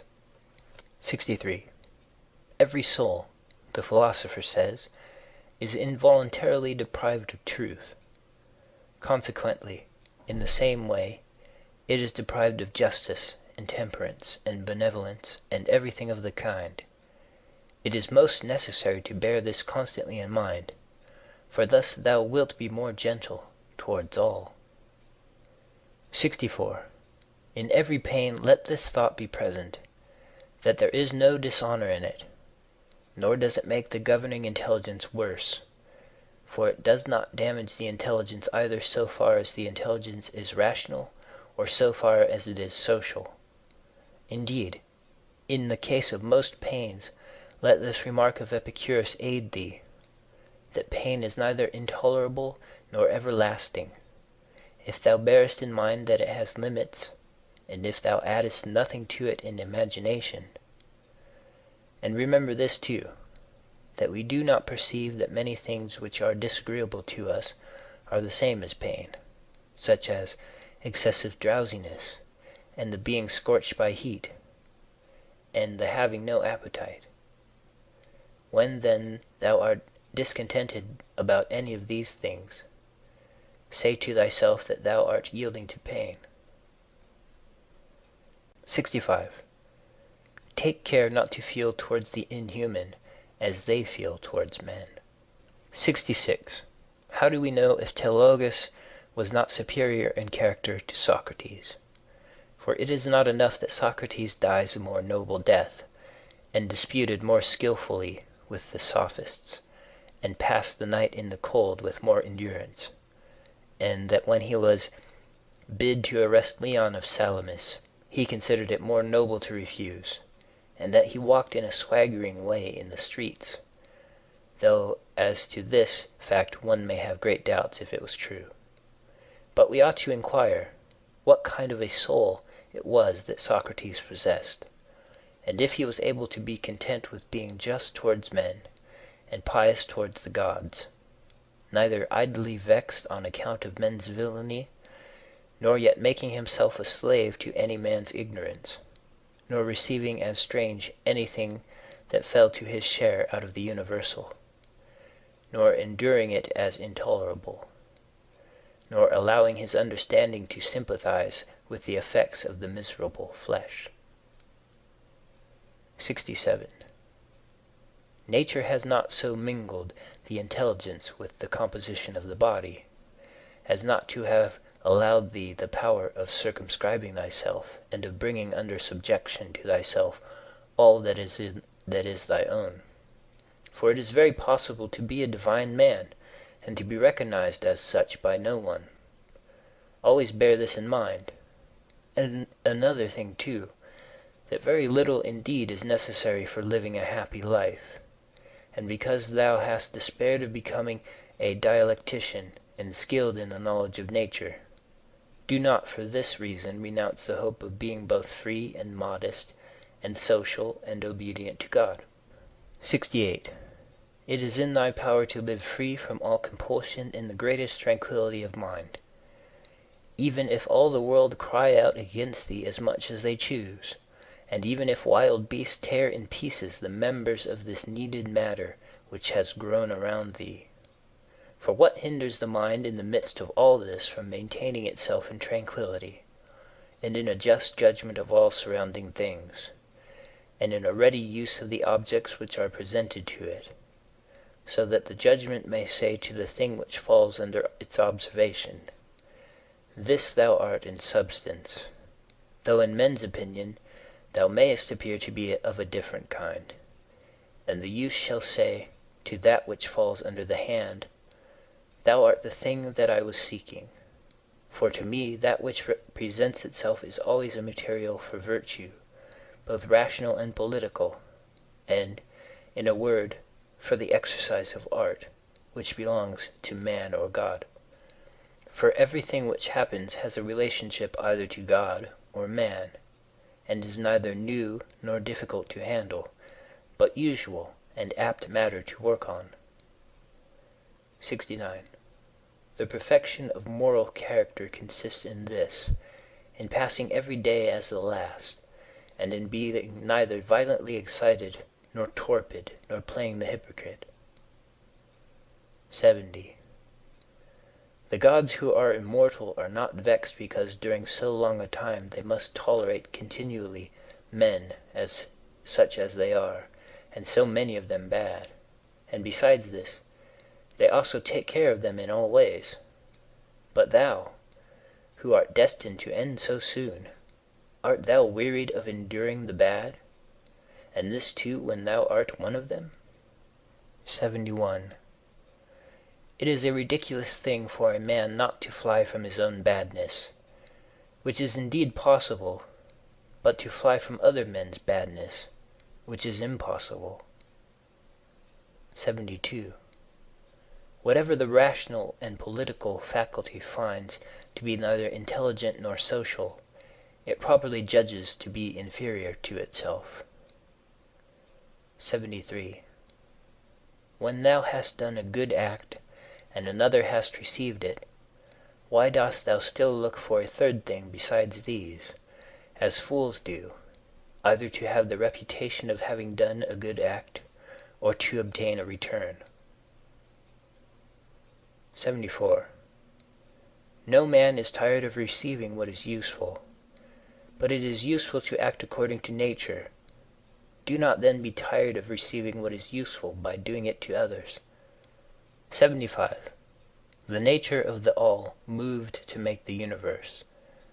But now either everything that takes place comes by way of consequence or continuity, or even the chief things towards which the ruling power of the universe directs its own movement are governed by no rational principle. If this is remembered, it will make thee more tranquil in many things. Note 1. The end of this section is unintelligible. End of chapter 7. Chapter 8. This reflection also tends to the removal of the desire of empty fame, that it is no longer in thy power to have lived the whole of thy life, or at least thy life from thy youth upwards, like a philosopher. But both to many others and to thyself it is plain that thou art far from philosophy. Thou hast fallen into disorder then, so that it is no longer easy for thee to get the reputation of a philosopher, and thy plan of life also opposes it. If then thou hast truly seen where the matter lies, throw away the thought. How thou shalt seem to others, and be content if thou shalt live the rest of thy life in such wise as thy nature wills. Observe then what it wills, and let nothing else distract thee. For thou hast had experience of many wanderings without having found happiness anywhere, not in syllogisms, nor in wealth, nor in reputation, nor in enjoyment, nor anywhere. Where is it then? In doing what man's nature requires. How then shall a man do this? If he has principles, from which come his effects and his acts. What principles?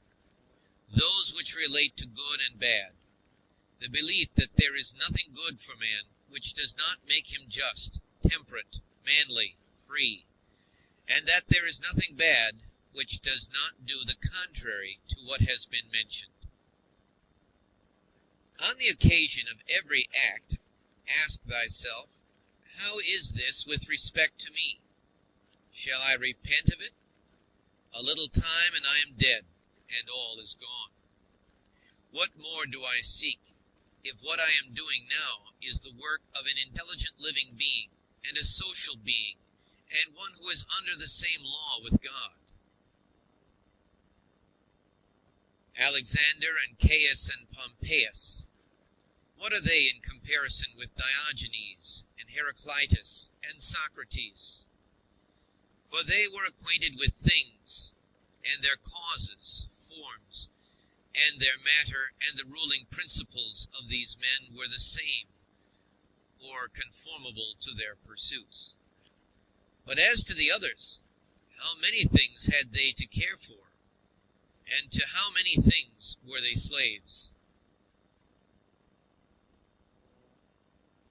Consider that men will do the same things nevertheless, even though thou shouldst burst. This is the chief thing. Be not perturbed, for all things are according to the nature of the universal. And in a little time thou wilt be nobody and nowhere, like Hadrianus and Augustus.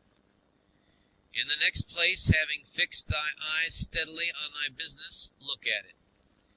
And at the same time, remembering that it is thy duty to be a good man, and what man's nature demands, do that without turning aside, and speak as it seems to thee most just, only let it be with a good disposition, and with modesty, and without hypocrisy.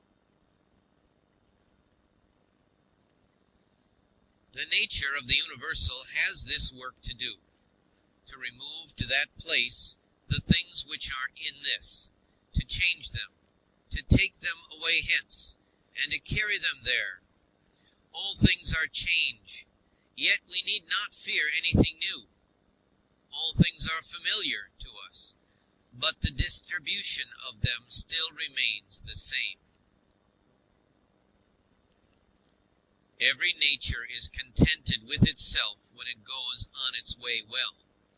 And a rational nature goes on its way well when in its thoughts it assents to nothing false or uncertain, and when it directs its movements to social acts only, and when it confines its desires and aversions to the things which are in its power, and when it is satisfied with everything that is assigned to it by the common nature. For of this common nature every particular nature is a part, as the nature of the leaf is a part of the nature of the plant, except that in the plant the nature of the leaf is part of a nature which has not perception or reason, and is subject to be impeded. But the nature of man is part of a nature which is not subject to impediments, and is intelligent and just, since it gives to everything in equal portions, and according to its worth, times, substance, cause, form, activity, and incident. But examine, not to discover that any one thing compared with any other single thing is equal in all respects, but by taking all the parts together of one thing, and comparing them with all the parts together of another. Thou hast not leisure, or ability, to read, but thou hast leisure, or ability, to check arrogance. Thou hast leisure to be superior to pleasure and pain. Thou hast leisure to be superior to love of fame, and not to be vexed at stupid and ungrateful people, nay, even to care for them.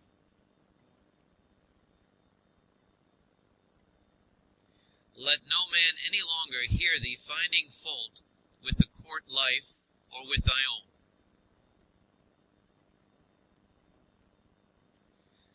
Repentance is a kind of self-reproof for having neglected something useful. But that which is good must be something useful, and the perfect good man should look after it. But no such man would ever repent of having refused any sensual pleasure. Pleasure then is neither good nor useful. This thing, what is it in itself, in its own constitution? What is its substance and material? And what its causal nature or form? And what is it doing in the world? And how long does it subsist? When thou risest from sleep with reluctance, remember that it is according to thy constitution and according to human nature to perform social acts. But sleeping is common also to irrational animals. But that which is according to each individual's nature is also more peculiarly its own, and more suitable to its nature, and indeed also more agreeable. Constantly, and, if it be possible, on the occasion of every impression on the soul, apply to it the principles of physic, of ethic, of dialectic.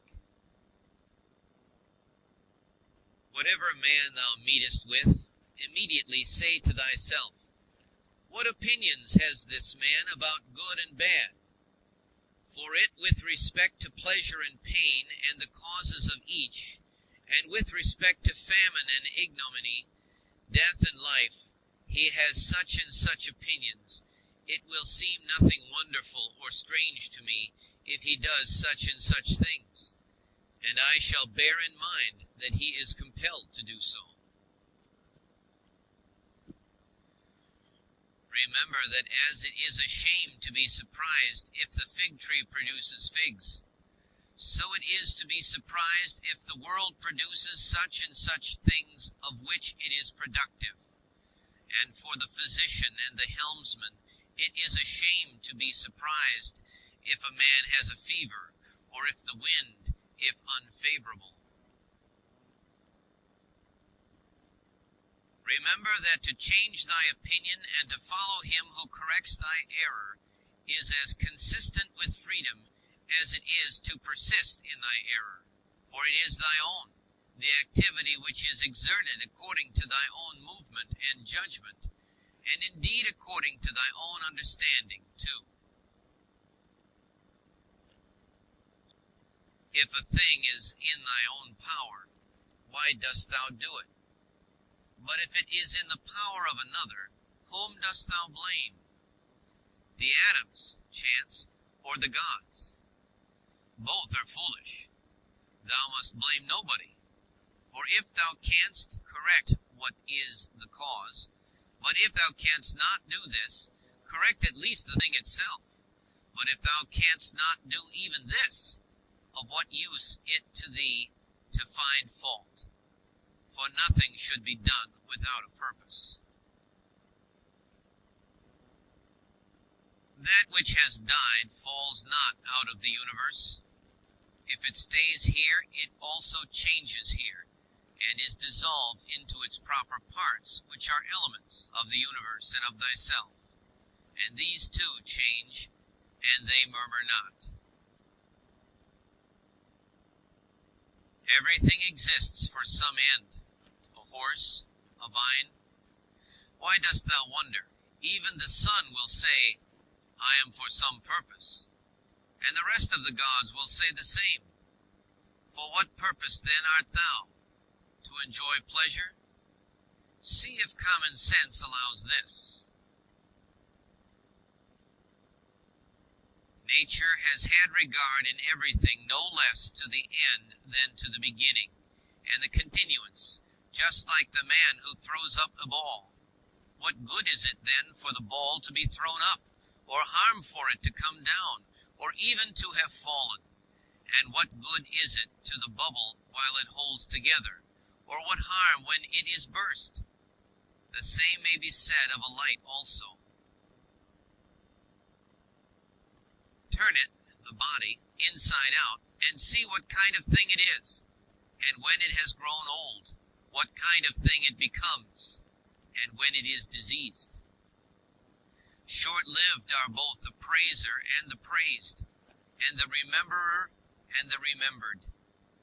And all this in a nook of this part of the world, and not even here do all agree, no, not any one with himself, and the whole earth too is a point. Attend to the matter which is before thee, whether it is an opinion or an act or a word.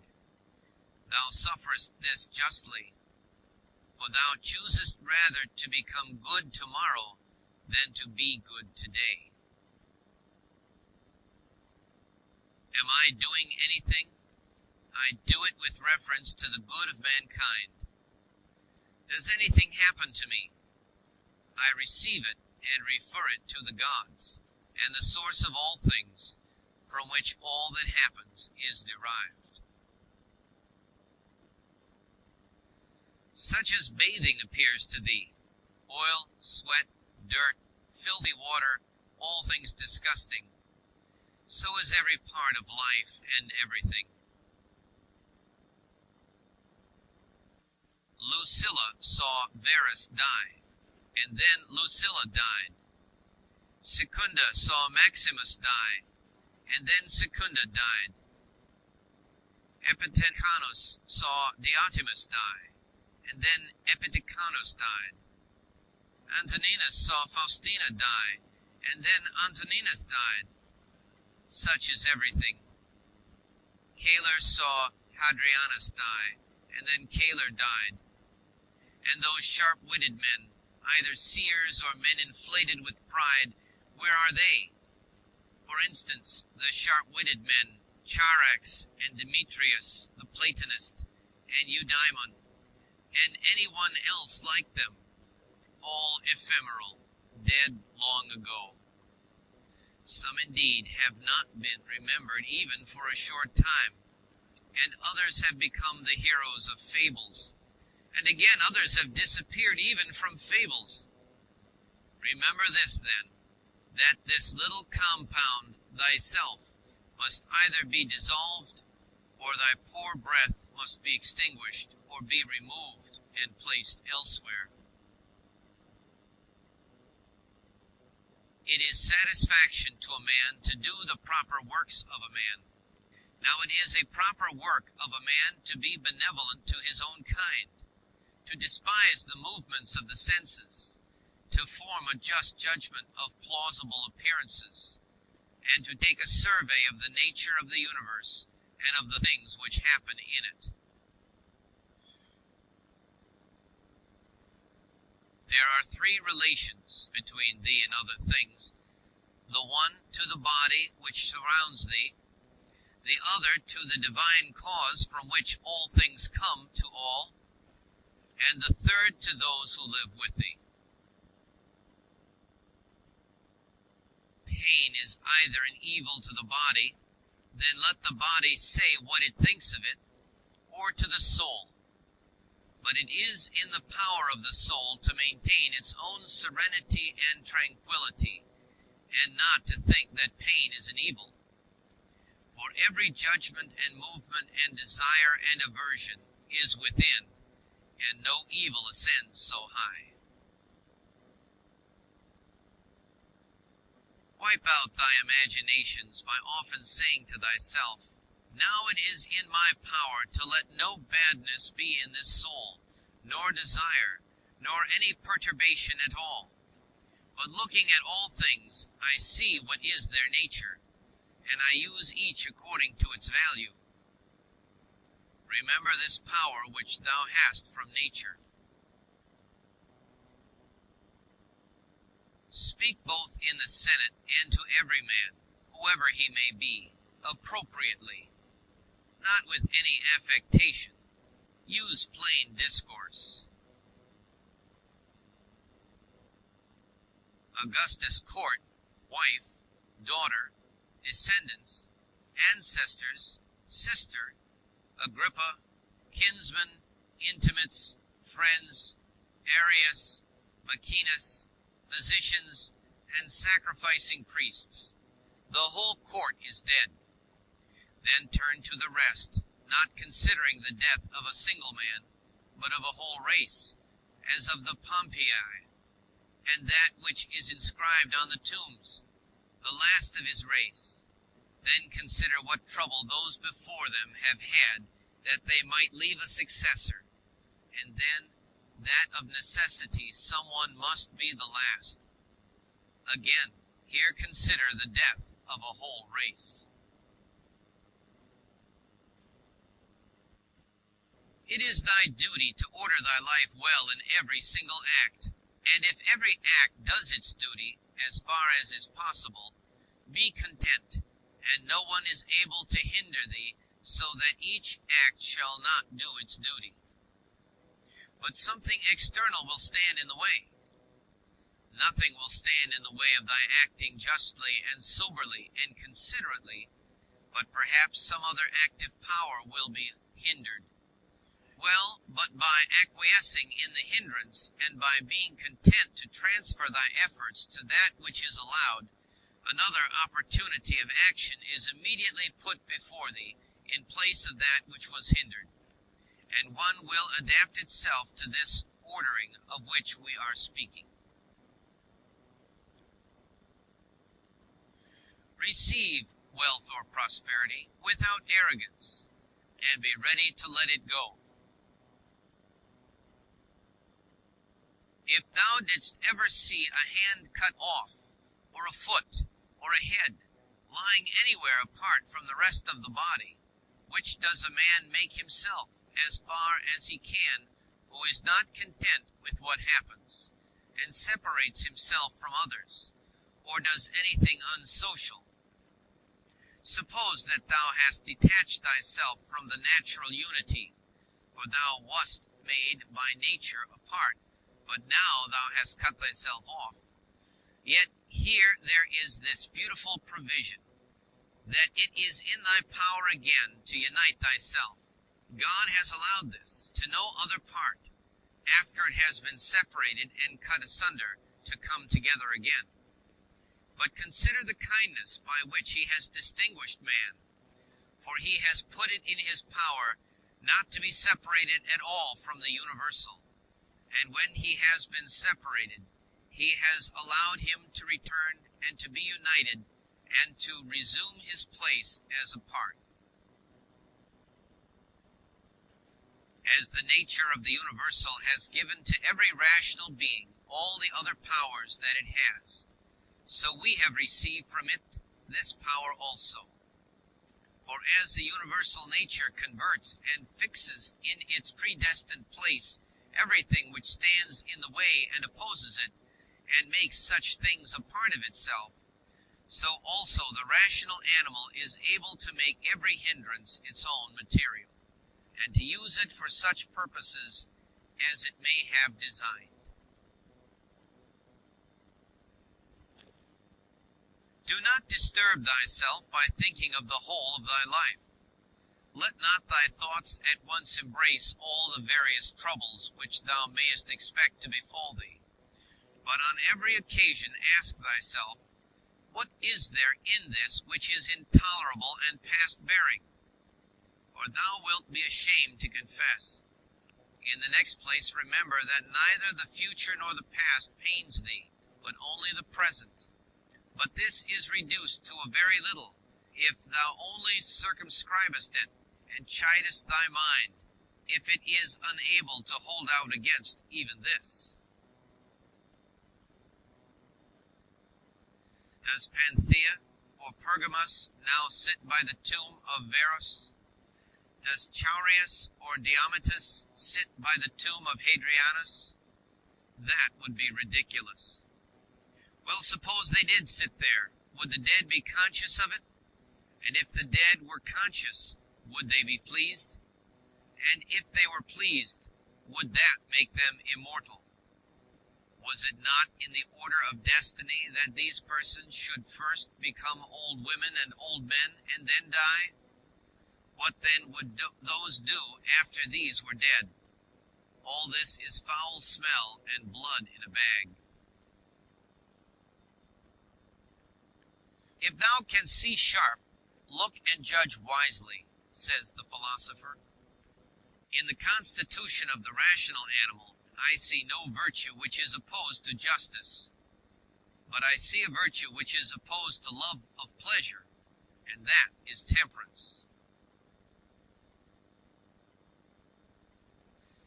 If thou takest away thy opinion about that which appears to give thee pain, thou thyself standest in perfect security.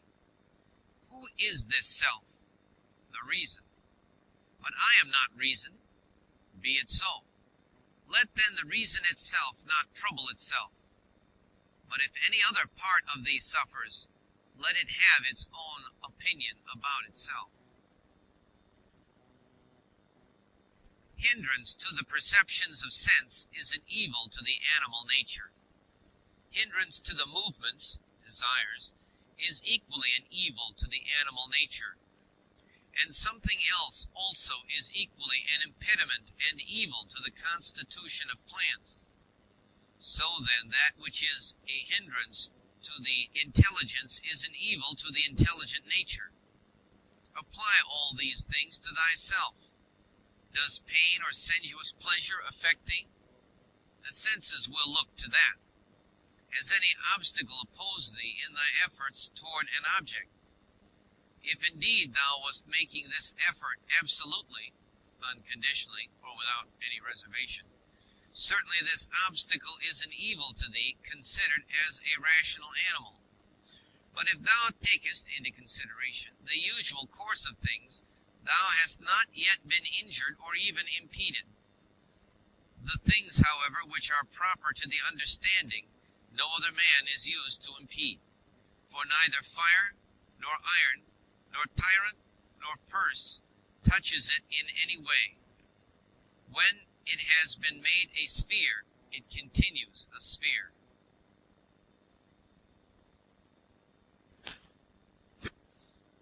It is not fit that I should give myself pain, for I have never intentionally given pain even to another.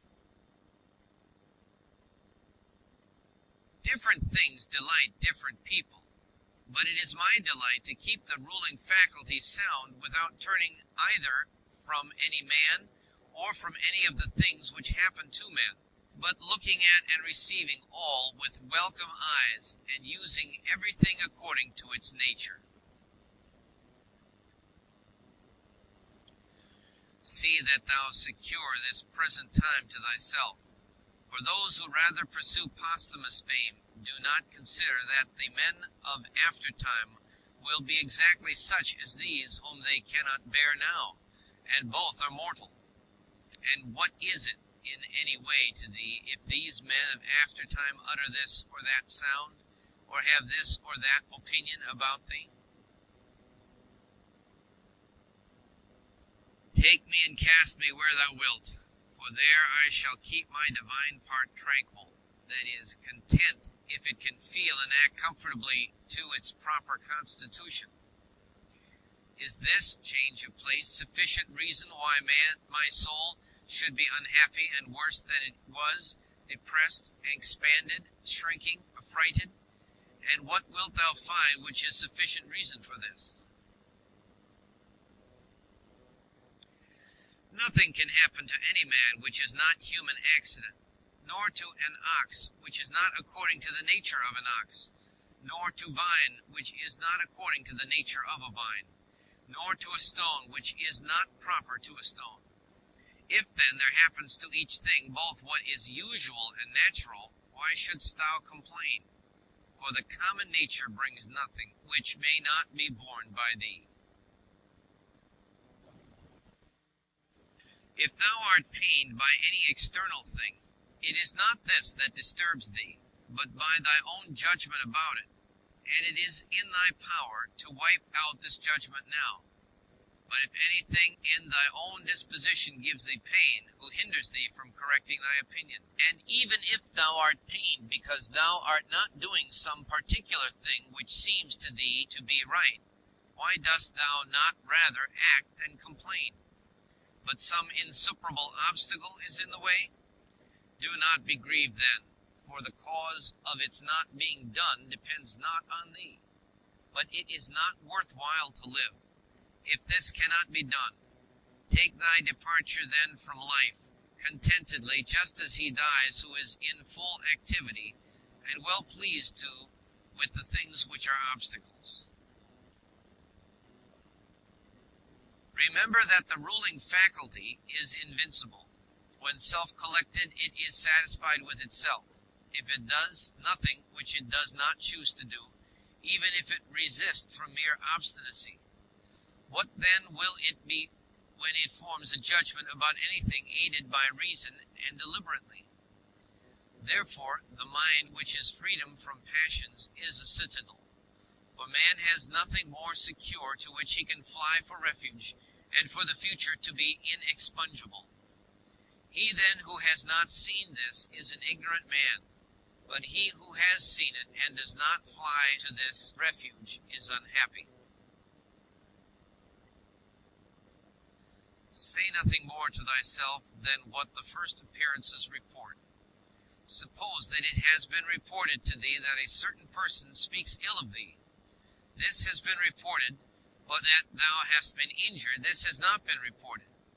I see that my child is sick, I do see, but that he is in danger, I do not see. Thus then always abide by the permanent appearances, and add nothing thyself from within, and when nothing happens to thee, or rather add something like a man who knows everything that happens in the world. A cucumber is bitter, throw it away.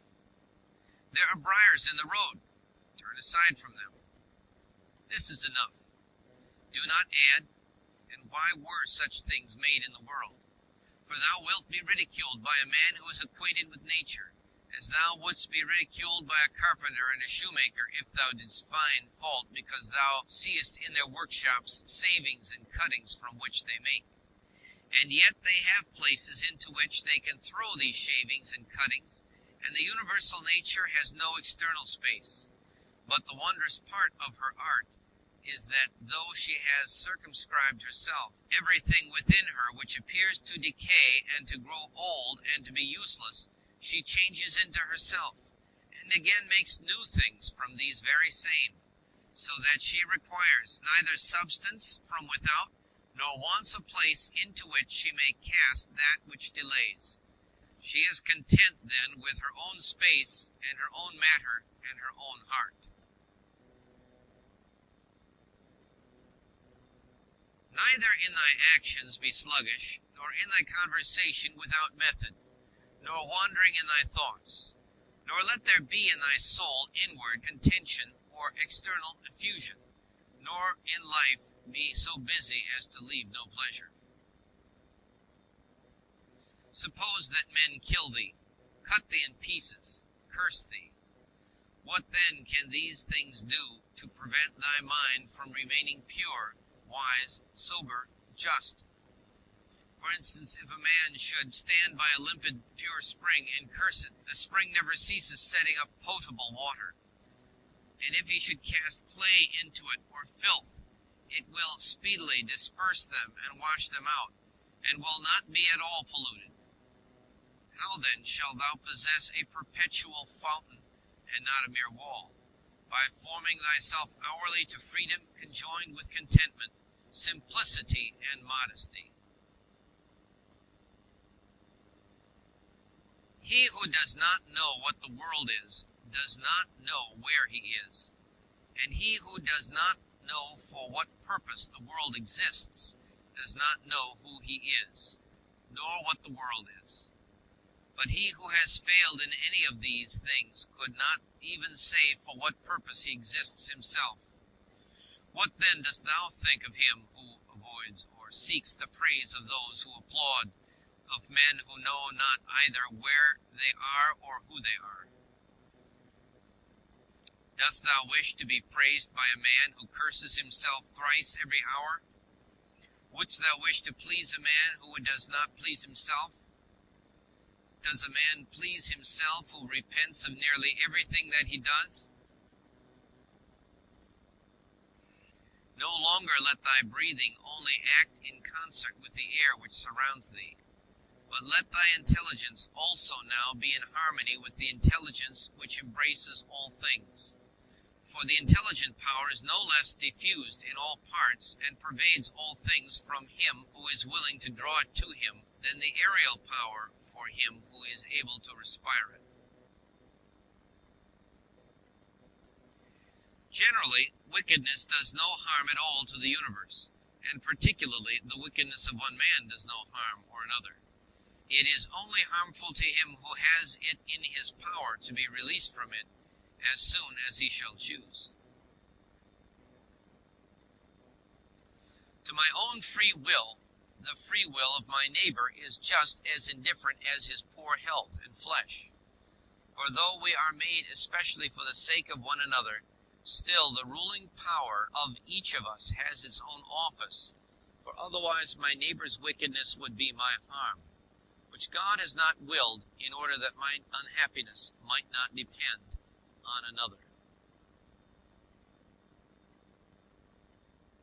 The sun appears to be poured down, and in all directions indeed it is diffused, yet it is not diffused. For this diffusion is extension. Accordingly, its rays are called extensions, Greek, because they are extended, Greek. But one may judge what kind of a thing a ray is if he looks at the night's light passing through a narrow opening into a darkened room.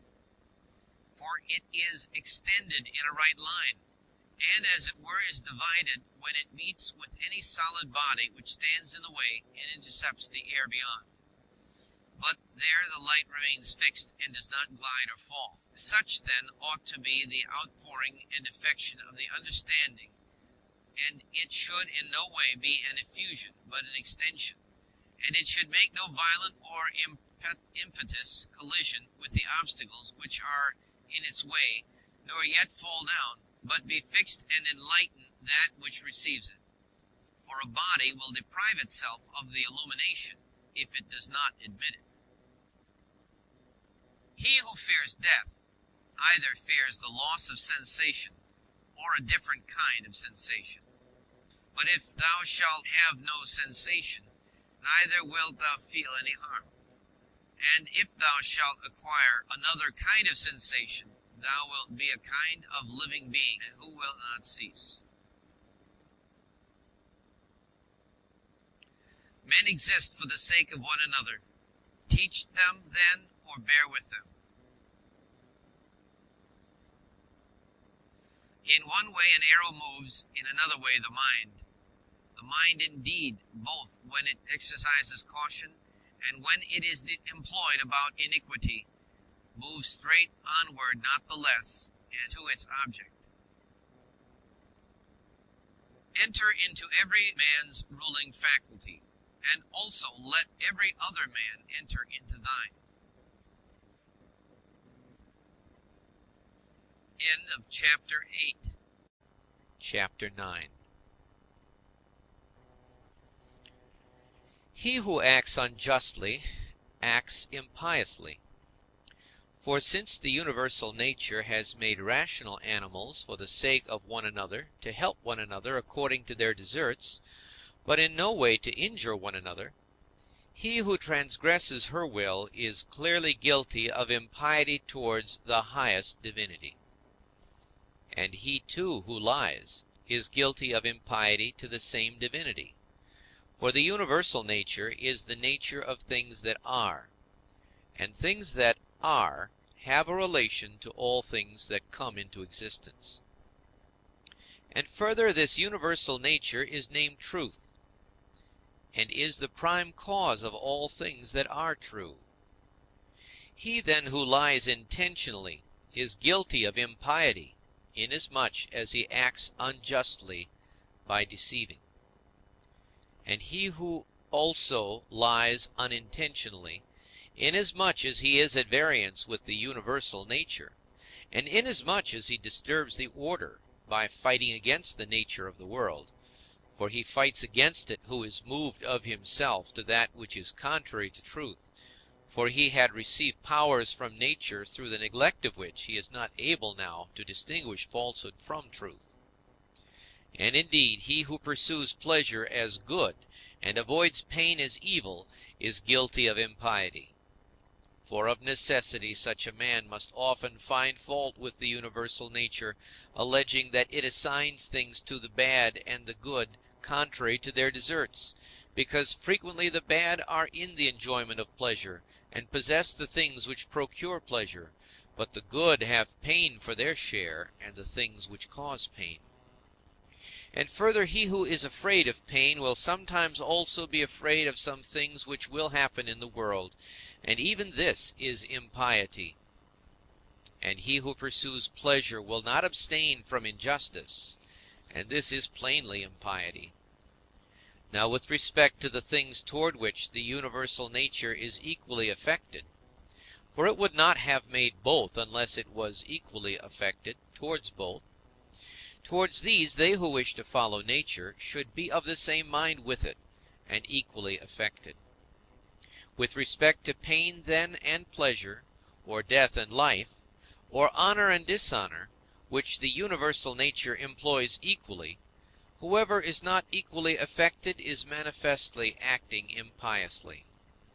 And I say that the universal nature employs them equally, instead of saying that they happen alike to those who are produced in continuous series, and to those who come after them by virtue of a certain original movement of Providence, according to which it moved from a certain being to this ordering of things, having conceived certain principles of the things which were to be, and having determined powers productive of beings and of changes, and of such like successions.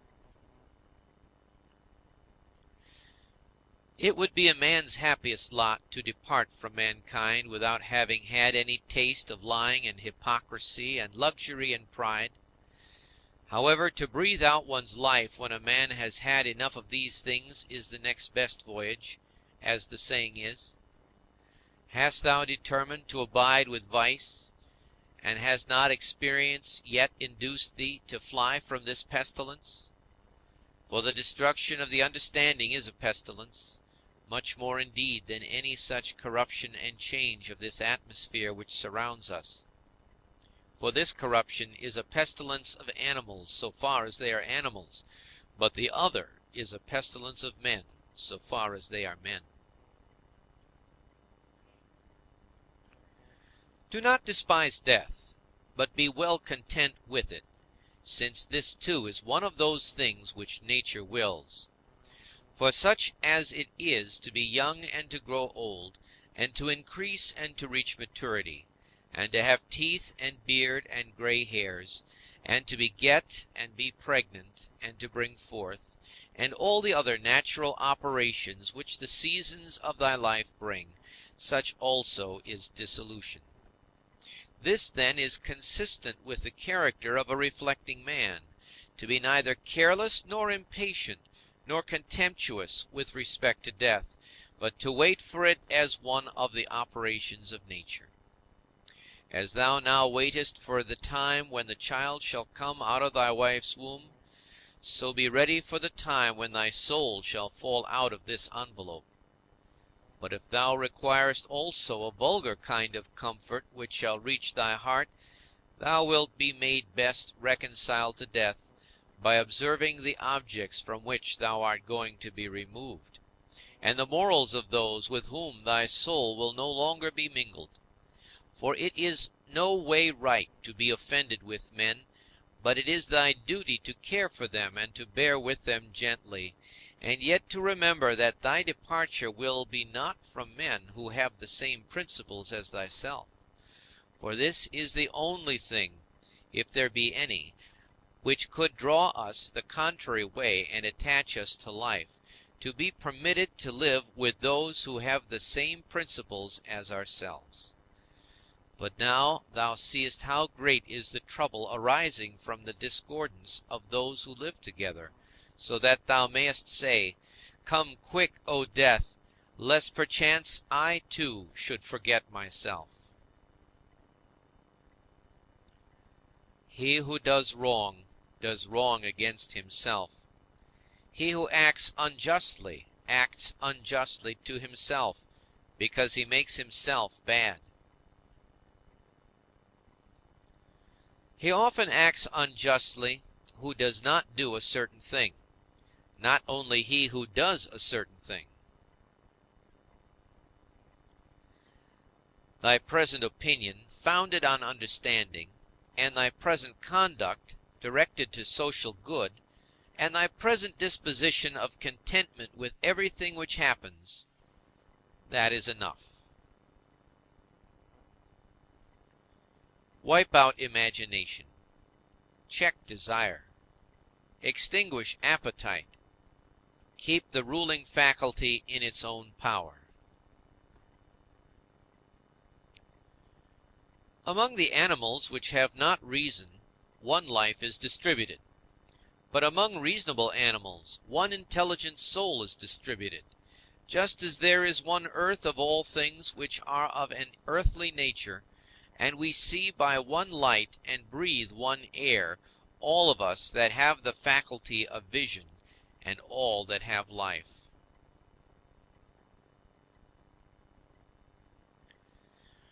All things which participate in anything which is common to them all move towards that which is of the same kind with themselves. Everything which is earthly turns toward the earth, everything which is liquid flows together, and everything which is of an aerial kind does the same, so that they require something to keep them asunder, and the application of force. Fire indeed moves upwards on account of the elemental fire, but it is so ready to be kindled together with all the fire which is here, that even every substance which is somewhat dry is easily ignited, because there is less mingled with it of that which is a hindrance to ignition. Accordingly, then, everything also which participates in the common intelligent nature moves in like manner towards that which is of the same kind with itself, or moves even more. For so much as it is superior in comparison with all other things, in the same degree also it is more ready to mingle with and to be fused with that which is akin to it. Accordingly, among animals devoid of reason, we find swarms of bees and herds of cattle, and the nurture of young birds, and in a manner loves. For even in animals there are souls, and that power which brings them together is seen to exert itself in the superior degree, and in such a way as never has been observed in plants or in stones nor in trees. But in rational animals there are political communities and friendships, and families and meetings of people, and in wars, treaties, and armistices. But in the things which are still superior, even though they are separated from one another, unity in a manner exists, as in the stars. Thus the ascent to the higher degree is able to produce a sympathy even in things which are separated. See then what now takes place. For only intelligent animals have now forgotten this mutual desire and inclination, and in them alone the property of flowing together is not seen. But still, though men strive to avoid this union, they are caught and held by it, for their nature is too strong for them, and thou wilt see what I say, if thou only observest. Sooner then will one find anything earthy which comes in contact with no earthy thing, than a man altogether separated from other men. Both man and God and the universe produce fruit. At the proper seasons each produces it. But if usage has especially fixed these terms to the vine and like things, this is nothing. Reason produces fruit both for all and for itself, and there are produced from it other things of the same kind as reason itself. If thou art able, correct by teaching those who do wrong. But if thou canst not, remember that indulgence is given to thee for this purpose, and the gods too are indulgent to such persons. and for some purposes they even help them to get health, wealth, reputation, so kind they are. And it is in thy power also. Or say, who hinders thee? Labor not as one who is wretched, nor yet as one who would be pitied or admired, but direct thy will to one thing only, to put thyself in motion and to check thyself, as the social reason requires. Today I have got out of all trouble, or rather I have cast out all trouble, for it was not outside, but within, and in my opinions. All things are the same, familiar in experience, and ephemeral in time, and worthless in the matter. Everything now is just as it was in the time of those whom we have buried. Things stand outside of us, themselves by themselves, neither knowing aught of themselves, nor expressing any judgment. What is it, then, which does judge about them? The ruling faculty. Not in passivity, but in activity, lie the evil and the good of the rational social animal, just as his virtue and his vice lie not in passivity, but in activity.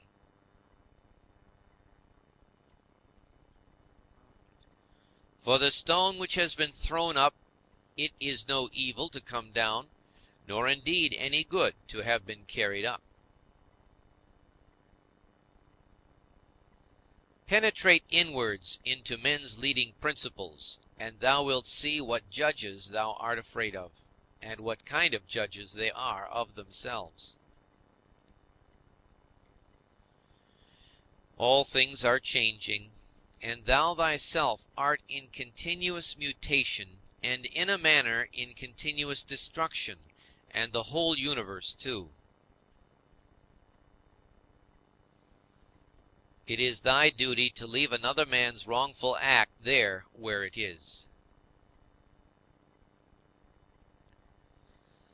Termination of activity, cessation from movement and opinion, and in a sense their death, is no evil.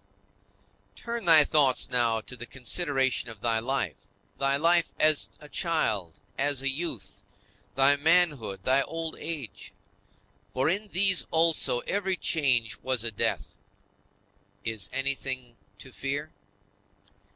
Turn thy thoughts now to thy life under thy grandfather, then to thy life under thy mother, then to thy life under thy father. As thou findest many other differences and changes and terminations, ask thyself, is this anything to fear? In like manner, then, neither are the termination and cessation and change of thy whole life a thing to be afraid of. Hasten to examine thy own ruling faculty, and that of the universe, and that of thy neighbor. Thy own, that thou mayest make it just, and that of the universe, that thou mayest remember of what thou art a part, and that of thy neighbor, that thou mayest know whether he has acted ignorantly or with knowledge, and that thou mayest also consider that his ruling faculty is akin to thine.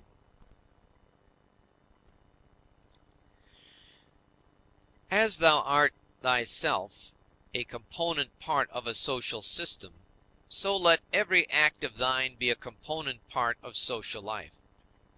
Whatever act of thine, then, has no reference, either immediately or remotely, to a social end, this tears asunder thy life, and does not allow it to be one, and is of the nature of a mutiny, just as when in a popular assembly a man acting by himself stands apart from the general agreement.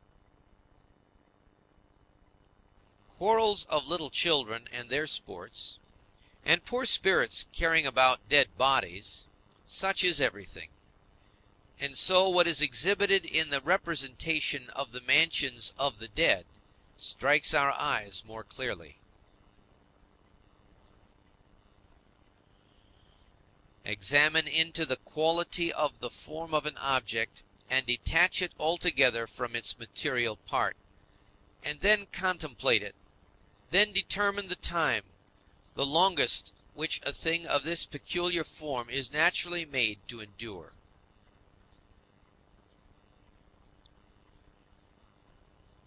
Thou hast endured infinite troubles through not being contented with thy ruling faculty, when it does the things which it is constituted by nature to do. But enough of this. When another blames thee or hates thee, or when men say about thee anything injurious, approach their poor souls, penetrate within, and see what kind of men they are. Thou wilt discover that there is no reason to take any trouble that these men may have this or that opinion about thee. However, thou must be well disposed towards them, for by nature they are friends. And the gods too aid them in all ways, by dreams, by signs, toward the attainment of those things on which they set a value.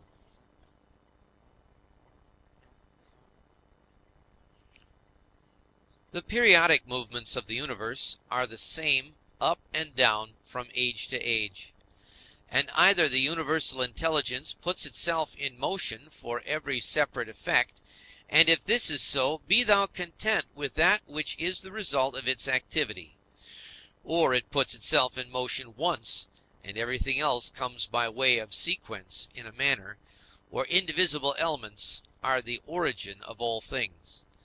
In a word, if there is a God, all is well, and if chance rules, do not thou also be governed by it. Soon will the earth cover us all. Then the earth too will change, and the things also which result from change will continue to change forever, and these again forever. For if a man reflects on the changes and transformations which follow one another like wave after wave, and their rapidity, he will despise everything which is perishable.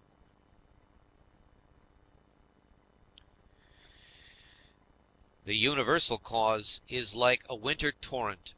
It carries everything along with it. But how worthless are all these poor people who are engaged in matters political, and, as they suppose, are playing the philosopher.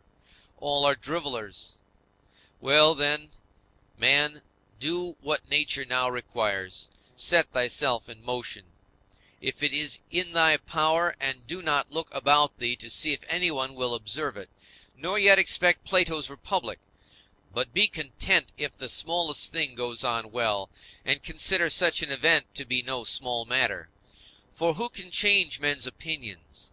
And without a change of opinions, what else is there than the slavery of men who groan while they pretend to obey? Come now and tell me of Alexander and Philippus and Demetrius and Phalerum. They themselves shall judge whether they discovered what the common nature required, and train themselves accordingly. But if they acted like tragedy heroes, no one has condemned me to imitate them. Simple and modest is the work of philosophy.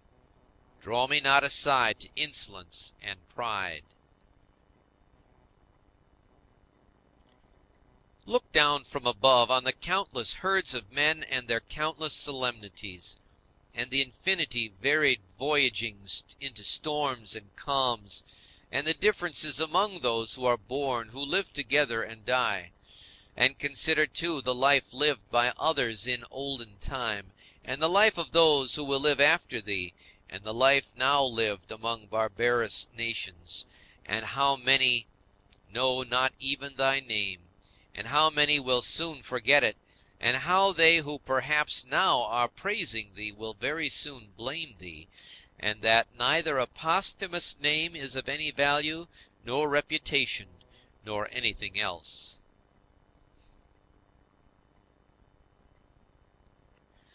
Let there be freedom from perturbations with respect to the things which come from the external cause. And let there be justice in the things done by virtue of the internal cause. That is, let there be movement and action terminating in this, in social acts, for this is according to thy nature.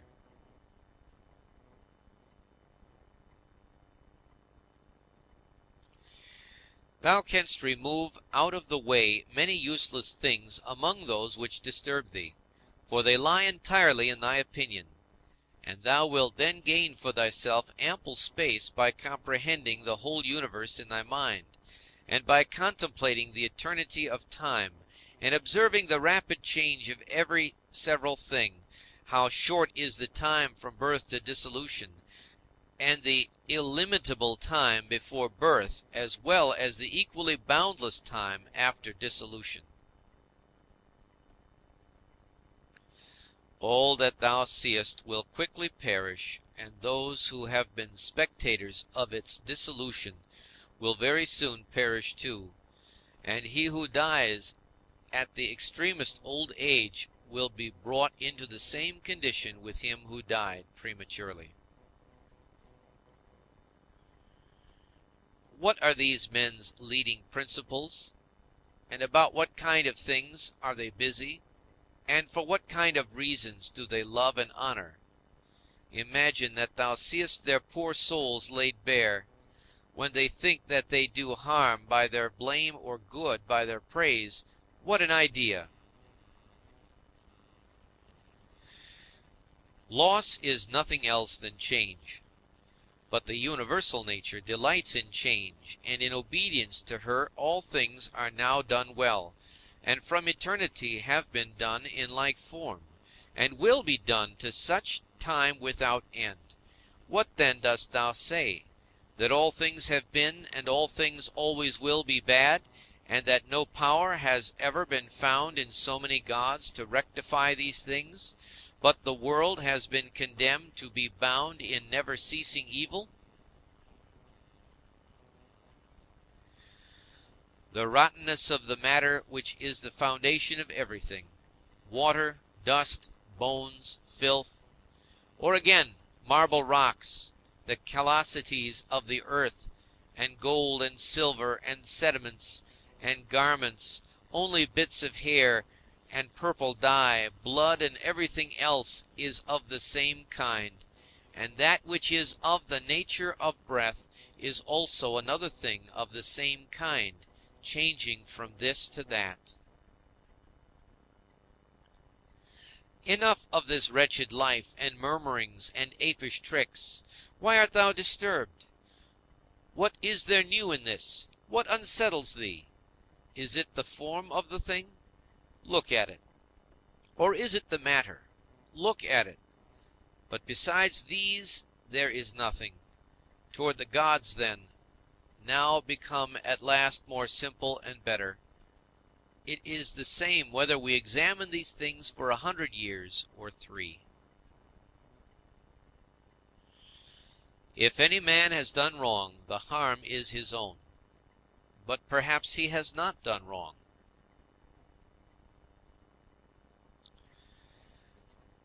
Either all things proceed from one intelligent source, and come together as in one body, and the part ought not to find fault with what is done for the benefit of the whole, or there are only atoms, and nothing else than mixture and dispersion. Why then art thou disturbed? Say to the ruling faculty, art thou dead? Art thou corrupted? Art thou playing the hypocrite? Art thou become a beast? Dost thou herd and feed with the rest?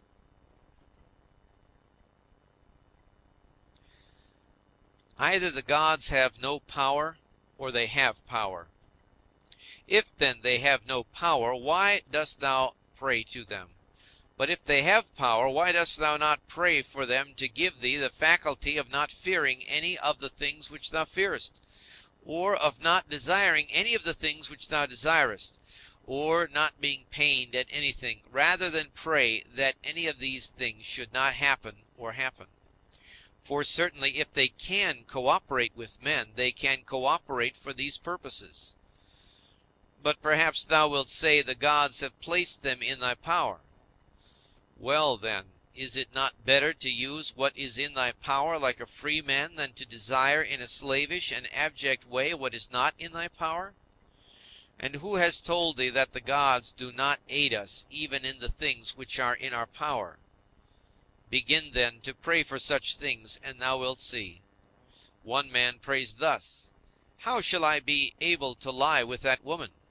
Do thou praise thus: How shall I not desire to lie with her? Another prays thus: How shall I be released from this?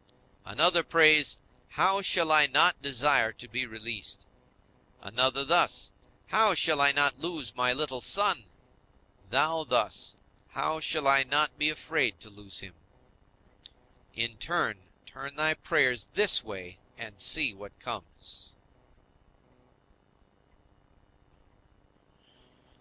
Epicurus says, In my sickness my conversation was not about my bodily sufferings, nor, says he, did I talk on such subjects to those who visited me, but I continued to discourse on the nature of things as before, keeping to this main point, how the mind, while participating in such movements as go on in the poor flesh, shall be free from perturbations and maintain its proper good. Nor did I, he says, give the physicians an opportunity of putting on solemn looks, as if they were doing something great, but my life went on well and happily. Do then the same that he did, both in sickness, if thou art sick, and in any other circumstances. For never to desert philosophy in any events that may befall us, nor to hold trifling talk either with an ignorant man or with one unacquainted with nature, is a principle of all schools of philosophy, but to be intent only on that which thou art now doing, and on the instrument by which thou dost it.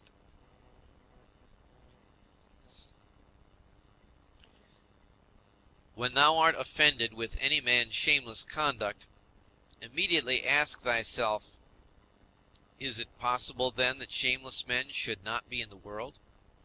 It is not possible. Do then require what is impossible, for this man also is one of those shameless men who must of necessity be in the world. Let the same considerations be present to thy mind in the case of the knave, and the faithless man, and of every man who does wrong in any way. For at the same time that thou dost remind thyself that it is impossible that such kind of men should not exist, thou wilt become more kindly disposed toward every one individually. It is useful to perceive this too, immediately when the occasion arises, that virtue nature has given to man to oppose to every wrongful act. For she has given to man, as an antidote against the stupid man, mildness, and against another kind of man some other power. And in all cases it is possible for thee to correct thy teaching the man who is gone astray. For every man who errs misses his object and is gone astray. Besides, wherein hast thou been injured? For thou wilt find that no one among those against whom thou art irritated has done anything by which thy mind could be made worse. But that which is evil to thee and harmful has its foundation only in the mind.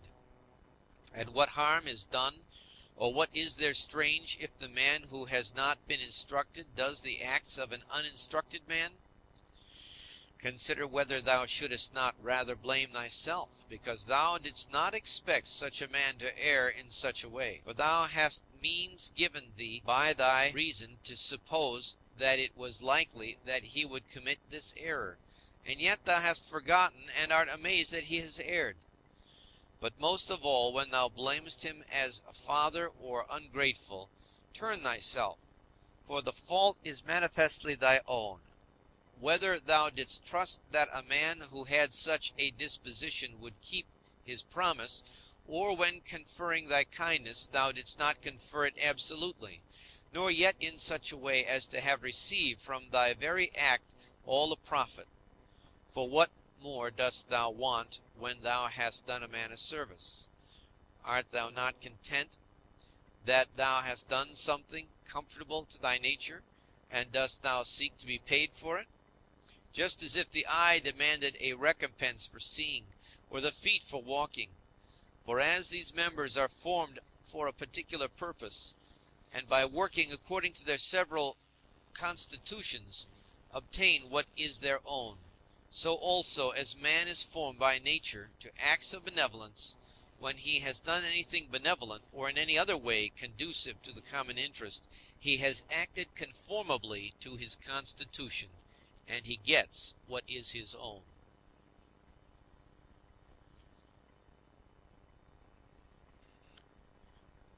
End of chapter 9. Section 10.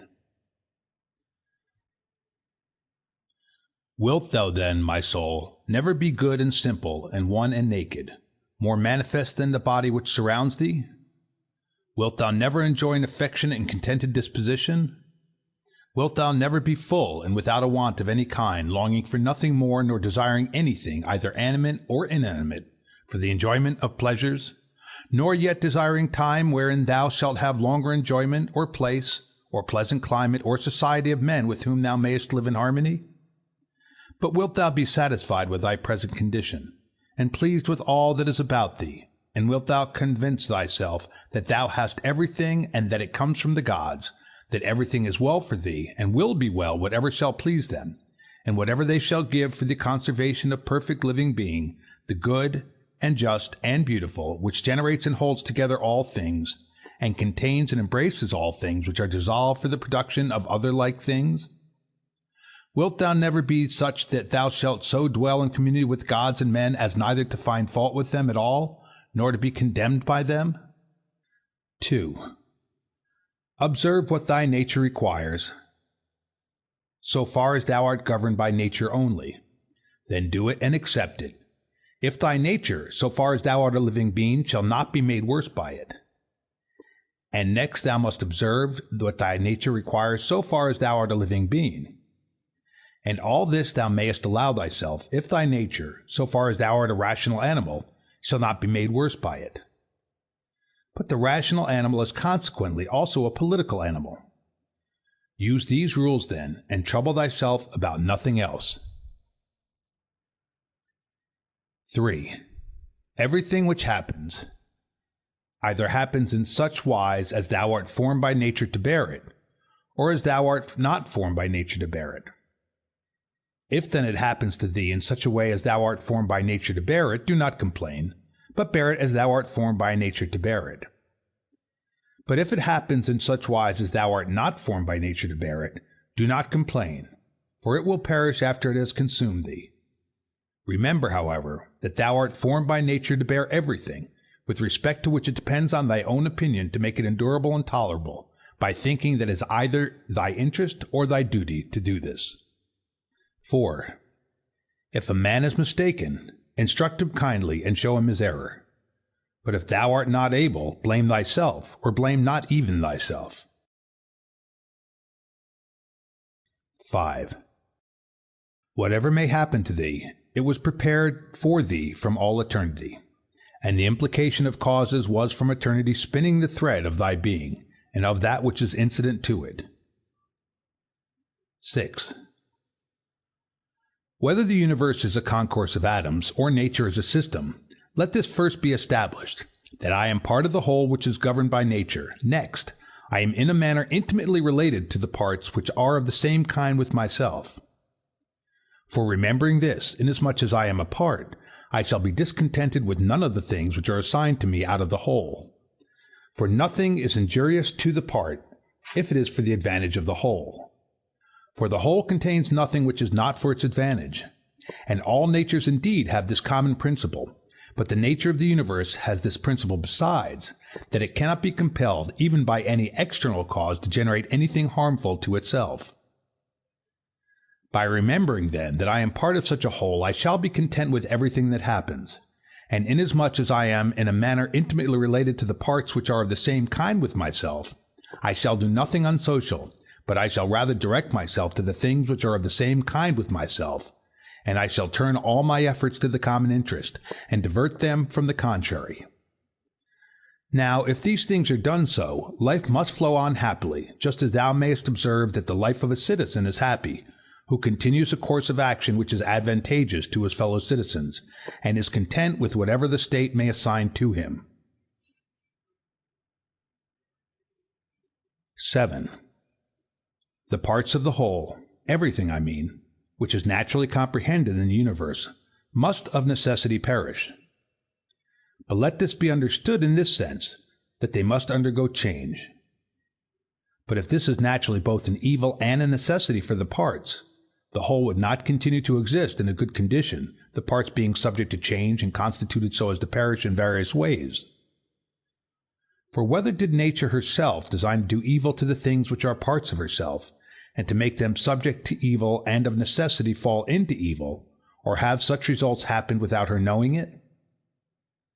Both these suppositions indeed are incredible, but if a man should ever drop the term nature as an efficient power, and should speak of these things as natural, even then it would be ridiculous to affirm at the same time that the parts of the whole are in their nature subject to change, and at the same time to be surprised or vexed as if something were happening contrary to nature, particularly as the dissolution of things into those things of which each thing is composed.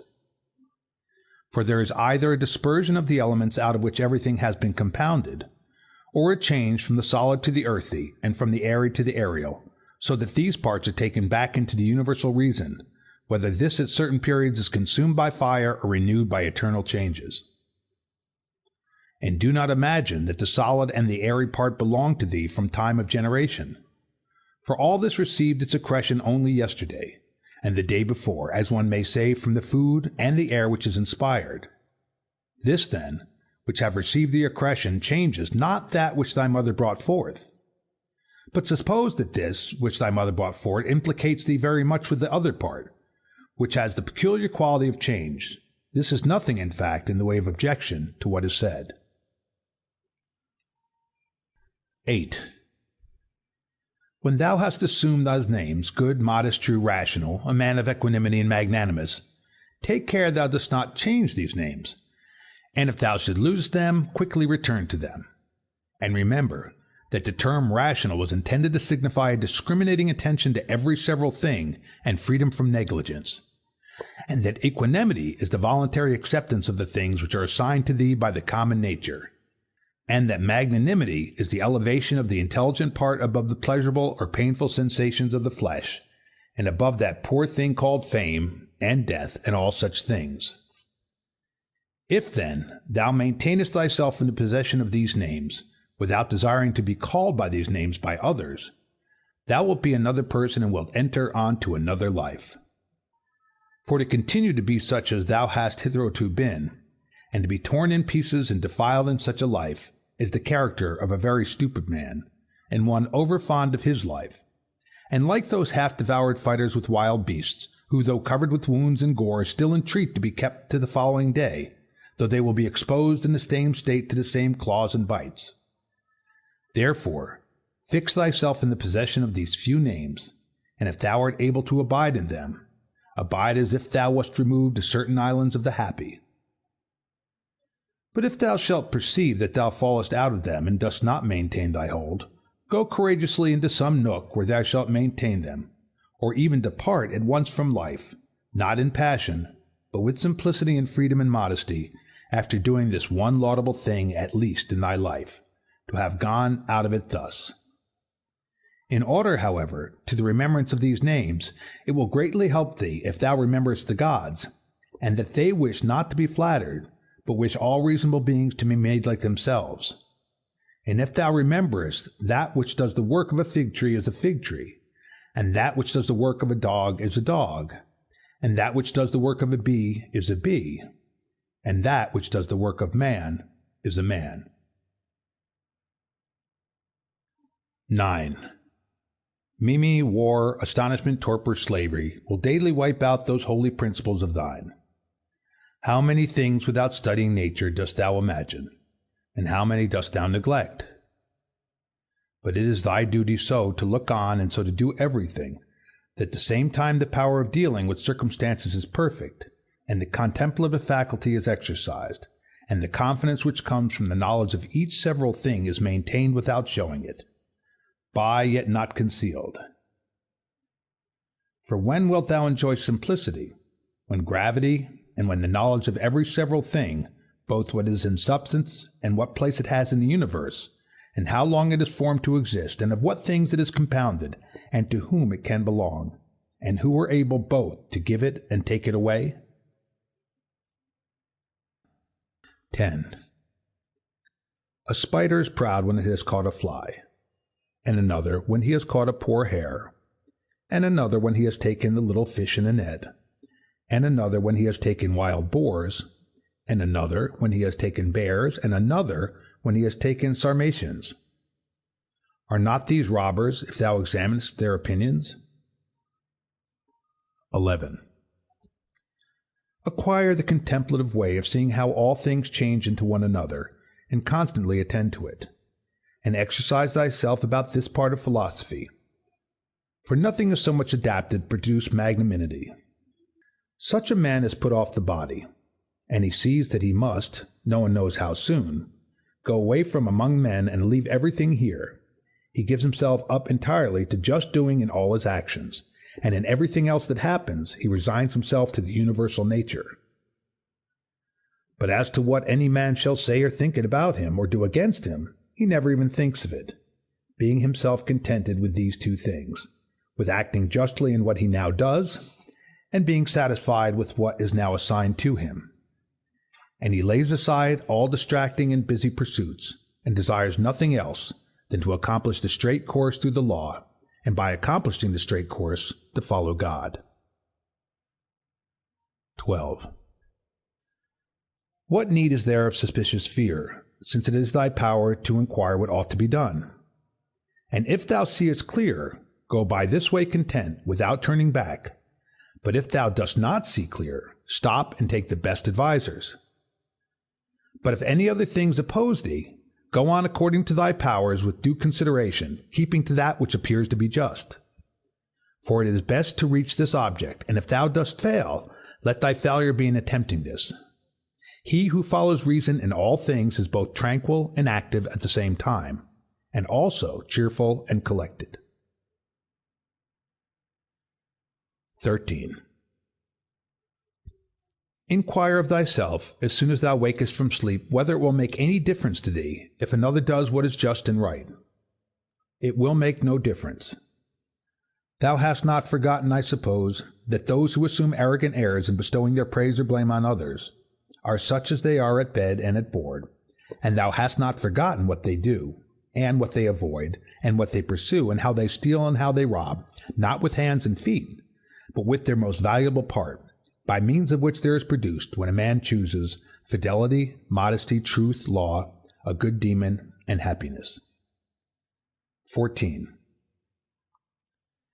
To her who gives and takes back all, to nature, the man who is instructed and modest says, "Give what thou wilt, take back what thou wilt." And he says this not proudly, but obediently and well pleased with her. 15. Short is the little which remains to thee of life. Live as on a mountain, for it makes no difference whether a man lives there or here, if he lives everywhere in the world as an estate. Let men see, let them know a real man who lives according to nature. If they cannot endure him, let them kill him, for that is better than to live like this. 16. No longer talk at all about the kind of man that a good man ought to be, but be such. 17. Constantly contemplate the whole of time and the whole of substance, and consider that all individual things as to substance are as a grain of a fig, and as to time, the turning of a gimlet. 18. Look at everything that exists, and observe that it is already in dissolution and in change, and as it were putrefaction or dispersion, or that everything is so constituted by nature as to die. 19. Consider what men are when they are eating, sleeping, generating, easing themselves, and so forth. Then what kind of men they are when they are imperious and arrogant, or angry and scolding from their elevated place. But a short time ago, to how many they were slaves, and for what things? And after a little time, consider in what a condition they will be. 20. That is for the good of each thing, which the universal nature brings to each, and it is for its good at the time when nature brings it. 21. The earth loves a shower, and the solemn aether loves, and the universe loves to make whatever it is about to be. I say then to the universe, that I love as thou lovest, and is not this too said, that this or that loves is wont to be produced? 22. Either thou livest here, and hast already accustomed thyself to it, or thou art going away, and this was on thy own will, or thou art dying, and hast discharged thy duty. But besides these things there is nothing. Be of good cheer, then.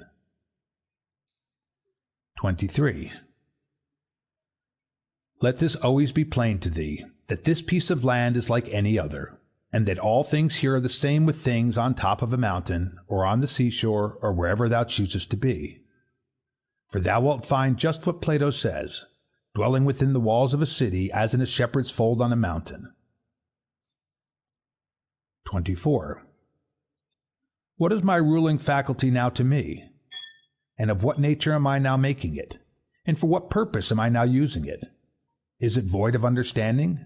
Is it loosed and rent asunder from social life? Is it melted into and mixed with the poor flesh so as to move together with it? 25. He who flies from his master is a runaway, but the law is master, and he who breaks the law is a runaway. And he also who is grieved or angry or afraid is dissatisfied because something has been, or is, or shall be of the things which are appointed by him who rules all things. And he is law, and assigns to every man what is fit. He then who fears or is grieved or is angry is a runaway. 26. A man deposits seed in a womb and goes away, and then another cause takes it, and labors on it, and makes a child.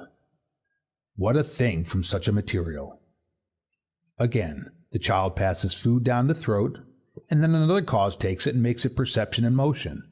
And in fine life and strength and other things, how many and how strange! Observe then the things which are produced in such a hidden way, and see the power just as we see the power which carries things downwards and upwards, not with the eyes, but still no less plainly. 27. Constantly consider how all things such as they now are in time past also were, and consider that they will be the same again, and place before thy eyes entire dramas and stages of the same form, whatever thou hast learned from thy experience or from older history. For example, the whole court of Hadrianus, and the whole court of Antoninus, and the whole court of Philippus, Alexander, Croesus, for all those were dramas such as we see now, only with different actors. 28. Imagine every man who is grieved at anything or discontented to be like a pig which is sacrificed and kicks and screams. Like this pig also is he who on his bed in silence laments the bonds in which we are held, and consider that only to the rational animal is it given to follow voluntarily what happens, but simply to follow is a necessity imposed on all. 29. Severally on the occasion of everything that thou dost, pause and ask thyself if death is a dreadful thing because it deprives thee of this. 30. When thou art offended at any man's fault, forthwith turn to thyself and reflect in what like manner thou dost err thyself, for example, in thinking that money is a good thing, or pleasure, or a bit of reputation, and the like. For by attending to this thou wilt quickly forget thy anger, if this consideration also is added, that the man is compelled, for what else could he do? Or, if thou art able, take away from him the compulsion.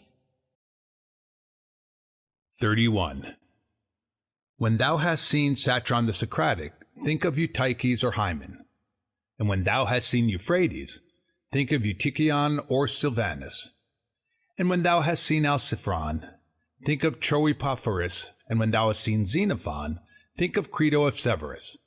And when thou hast looked on thyself, think of any other Caesar, and, in the case of every one, do in like manner. Then let this thought be in thy mind. Where then are those men? Nowhere. or nobody knows where. For thus continuously thou wilt look at human things as smoke and nothing at all, especially if thou reflectest at the same time that what is once changed will never exist again in the infinite duration of time. But thou, in what a brief space of time is thy existence? And why art thou not content to pass through this short time in an orderly way? What matter and opportunity for thy activity art thou avoiding? For what else are all these things except exercises for the reason, when it has viewed carefully and by examination into their nature the things which happen in life? Persevere then until thou shalt have made these things thy own, as the stomach which is strengthened makes all things its own, as the blazing fire makes flame and brightness out of everything that is thrown into it.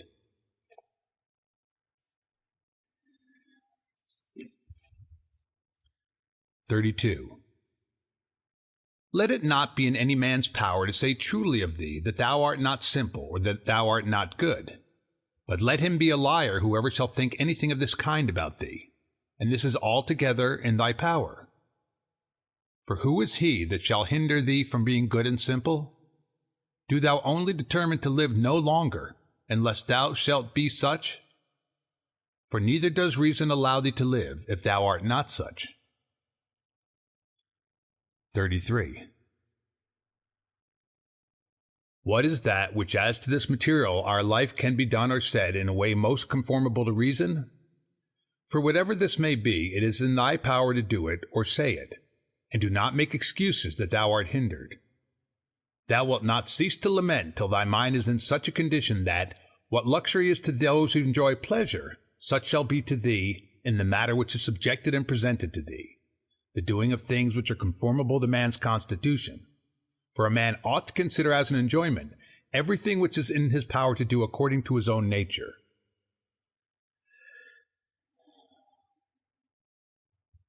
And it is in his power everywhere. Now, it is not given to a cylinder to move everywhere by its own motion, nor yet water, nor to fire, nor to anything else which is governed by nature of an irrational soul. For the things which check them and stand in the way are many. But intelligence and reason are able to go through everything that opposes them, and in such manner as they are formed by nature and as they choose. Place before thy eyes this facility with which the reason will be carried through all things, as fire upwards, as a stone downwards, as a cylinder down an inclined surface, and seek nothing further.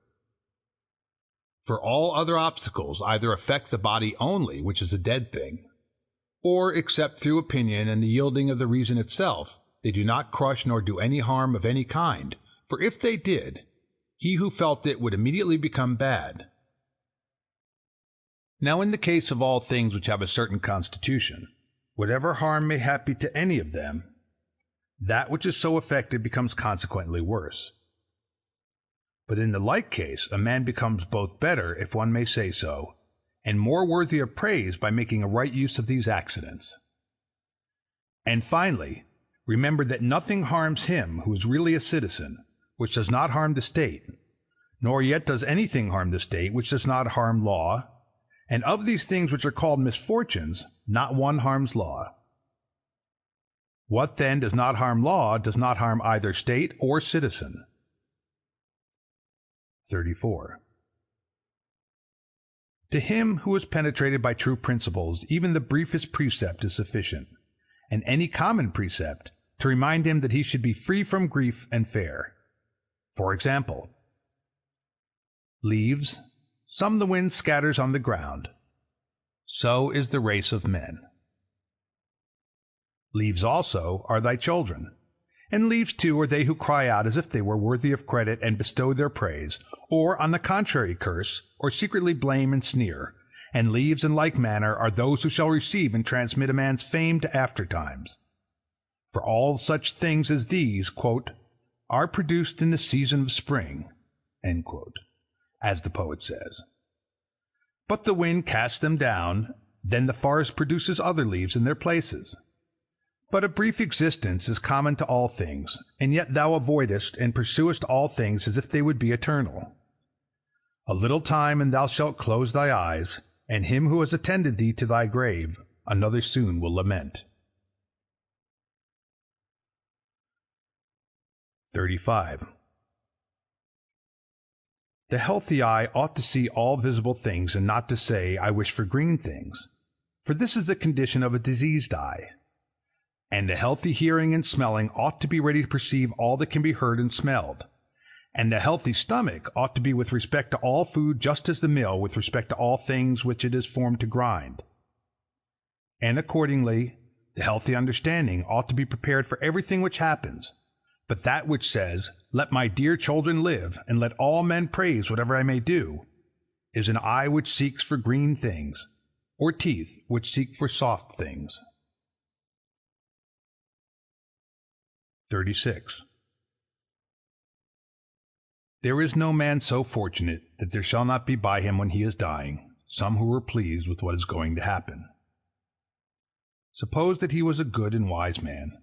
Will there not be at last someone to say to himself, Let us at last breathe freely, being relieved from this schoolmaster? It is true that he was harsh to none of us, but I perceive that he tacitly condemns us. This is what is said of a good man. But in our own case, how many other things are there for which there are many who wish to get rid of us? Thou wilt consider this then when thou art dying, and thou wilt depart more contentedly by reflecting thus.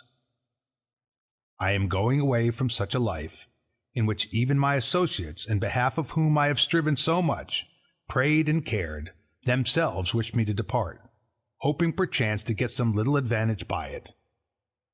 Why, then, should a man cling to a longer stay here? Do not, however, for this reason go away less kindly disposed to them, but preserving thy own character, and friendly and benevolent and mild, and on the other hand not as if thou wast torn away, but as a man who dies a quiet death. The poor soul is easily separated from the body. Such also ought thy departure from men to be, for nature united thee to them and associated thee. But does she now dissolve the union? Well, I am separated as from kinsmen, not, however, dragged resisting, but without compulsion, for this too is one of the things according to nature. 37. Accustom thyself as much as possible on the occasion of anything being done by any person to inquire with thyself, for what object is this man doing this? But begin with thyself and examine thyself first. 38.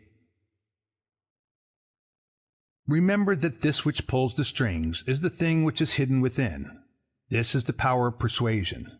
This is life. This, if one may say so, is man. In contemplating thyself, never include the vessel which surrounds thee, and these instruments were attached about it. For they are like to an axe, differing only in this, that they grow to the body. For indeed there is no more use in these parts, without the cause which moves and checks them, than in the weaver's shuttle, and the writer's pen, and the driver's whip. End of section 10. Chapter 11. These are the properties of the rational soul. It sees itself, analyzes itself, and makes itself such as it chooses. The fruit which it bears itself enjoys, for the fruit of plants and that in animals which corresponds to fruits others enjoy. It obtains its own end, wherever the limit of life may be fixed. Not as in a dance and in a play and in such like things, where the whole action is incomplete, if anything cuts it short. But in every part, and wherever it may be stopped, it makes what has been set before it full and complete, so that it can say, I have what is my own. And further, it traverses the whole universe, and the surrounding vacuum, and surveys its form, and it extends itself into the infinity of time, and embraces and comprehends the periodical renovation of all things. And it comprehends that those who come after us will see nothing new, nor have those before us seen anything more. But in a manner he who is 40 years old, if he has any understanding at all, has seen by virtue of the uniformity that prevails, all things which have been, and all that will be. This too is a property of the rational soul, love of one's neighbor, and truth, and modesty, and to value nothing more than itself, which is also the property of law. Thus then right reason differs not at all from the reason of justice.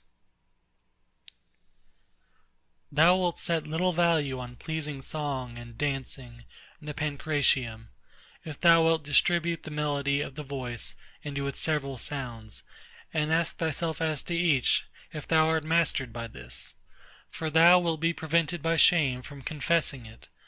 And in the matter of dancing, if at each movement and attitude thou wilt do the same, and the like also in the matter of the pancratium. In all things, then, except virtue and the acts of virtue, remember to apply thyself to their several parts, and by this division to come to value them little, and apply this rule also to thy whole life. What a soul that is which is ready, if at any moment it must be separated from the body, and ready to be extinguished, or dispersed, or continue to exist! But so that this readiness comes from a man's own judgment, not from mere obstinacy, as with the Christians, but considerately, and with dignity, and in a way to persuade another, without tragic show. Have I done something for the general interest? Well then, I have had my reward. Let this always be present to thy mind, and never stop doing such good. What is thy art? To be good. And how is this accomplished well, except by general principles, some about the nature of the universe, and others about the proper constitution of man? At first, tragedies were brought on the stage as means of reminding men of the things which happen to them, and that it is according to nature for things to happen so, and that if you are delighted with what is shown on the stage, you should not be troubled with that which takes place on the larger stage. For you see that these things must be accomplished thus, and that even they bear them who cry out, O Satheiron! And indeed some things are said well by the dramatic writers, of which kind is the following especially: Me and my children, if the gods neglect, this has its reason too.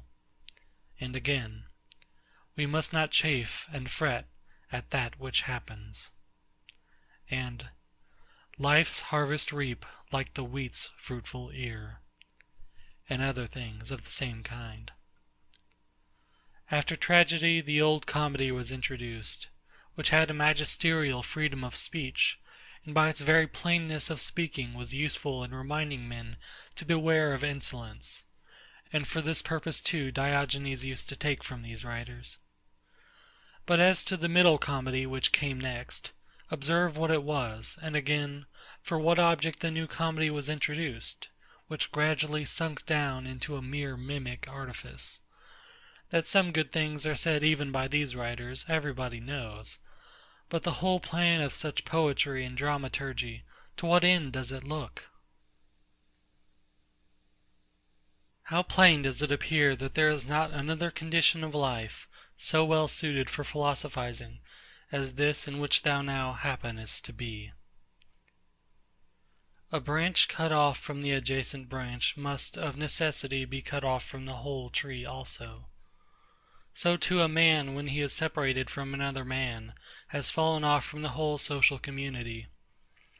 Now as to a branch, another cuts it off, but a man by his own act separates himself from his neighbor when he hates him and turns away from him, and he does not know that he has at the same time cut himself off from the whole social system. Yet he has this privilege certainly from Zeus who framed society.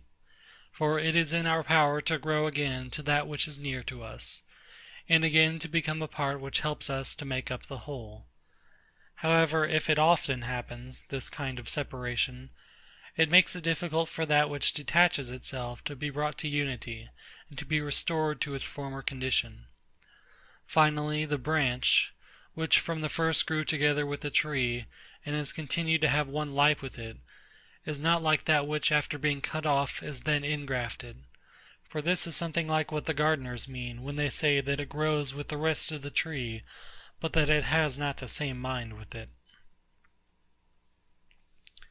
As those who try to stand in thy way, when thou art proceeding according to right reason, will not be able to turn thee aside from thy proper action, so neither let them drive thee from thy benevolent feelings towards them. But be on thy guard equally in both matters, not only in the matter of steady judgment and action, but also in the matter of gentleness towards those who try to hinder or otherwise trouble thee. For this is also a weakness, to be vexed at them, as well as to be diverted from thy course of action, and to give way through fear. For both are equally deserters from their post, the man who does it through fear, and the man who is alienated from him who is by nature a kinsman and a friend. There is no nature which is inferior to art, for the arts imitate the natures of things. But if this is so, that nature which is the most perfect and the most comprehensive of all natures cannot fall short of the skill of art. Now all arts do the inferior things for the sake of the superior. Therefore the universal nature does so too. And, indeed, hence is the origin of justice. And in justice the other virtues have their foundation. For justice will not be observed, if we either care for middle things, things indifferent, or are easily deceived, and careless, and changeable. If the things do not come to thee, the pursuits and avoidances of which disturb thee, still, in a manner, thou goest to them. Let then thy judgment about them be at rest, and they will remain quiet, and thou wilt not be seen either pursuing or avoiding. The spherical form of the soul maintains its figure, when it is neither extended toward any object, nor contracted inwards, nor dispersed, nor sinks down, but is illuminated by light, by which it sees the truth of all things, and the truth that is in itself. Suppose any man shall despise me. Let him look to that himself. But I will look to this, that I be not discovered doing or saying anything deserving of contempt. Shall any man hate me? Let him look to it. But I will be mild and benevolent towards every man, and ready to show even him his mistake, not reproachfully, nor yet as making a display of my endurance, but nobly and honestly, like the great Phocion, unless indeed he only assumed it. For the interior parts ought to be such, and a man ought to be seen by the gods neither dissatisfied with anything, nor complaining. For what evil is it to thee, if thou art now doing what is agreeable to thy own nature, and art satisfied with that which at this moment is suitable to the nature of the universe, since thou art a human being placed at thy post, in order that what is for the common advantage may be done in some way. Men despise one another and flatter one another, and men wish to raise themselves above one another, and crouch before one another. How unsound and insincere is he who says, I have determined to deal with thee in a fair way. What art thou doing, man? There is no occasion to give this notice. It will soon show itself by acts. The voice ought to be plainly written on the forehead. Such as a man's character is, he immediately shows it in his eyes, just as he who is beloved forthwith reads everything in the eyes of lovers. The man who is honest and good ought to be exactly like a man who smells strong, so that the bystander, as soon as he comes near him, must smell whether he choose or not. But the affectation of simplicity is like a crooked stick. Nothing is more disgraceful than a wolfish friendship. Avoid this most of all. The good and simple and benevolent show all these things in the eyes, and there is no mistaking. As to living in the best way, this power is in the soul, if it be indifferent to things which are indifferent. And it will be indifferent, if it looks on each of these things separately and altogether, and if it remembers that not one of them produces in us an opinion about itself, nor comes to us, but these things remain immovable, and it is we ourselves who produce the judgments about them, and, as we may say, write them in ourselves, it being in our power not to right them, and it being in our power, if perchance these judgments have imperceptibly got admission to our minds, to wipe them out. And if we remember also that such attention will only be for a short time, and then life will be at an end. Besides, what trouble is there at all in doing this?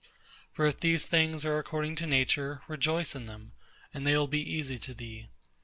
But if contrary to nature, seek what is conformable to thy own nature, and strive towards this, even if it bring no reputation. For every man is allowed to seek his own good. Consider whence each thing is come, and of what it consists, and into what it changes, and what kind of a thing it will be when it is changed, and that it will sustain no harm. If any have offended against thee, consider first, what is my relation to men, and that we are made for one another, and in another respect I was made to be set over them, as a ram over the flock, or a bull over the herd. But examine the matter from first principles, from this: if all things are not mere atoms, it is nature which orders all things. If this is so, the inferior things exist for the sake of the superior, and these for the sake of one another. Second, consider what kind of men they are at table, in bed, and so forth; and particularly, under what compulsions in respect of opinions they are; and as to their acts, consider with what pride they do what they do. Third, that if men do rightly what they do, we ought not to be displeased; but if they do not right, it is plain that they do so involuntarily, and in ignorance. For as every soul is unwillingly deprived of the truth, so also it is unwillingly deprived of the power of behaving to each man according to his deserts. Accordingly, men are pained when they are called unjust, ungrateful, and greedy, and in a word wrongdoers to their neighbors. Fourth, consider that thou also doest many things wrong, and that thou art a man like others; and even if thou dost abstain from certain faults, still thou hast the disposition to commit them, though either through cowardice, or concern about reputation, or some such mean motive, thou dost abstain from such faults. Fifth, consider that thou dost not even understand whether men are doing wrong or not, for many things are done with a certain reference to circumstances; and in short, a man must learn a great deal to enable him to pass a correct judgment on another man's acts. Sixth, consider when thou art much vexed or grieved, that man's life is only a moment, and after a short time we are all laid out dead. Seventh, that it is not men's acts which disturb us, for those acts have their foundation in men's ruling principles, but it is our own opinions which disturb us.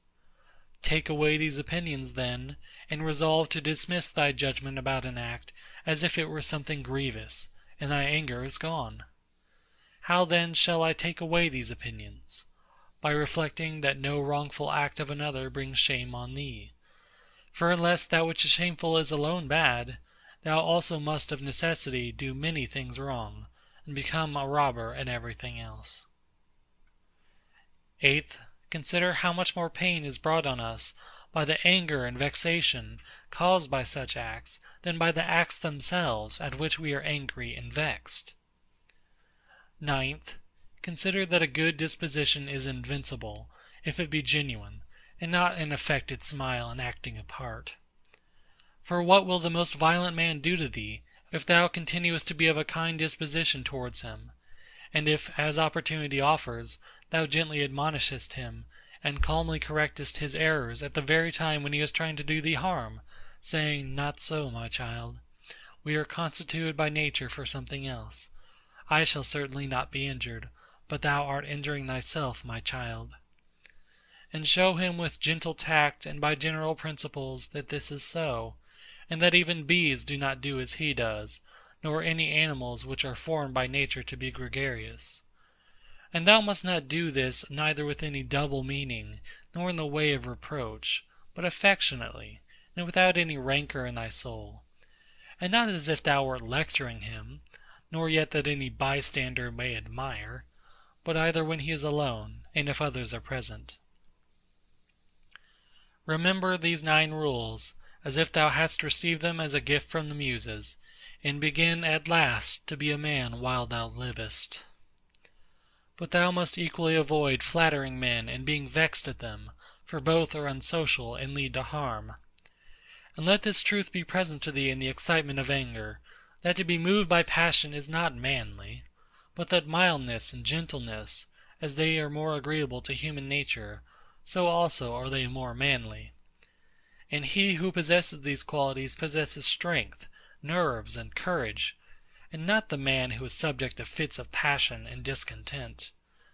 For in the same degree in which a man's mind is nearer to freedom from all passion, in the same degree also is it nearer to strength. And as the sense of pain is a characteristic of weakness, so also is anger. For he who yields to pain, and he who yields to anger, both are wounded, and both submit. But if thou wilt, receive also a 10th present from the leader of the Muses, Apollo, and it is this, that to expect bad men not to do wrong is madness, for he who expects this desires an impossibility. But to allow men to behave so to others, and to expect them not to do thee any wrong, is irrational and tyrannical. There are 4 principal aberrations of the superior faculty, against which thou shouldst be constantly on thy guard, and when thou hast detected them, thou shouldst wipe them out, and say on each occasion thus: This thought is not necessary. This tends to destroy social union. This which thou art going to say comes not from the real thoughts. For thou shouldst consider it among the most absurd of things, for a man not to speak from his real thoughts. But the 4th is when thou shalt reproach thyself for anything. For this is an evidence of the diviner part within thee being overpowered and yielding to the less honorable and to the perishable part, the body, and to its gross pleasures. Thy aerial part and all the fiery parts which are mingled in thee, though by nature they have an upward tendency, still in obedience to the disposition of the universe they are overpowered here in the compound mass, the body. And also the whole of the earthy part in thee and the watery, though their tendency is downwards, still are raised up and occupy a position which is not their natural one. In this manner then the elemental parts obey the universal, for when they have been fixed in any place perforce they remain there until again the universal shall sound the signal for dissolution. Is it not then strange that thy intelligent part only should be disobedient and discontented with its own place? And yet no force is imposed on it, but only those things which are conformable to its nature. Still it does not submit, but is carried in the opposite direction.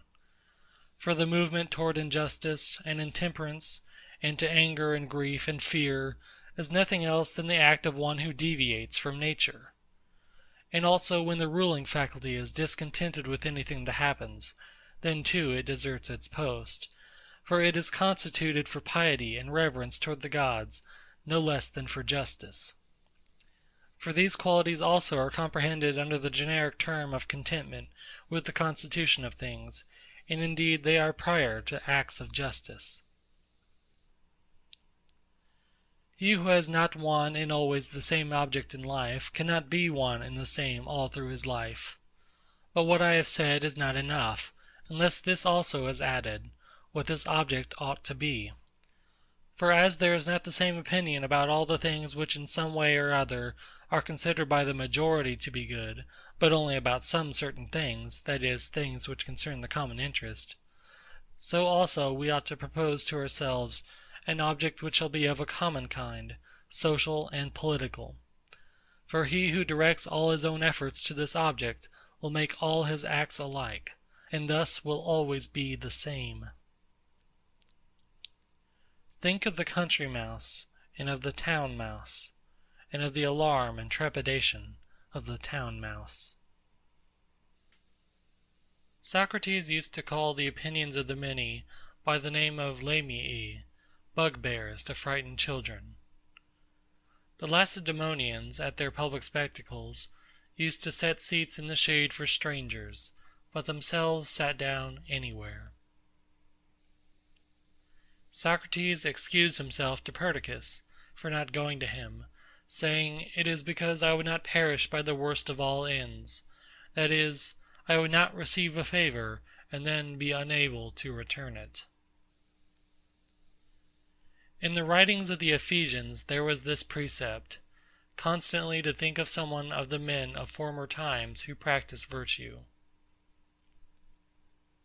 The Pythagoreans bid us in the morning look to the heavens, that we may be reminded of those bodies which continually do the same things and in the same manner perform their work, and also be reminded of their purity and nudity, for there is no veil over a star.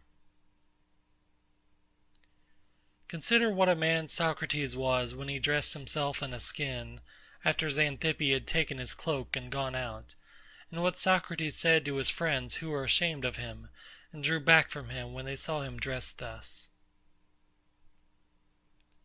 Neither in writing nor in reading wilt thou be able to lay down rules for others, before thou shalt have learned to obey rules thyself. Much more is this so in life. A slave thou art, free speech is not for thee. And my heart laughed within. Odyssey 9:4-13.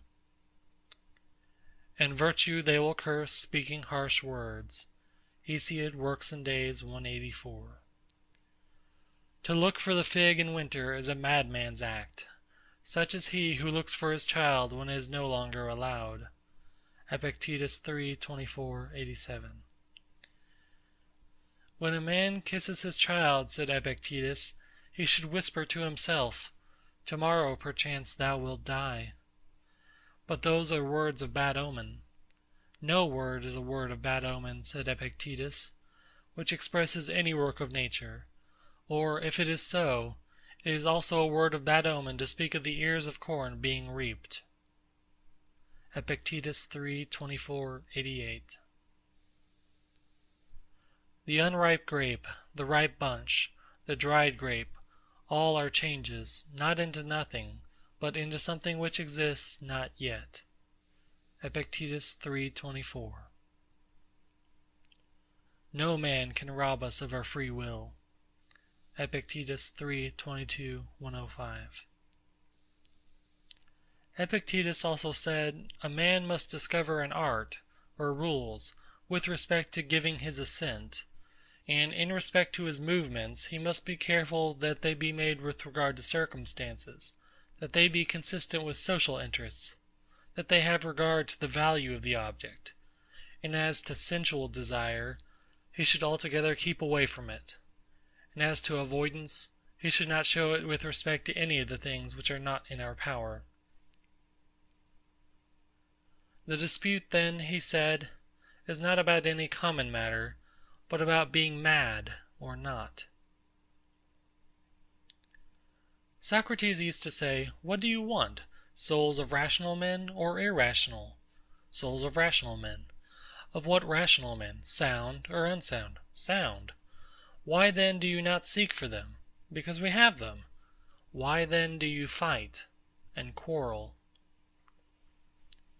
End of chapter 11. Chapter 12. All those things at which thou wishest to arrive by a circuitous road, thou canst have now, if thou dost not refuse them to thyself.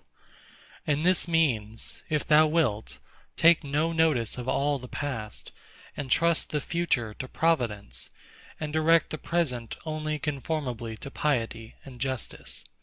Conformably to piety, that thou mayest be content with the lot which is assigned to thee, for nature designed it for thee, and thee for it. Conformably to justice, that thou mayest always speak the truth freely and without disguise, and do the things which are agreeable to law and according to the worth of each. And let neither another man's wickedness hinder thee, nor opinion, nor voice, nor yet the sensations of the poor flesh which has grown about thee, for the passive part will look to this. If then, whatever the time may be when thou shalt be near to thy departure, Neglecting everything else, thou shalt respect only thy ruling faculty, and the divinity within thee. And if thou shalt be afraid, not because thou must sometimes cease to live, but if thou shalt fear never to have begun to live according to nature, then thou wilt be a man worthy of the universe which has produced thee, and thou wilt cease to be a stranger in thy native land, and to wonder at things which happen daily as if they were something unexpected, and to be dependent on this or that. God sees the minds of all men bared of the material vesture and rind and impurities. For with his intellectual part alone, he touches the intelligence only which has flowed and been derived from himself into these bodies. And if thou also usest thyself to do this, thou wilt rid thyself of thy much trouble. For he who regards not the poor flesh which envelops him, surely will not trouble himself by looking after raiment and dwelling and fame and such like externals and show. The things are three of which thou art composed: a little body, a little breath, intelligence. Of these the first two are thine so far as it is thy duty to take care of them. But the third alone is properly thine. Therefore, if thou shalt separate from thyself, that is, from thy understanding, whatever others do or say, and whatever thou hast done or said thyself, and whatever future things trouble thee because they may happen, and whatever in the body which envelops thee, or in the breath, which is by nature associated with the body, is attached to thee independent of thy will, and whatever the external circumfluent vortex whirls round, so that the intellectual power exempt from the things of fate can live pure and free by itself, doing what is just, and accepting what happens, and saying the truth. If thou wilt separate, I say, from this ruling faculty the things which are attached to it by the impressions of sense, and the things of time to come, and of time that is past, and wilt make thyself like Empedocles' sphere, all round, and in its joyous rest reposing. And if thou shalt strive to live only what is really thy life, that is, the present, then thou wilt be able to pass that portion of life which remains for thee up to the time of thy death, free from perturbations, nobly and obedient to the God that is within thee. I have often wondered how it is that every man loves himself more than all the rest of men, but yet sets less value on his own opinion of himself than on the opinion of others. If then a God or a wise teacher should present himself to a man, and bid him to think of nothing, and to design nothing which he would not express as soon as he conceived it, he could not endure it even for a single day. So much more respect have we to what our neighbors shall think of us, than to what we shall think of ourselves. How can it be that the gods, after having arranged all things well and benevolently for mankind, have overlooked this alone, that some men and very good men, and men who, as we may say, have had most communion with the divinity, and through pious acts and religious observances have been most intimate with the divinity, when they have once died should never exist again, but should be completely extinguished? But if this is so, be assured that if it ought to have been otherwise, the gods would have done it. For if it were just, it would also be possible; and if it were according to nature, nature would have had it so. But because it is not so, if in fact it is not so, be thou convinced that it ought not to have been so.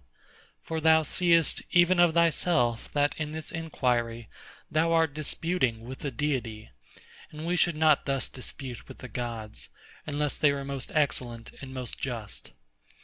But if this is so, they would not have allowed anything in the ordering of the universe to be neglected unjustly and irrationally.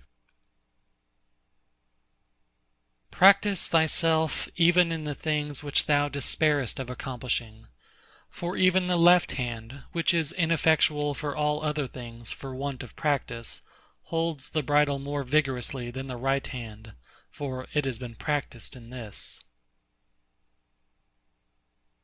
Consider in what condition, both in body and soul, a man should be when he is overtaken by death. And consider the shortness of life, the boundless abyss of time, past and future, the feebleness of all matter.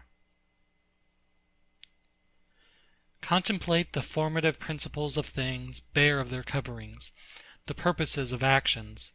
Consider what pain is, what pleasure is, and death, and fame. Who is to himself the cause of his uneasiness, how no man is hindered by another, that everything is opinion. In the application of thy principles, thou must be like the Pancratiast, not like the gladiator. For the gladiator lets fall the sword which he uses, and is killed. But the other always has his hand, and needs to do nothing else than use it. See what things are in themselves, dividing them into matter, form, and purpose. What a power man has to do nothing except what God will approve, and to accept all that God may give him. With respect to that which happens conformably to nature, we ought to blame neither gods, for they do nothing wrong either voluntarily or involuntarily, nor men, for they do nothing wrong except involuntarily. Consequently, we should blame nobody. How ridiculous and what a stranger he is who is surprised at anything which happens in life. Either there is a fatal necessity and invincible order, or a kind providence, or a confusion without a purpose and without a director. If then there is an invincible necessity, why dost thou resist? But if there is a providence which allows itself to be propitiated, make thyself worthy of the help of the divinity. But if there is a confusion without a governor, be content that in such a tempest thou hast in thyself a certain ruling intelligence. And even if the tempest carry thee away, let it carry away the poor flesh, the poor breath, everything else, for the intelligence at least it will not carry away. Does the light of the lamp shine without losing its splendor until it is extinguished? And shall the truth which is in thee, and justice, and temperance, be extinguished before thy death? When a man has presented the appearance of having done wrong, say, how then do I know if this is a wrongful act? And even if he has done wrong, how do I know that he has not condemned himself? And so this is like tearing his own face. Consider that he who would not have the bad man do wrong is like the man who would not have the fig tree to bear juice in the figs, and infants to cry, and the horse to neigh, and whatever else must of necessity be. For what must a man do who has such a character? If then thou art irritable, cure this man's disposition. If it is not right, do not do it. If it is not true, do not say it. In everything, always observe what the thing is which produces for thee an appearance, and resolve it by dividing it into the formal, the material, the purpose, and the time within which it must end. Perceive at last that thou hast in thee something better and more divine than the things which cause the various effects, and as it were pull thee by the strings. What is there now in my mind? Is it fear, or suspicion, or desire, or anything of the kind? First, do nothing inconsiderately, nor without a purpose. Second, make thy acts refer to nothing else than to a social end.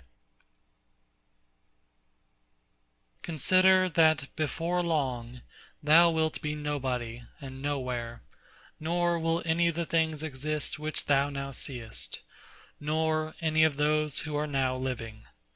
For all things are formed by nature to change and be turned and to perish, in order that other things in continuous succession may exist.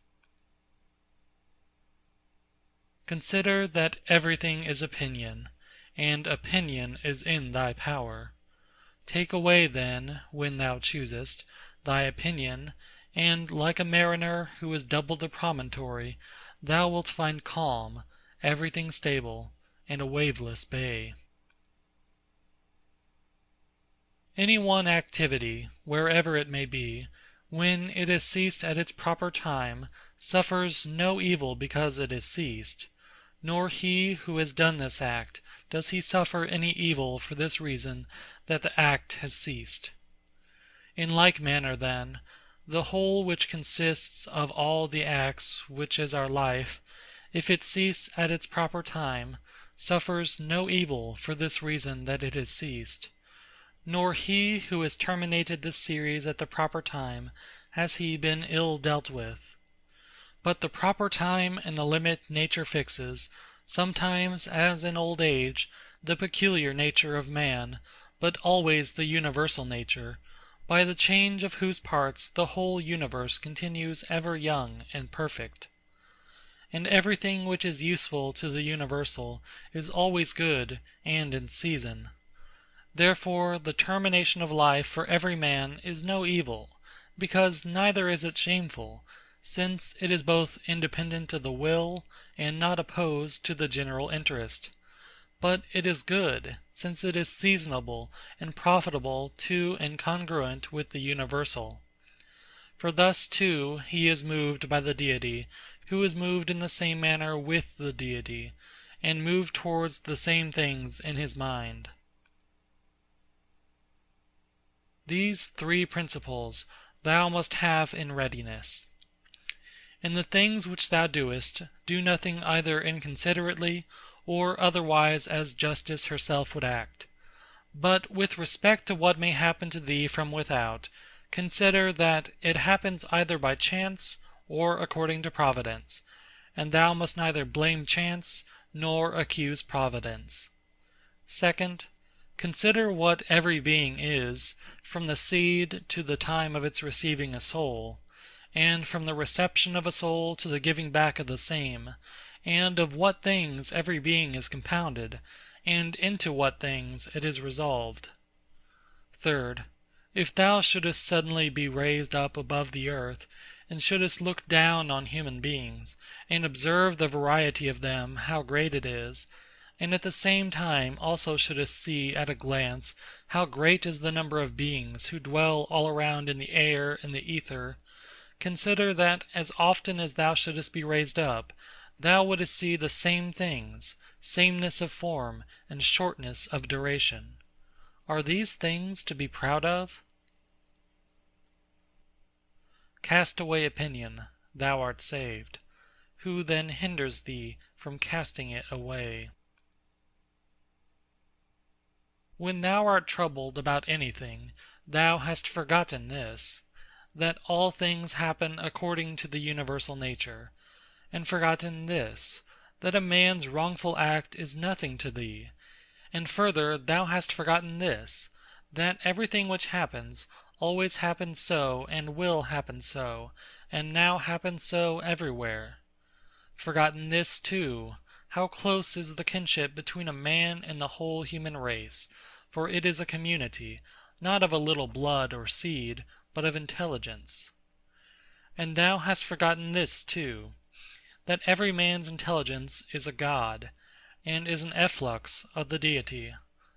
And forgotten this, that nothing is a man's own, but that his child and his body and his very soul came from the Deity. Forgotten this, that everything is opinion. And lastly, thou hast forgotten that every man lives the present time only, and loses only this. Constantly bring to thy recollection those who have complained greatly about anything, those who have been most conspicuous by the greatest fame or misfortunes, or enmities, or fortunes of any kind. Then think, where are they all now? Smoke and ash and a tail, or not even a tail. And let there be present to thy mind also everything of this sort, how Fabius Catilinus lived in the country, and Lucius Lupus in his gardens, and Stertonius at Baiae, and Tiberius at Caprii, and Rufus at Velia. And, in fine, think of the eager pursuit of anything conjoined with pride, and how worthless everything is after which men violently strain, and how much more philosophical it is for a man in the opportunities presented to him to show himself just, temperate, obedient to the gods, and to do this with all simplicity.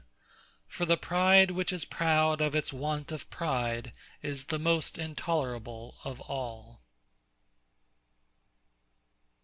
To those who ask, where hast thou seen the gods, or how dost thou comprehend that they exist, and so worshippest them?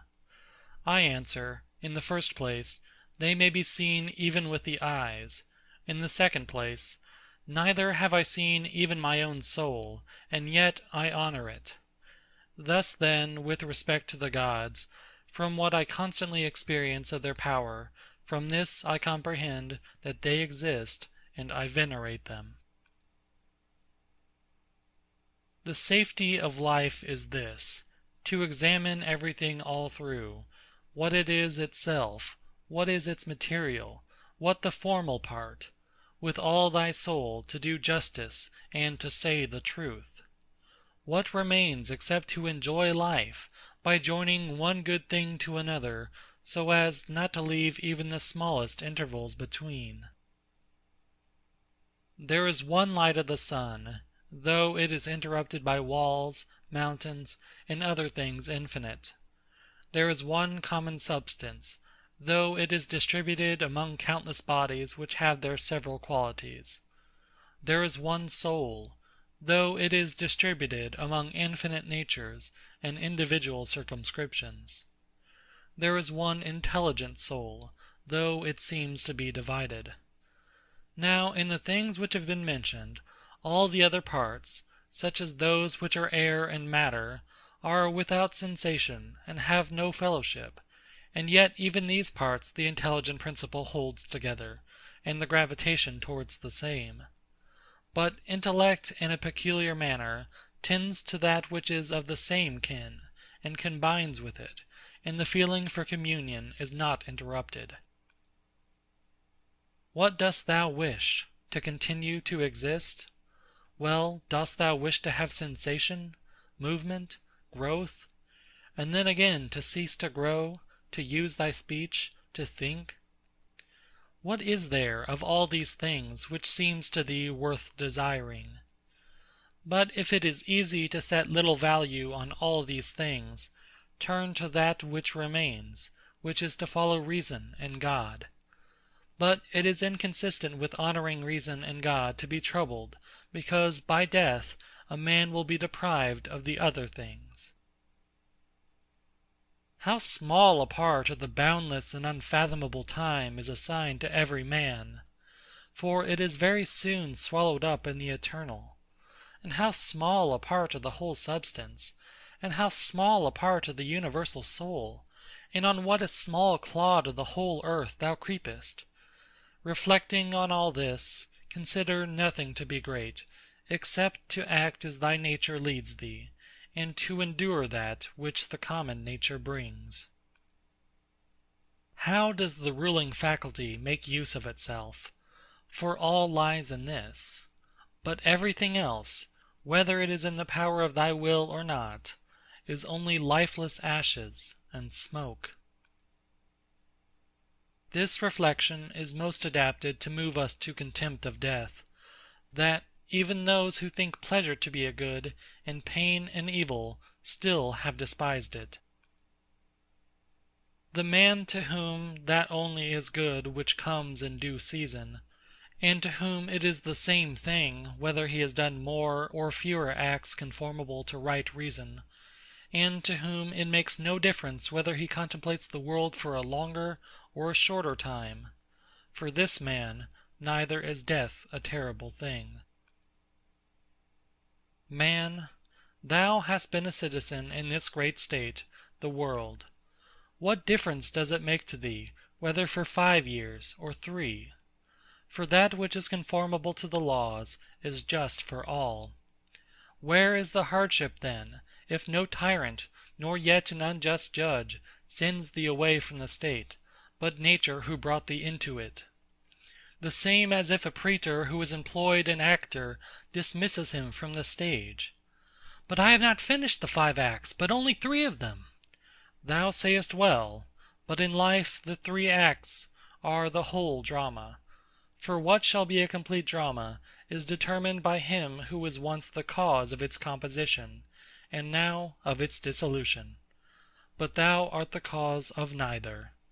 Depart then, satisfied, for he also who releases thee is satisfied. End of chapter 12. Marcus Antoninus was born at Rome A.D. 121 on the 26th of April. His father Aeneas Verus died while he was praetor.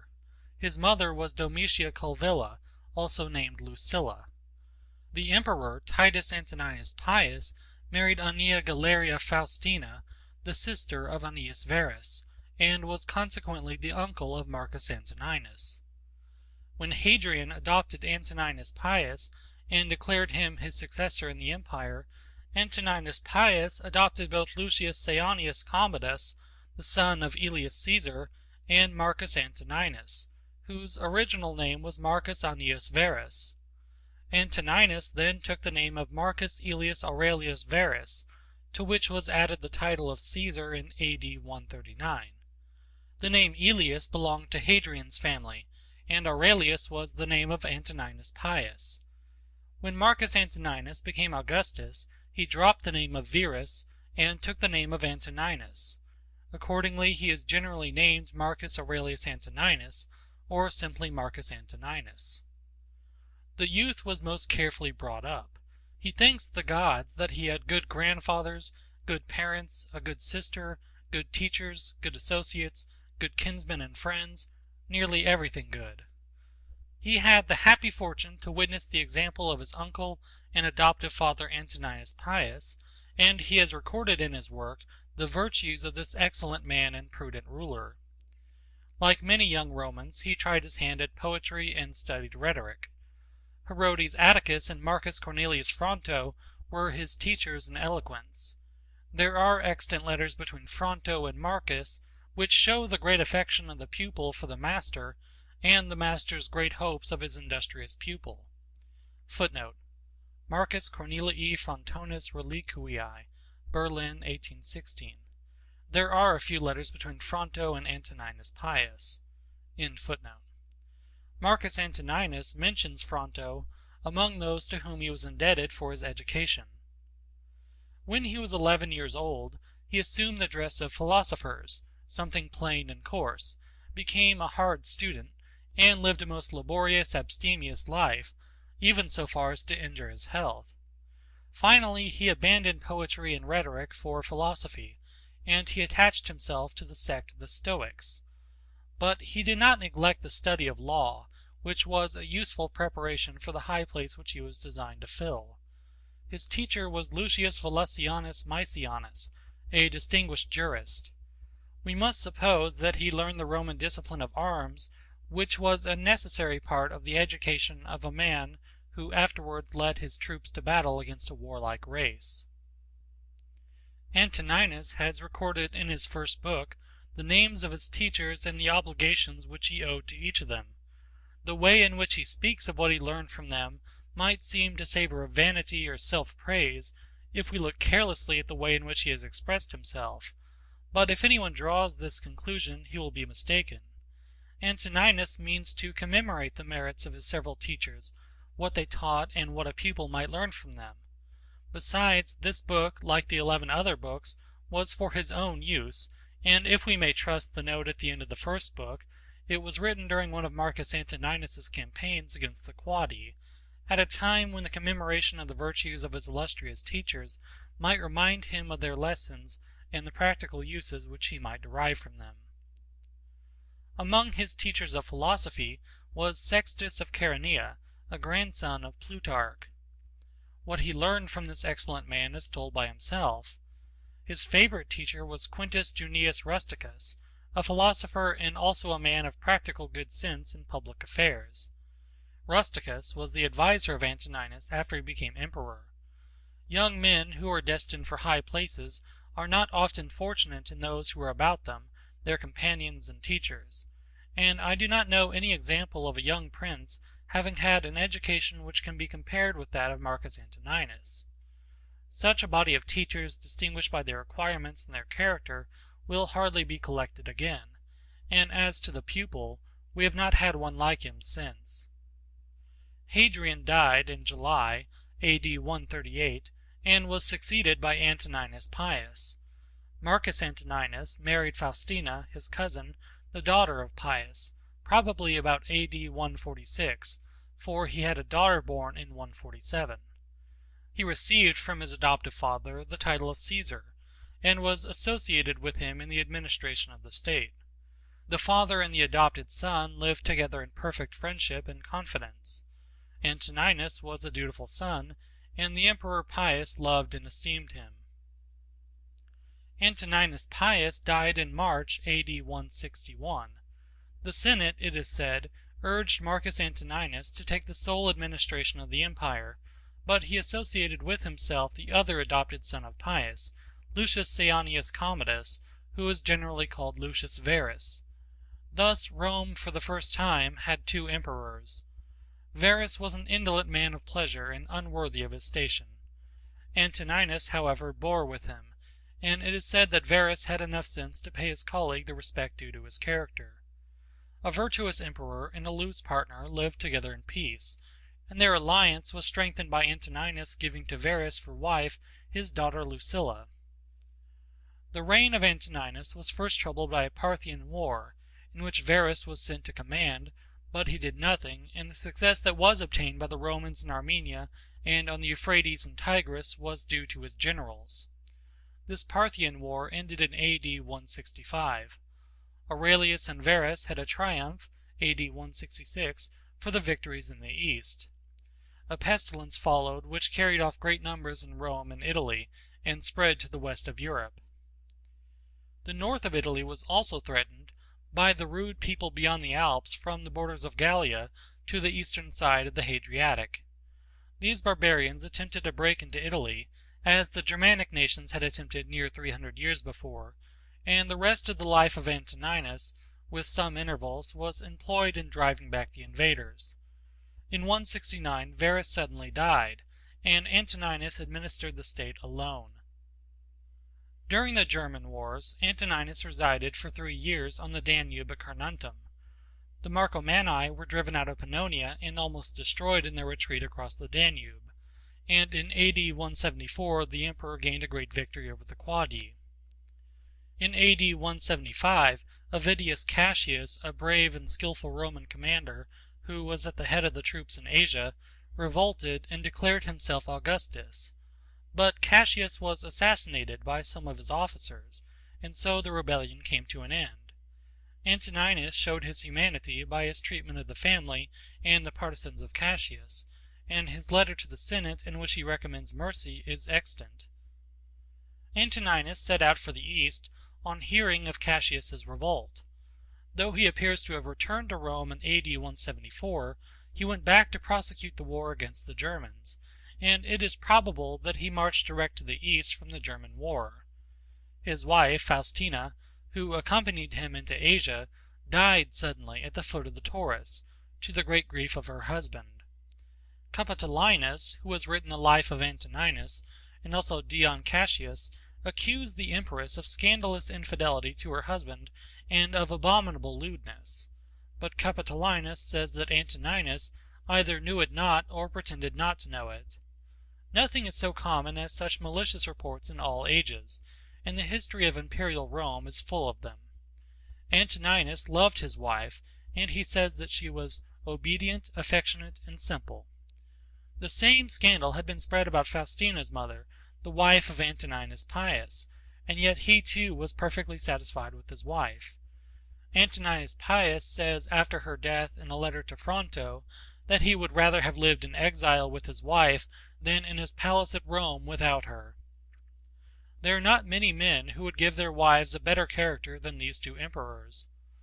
Capitolinus wrote in the time of Diocletian. He may have intended to tell the truth, but he is a poor, feeble biographer.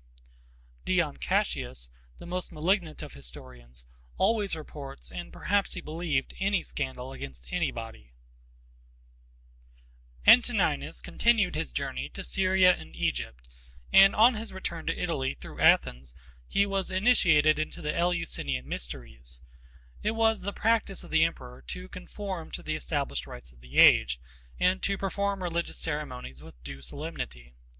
We cannot conclude from this that he was a superstitious man, though we might perhaps do so if his book did not show that he was not. But this is only one among many instances that a ruler's public acts do not always prove his real opinions.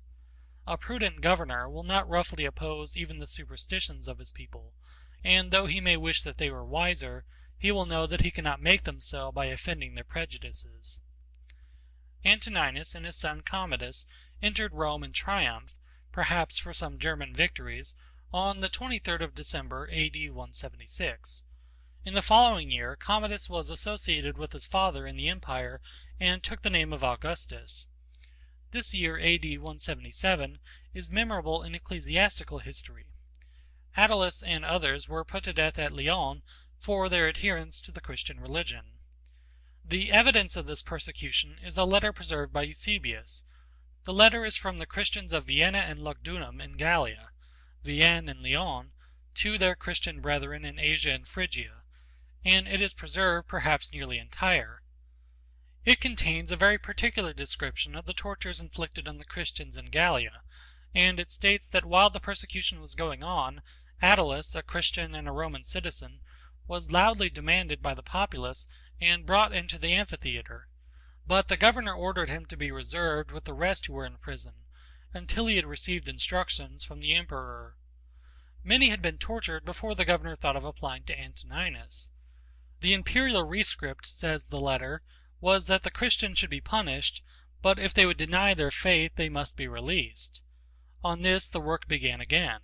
The Christians who were Roman citizens were beheaded, the rest exposed to the wild beasts in the amphitheater.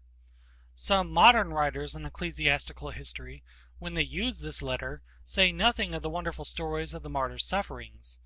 Sanctus, as the letter says, was burnt with plates of hot iron, till his body was one sore, and he had lost all human form, but on being put to the rack, he recovered his former appearance under the torture, which was thus a cure instead of a punishment. He was afterwards torn by beasts, and placed on an iron chair and roasted. He died at last. The letter is one piece of evidence. The writer, whoever he was that wrote in the name of the Gallic Christians, is our evidence both for the ordinary and the extraordinary circumstances of the story, and we cannot accept his evidence for one part and reject the other. We often receive small evidence as a proof of a thing which we believe to be within the limits of probability or possibility, and we reject exactly the same evidence when the thing to which it refers appears very improbable or impossible. But this is a false method of inquiry, though it is followed by some modern writers, who select what they like from a story and reject the rest of the evidence, or if they do not reject it, they dishonestly suppress it. A man can only act consistently by accepting all this letter or rejecting it all, and we cannot blame him for either. But he who rejects it may still admit that such a letter may be founded on real facts, and he would make this admission as the most probable way of accounting for the existence of the letter.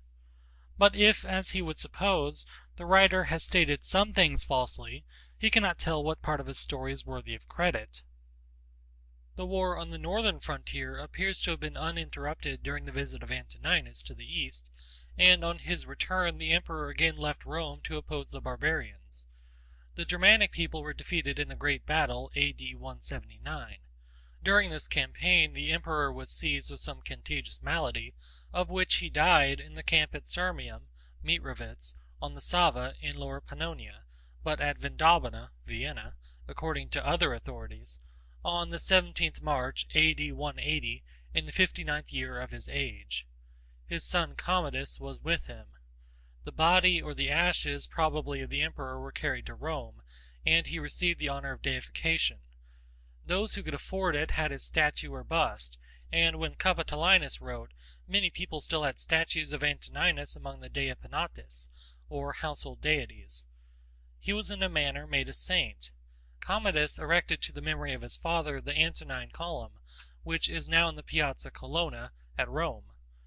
The bas-reliefs, which are placed in a spiral line round the shaft, commemorate the victories of Antoninus over the Marcomanni and the Quadi, and the miraculous shower of rain which refreshed the Roman soldiers and discomfited their enemies.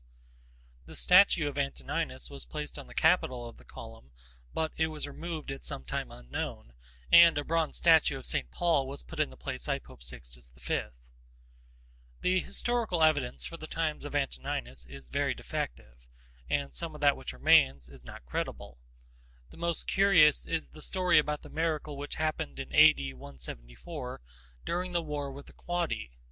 The Roman army was in danger of perishing by thirst, but a sudden storm drenched them with rain, while it discharged fire and hail on their enemies, and the Romans gained a great victory.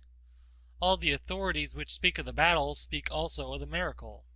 The Gentile writers assign it to their gods, and the Christians to the intercession of the Christian legion in the emperor's army.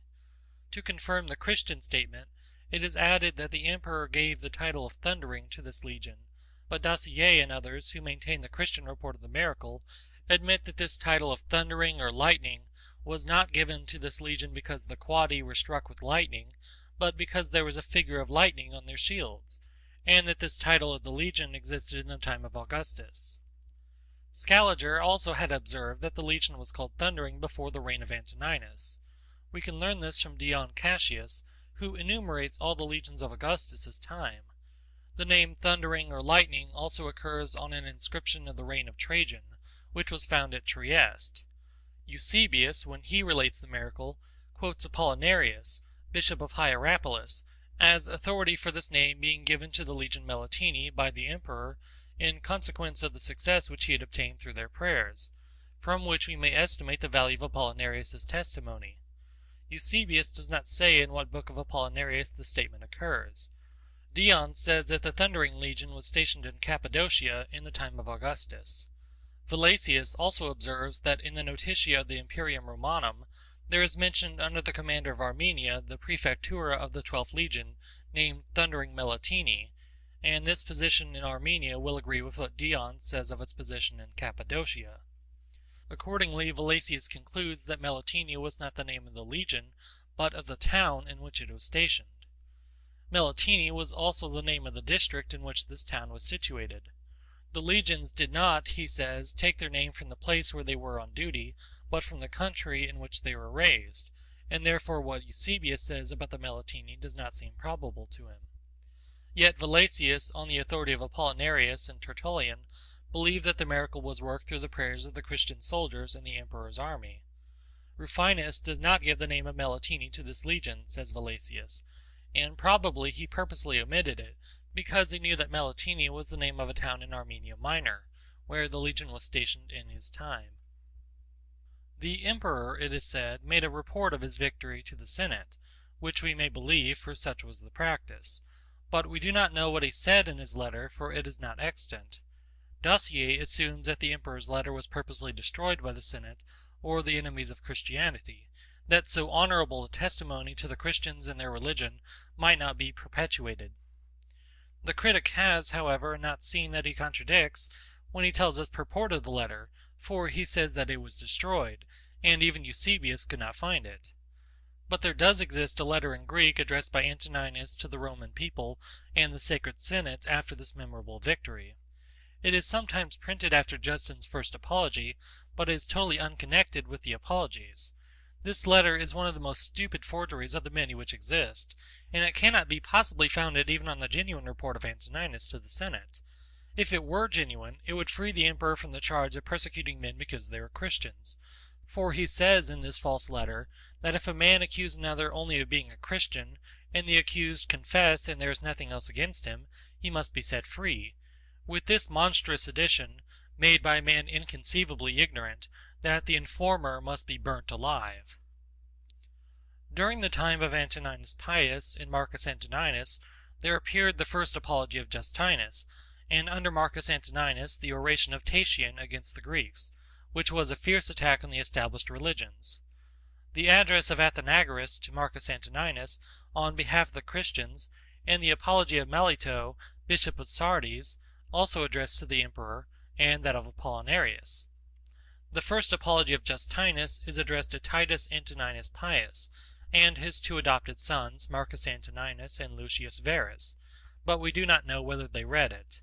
Footnote: Aurelius says that Justinus the philosopher presented to Antoninus Pius his work in defense of the Christian religion, and made him merciful to the Christians. End footnote. The second apology of Justinus is entitled To the Roman Senate, but this superscription is from some copyist. In the first chapter, Justinus addresses the Romans. In the second chapter, he speaks of an affair that had recently happened in the time of Marcus Antoninus and Lucius Verus, as it seems, and he also directly addresses the emperor, saying of a certain woman, quote, "She addressed a petition to thee, the emperor, and thou didst grant the petition." Unquote. In other passages, the writer addresses the two emperors, from which we must conclude that the apology was directed to them. Eusebius states that the second apology was addressed to the successor of Antoninus Pius, and he names him Antoninus Verus, meaning Marcus Antoninus. In one passage of the second apology, Justinus, or the writer whoever he may be, says that even men who followed the Stoic doctrines, when they ordered their lives according to ethical reason, were hated and murdered, such as Heraclitus, Musonius in his own times, and others. For all those who in any way labored to live according to reason and avoided wickedness were always hated, and this was the effect of the work of demons. Justinus himself is said to have been put to death at Rome, because he refused to sacrifice to the gods. It cannot have been in the reign of Hadrian, as one authority states, nor in the time of Antoninus Pius, if the second apology was written in the time of Marcus Antoninus, and there is evidence that this event took place under Marcus Antoninus and Lucius Verus, when Rusticus was prefect of the city. The persecution in which Polycarp suffered at Smyrna belongs to the time of Marcus Antoninus. The evidence for it is the letter of the church of Smyrna to the churches of Philomelium and the other Christian churches, and it is preserved by Eusebius. But the critics do not agree about the time of Polycarp's death, differing in the two extremes to the amount of 12 years. The circumstances of Polycarp's martyrdom were accompanied by miracles, one of which Eusebius has omitted, but it appears in the oldest Latin version of the letter, which Ussher published, and it is supposed that this version was made not long after the time of Eusebius. The notice at the end of the letter states that it was transcribed by Caius, from the copy of Irenaeus, the disciple of Polycarp, then transcribed by Socrates at Corinth, quote, "after which I, Paeanius, again wrote it out from the copy above mentioned, having searched it out by the revelation of Polycarp, who directed it to me, etc." Unquote. The story of Polycarp's martyrdom is embellished with miraculous circumstances which some modern writers on ecclesiastical history take the liberty of omitting. Footnote: Conyers Middleton, An Inquiry into the Miraculous Powers, etc., page 126. Middleton says that Eusebius omitted to mention the dove which flew out of Polycarp's body, and Dodwell and Archbishop Wake have done the same. Wake says, "I am so little a friend to such miracles that I thought it better with Eusebius to omit that circumstance than to mention it from Bishop Ussher's manuscript," unquote, which manuscript, however, says Middleton, he afterwards declares to be so well attested that we need not any further assurance of the truth of it. End footnote. In order to form a proper notion of the condition of the Christians under Marcus Antoninus, we must go back to Trajan's time. When the younger Pliny was governor of Bithynia, the Christians were numerous in those parts, and the worshippers of the old religion were falling off. The temples were deserted, the festivals neglected, and there were no purchasers of victims for sacrifice. Those who were interested in the maintenance of the old religion thus found that their profits were in danger. Christians of both sexes and of all ages were brought before the governor, who did not know what to do with them. He could come to no other conclusion than this, that those who confessed to be Christians and persevered in their religion ought to be punished, if for nothing else for their invincible obstinacy. He found no crimes proved against the Christians, and he could only characterize their religion as a depraved and extravagant superstition, which might be stopped if the people were allowed the opportunity of recanting. Pliny wrote this in a letter to Trajan. Footnote: the Martyrium Ignatii, first published in Latin by Archbishop Usher, is the chief evidence for the circumstances of Ignatius's death. End footnote. In the time of Hadrian, it was no longer possible for the Roman government to overlook the great increase of the Christians and the hostility of the common sort to them. If the governors in the provinces were willing to let them alone, they could not resist the fanaticism of the heathen community, who looked on the Christians as atheists. The Jews, too, who were settled all over the Roman Empire, were as hostile to the Christians as the Gentiles were. Footnote: we have the evidence of Justinus to this effect. Quote, the Christians are attacked by the Jews as if they were men of a different race, and are persecuted by the Greeks, and those who hate them cannot give the reason of their enmity. Unquote. End footnote. With the time of Hadrian began the Christian apologies, which show plainly what the popular feeling towards the Christians then was. A rescript of Hadrian to Minucius Fundanus, the proconsul of Asia, which stands at the end of Justin's first apology, instructs the governor that innocent people must not be troubled, and false accusers must not be allowed to extort money from them. The charges against the Christians must be made in due form, and no attention must be paid to popular clamors. When Christians were regularly prosecuted and convicted of illegal acts, they must be punished according to their deserts, and false accusers also must be punished. Footnote: and in Eusebius, Orosius says that Hadrian sent this rescript to Minucius Fundanus, proconsul of Asia, after being instructed in books written on the Christian religion by Quadratus, a disciple of the apostles, and Aristides, an Athenian, an honest and wise man, and Cyrenus Granius. In the Greek text of Hadrian's rescript there is mentioned Cyrenus Granianus, the predecessor of Minucius Fundanus, in the government of Asia. This rescript of Hadrian has clearly been added to the apology by some editor. End footnote. Antoninus Pius is said to have published rescripts to the same effect. The terms of Hadrian's rescript seem very favorable to the Christians, but if we understand it in this sense, that they are only to be punished like other people for illegal acts, it would have no meaning, for that could have been done without asking the emperor's advice. The real purpose of the rescript is that Christians must be punished if they persisted in their belief, and would not prove their renunciation of it by acknowledging the heathen religion. This was Trajan's rule, and we have no reason for supposing that Hadrian granted more to the Christians than Trajan did. There is also printed at the end of Justin's first apology a rescript of Antoninus Pius to the commune of Asia, and it is also in Eusebius. The date of the rescript is the third consulship of Antoninus Pius. The rescript declares that the Christians, for they are meant, though the name Christians does not occur in the rescript, were not to be disturbed unless they were attempting something against the Roman rule, and no man was to be punished simply for being a Christian. But this rescript is spurious. Any man moderately acquainted with Roman history will see by the style and tenor that it is a clumsy forgery.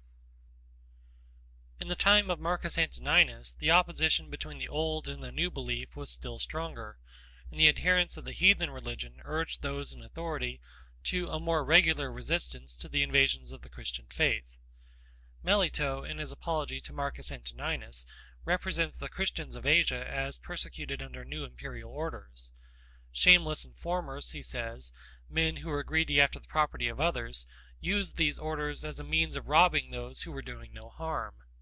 He doubts if a just emperor could have ordered anything so unjust, and if the last order was really not from the emperor, the Christians entreat him not to give them up to their enemies. We conclude from this that there were at least imperial rescripts or constitutions of Marcus Antoninus, which were made the foundations of these persecutions. The fact of being a Christian was now a crime and punished unless the accused denied their religion. Then come the persecutions at Smyrna, which some modern critics place in A.D. 167, 10 years before the persecution of Leon. The governors of the provinces under Marcus Antoninus might have found enough even in Trajan's rescript to warrant them in punishing Christians, and the fanaticism of the people would drive them to persecution even if they were unwilling. But besides the fact of the Christians rejecting all the heathen ceremonies, we must not forget that they plainly maintained that all the heathen religions were false. The Christians thus declared war against the heathen rites, and it is hardly necessary to observe that this was a declaration of hostility against the Roman government, which tolerated all the various forms of superstition that existed in the empire, and could not consistently tolerate another religion, which declared that all the rest were false, and all the splendid ceremonies of the empire only a worship of devils. If we had a true ecclesiastical history, we should know how the Roman empires attempted to check the new religion, how they enforced their principle of finally punishing Christians, simply as Christians, which Justin in his Apology affirms that they did, and I have no doubt that he tells the truth, how far popular clamor and riots went in this matter, and how far many fanatical and ignorant Christians, for there were many such, contributed to excite the fanaticism on the other side, and to embitter the quarrel between the Roman government and the new religion. Our extant ecclesiastical histories are manifestly falsified, and what truth they contain is grossly exaggerated. But the fact is certain that in the time of Marcus Antoninus, the heathen populations were in open hostility to the Christians, and that under Antoninus's rule men were put to death because they were Christians. Eusebius, in the preface to his 5th book, remarks that in the 17th year of Antoninus's reign, in some parts of the world the persecution of the Christians became more violent, and that it proceeded from the populace in the cities, and he adds in his usual style of exaggeration that we may infer from what took place in a single nation that myriads of martyrs were made in the habitable earth. The nation which he alludes to is Gallia, and he then proceeds to give the letter of the churches of Vienna and Lugdunum. It is probable that he has assigned the true cause of the persecutions, the fanaticism of the populace, and that both governors and emperor had a great deal of trouble with these disturbances. How far Marcus was cognizant of these cruel proceedings we do not know, for the historical records of his reign are very defective. He did not make the rule against the Christians, for Trajan did that, and if we admit that he would have been willing to let the Christians alone, we cannot affirm that it was in his power, for it would be a great mistake to suppose that Antoninus had the unlimited authority which some modern sovereigns have had. His power was limited by certain constitutional forms, by the Senate, and by the precedents of his predecessors. We cannot admit that such a man was an active persecutor, for there is no evidence that he was, though it is certain that he had no good opinion of the Christians, as appears from his own words. Footnote: except that of Orosius, who says that during the Parthian War there were grievous persecutions of the Christians in Asia and Gallia under the orders of Marcus, praecepto eius, and, quote, many were crowned with the martyrdom of saints, unquote. End footnote. But he knew nothing of them except their hostility to the Roman religion, and he probably thought that they were dangerous to the state, notwithstanding the professions false or true of some of the apologists. So much I have said, because it would be unfair not to state all that can be urged against a man whom his contemporaries in subsequent ages venerated as a model of virtue and benevolence. If I admitted the genuineness of some documents, he would be altogether clear from the charge of even allowing any persecutions, but as I seek the truth, and am sure that they are false, I leave him to bear whatever blame is his due. Footnote: Dr. F.C. Bauer, in his work entitled Das Christentum und die Christliche Kirche der drei ersten Jahrhunderte, etc., has examined this question with great good sense and fairness, and I believe he has stated the truth as near as our authorities enable us to reach it. End footnote. I add that it is quite certain that Antoninus did not derive any of his ethical principles from a religion of which he knew nothing. Footnote: in the Digest there is the following excerpt from Modestinus, quote, Si cuis aliquid feceret, quo levis hominum anima superstitiona naminis terrerenter. Divus Marcus hu jasmada hominas, in insulam relegere rescripsit. Unquote. There is no doubt that the Emperor's Reflections, or his Meditations, as they are generally named, is a genuine work. In the first book he speaks of himself, his family, and his teachers, and in other books he mentions himself. Suidas notices a work of Antoninus in 12 books, which he names the conduct of his own life, and he cites the book under several words in his dictionary, giving the Emperor's name but not the title of the work. There are also passages cited by Suidas from Antoninus without mention of the Emperor's name. The true title of the work is unknown. Xylander, who published the first edition of this book with a Latin version, used a manuscript, which contained the 12 books, but it is not known where the manuscript is now. The only other complete manuscript which is known to exist is in the Vatican Library, but it has no titles and no inscriptions of the several books. The 11th only has the inscription marked with an asterisk. The other Vatican manuscripts and the 3 Florentine contain only excerpts from the Emperor's book. All the titles of the excerpts nearly agree with that which Xylander prefixed to his edition. This title has been used by all subsequent editors. We cannot tell whether Antoninus divided his work into books or somebody else did it. If the inscriptions at the end of the first and second books are genuine, he may have made the division himself. It is plain that the Emperor wrote down his thoughts or reflections as the occasions arose, and since they were intended for his own use, it is no improbable conjecture that he left a complete copy behind him, written with his own hand, for it is not likely that so diligent a man would use the labor of a transcriber for such a purpose, and expose his most secret thoughts to any other eye. He may have also intended the book for his son Eusebius Combadus, who, however, had no taste for his father's philosophy. Some careful hand preserved the precious volume, and a work by Antoninus is mentioned by other late writers besides Suidas. Many critics have labored on the text of Antoninus. The most complete edition is that by Thomas Gadaker, 1652, quarto. The second edition of Gadaker was superintended by George Stanhope, 1697, quarto. There is also an edition of 1704.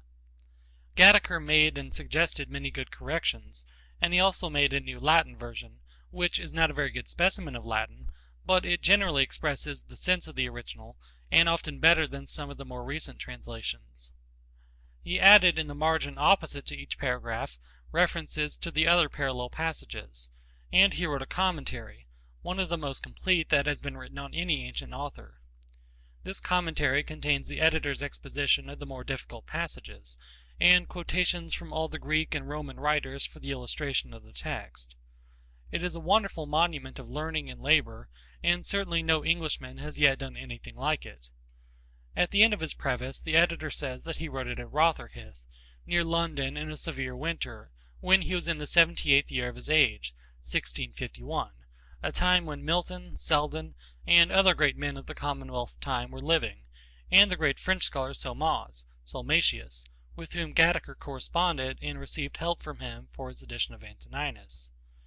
The Greek text has also been edited by J.M. Schultz, Leipzig, 1802, 8 volumes, and by the learned Greek Athamontinus Corre, Paris, 1816, 8 volumes. The text of Schultz was republished by Tauchnitz, 1821. There are English, German, French, Italian, and Spanish translations of Marcus Antoninus, and there may be others. I have not seen all the English translations. There is one by Jeremy Collier, 1702, 8 volumes, a most coarse and vulgar copy of the original. The latest French translation by Alexis Pierron, in the collection of Charpentier, is better than Dassier's, which has been honored with an Italian version, Udine, 1772. There is an Italian version, 1675, which I have not seen. It is by a cardinal. Quote, "A man illustrious in the Church, the Cardinal Francis Barberini the Elder, nephew of Pope Urban VII, occupied the last years of his life in translating into his native language the thoughts of the Roman Emperor, in order to diffuse among the faithful the fertilizing and vivifying seeds. He dedicated this translation to his soul, to make it, as he says in his energetic style, redder than is purple at the sight of the virtues of this Gentile." Unquote. I have made this translation at intervals after having used the book for many years. It is made from the Greek, but I have not always followed one text, and I have occasionally compared other versions with my own. I made this translation for my own use, because I found that it was worth the labor, but it may be useful to others also, and therefore I determined to print it. As the original is sometimes very difficult to understand, and still more difficult to translate, it is not possible that I have always avoided error.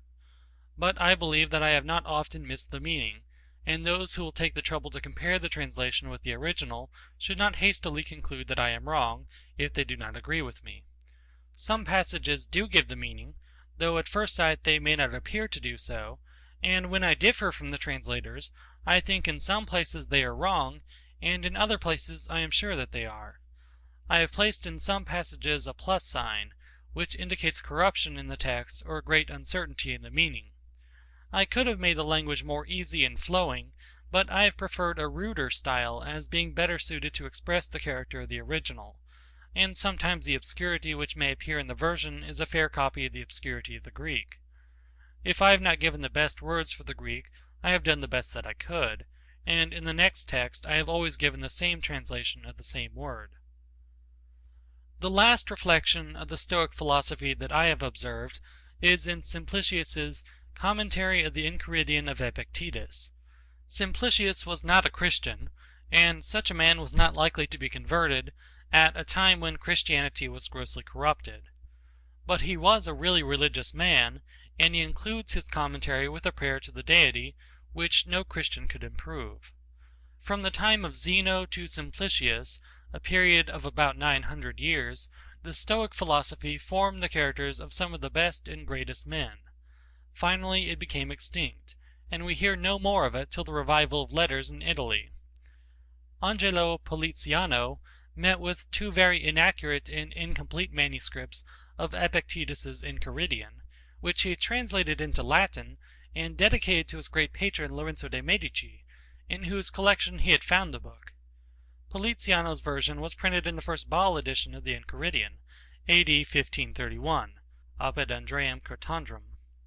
Poliziano recommends the Enchiridion to Lorenzo as a work well suited to his temper, and useful in the difficulties by which he was surrounded. Epictetus and Antoninus have had readers ever since they were printed. The little book of Antoninus has been the companion of some great men. Machiavelli's Art of War and Marcus Antoninus were the two books which were used when he was a young man by Captain John Smith, and he could not have found two writers better fitted to form the character of a soldier and a man. Smith is almost unknown and forgotten in England, his native country, but not in America, where he saved the young colony of Virginia. He was great in his heroic mind and his deeds in arms, but greater still in the nobleness of his character.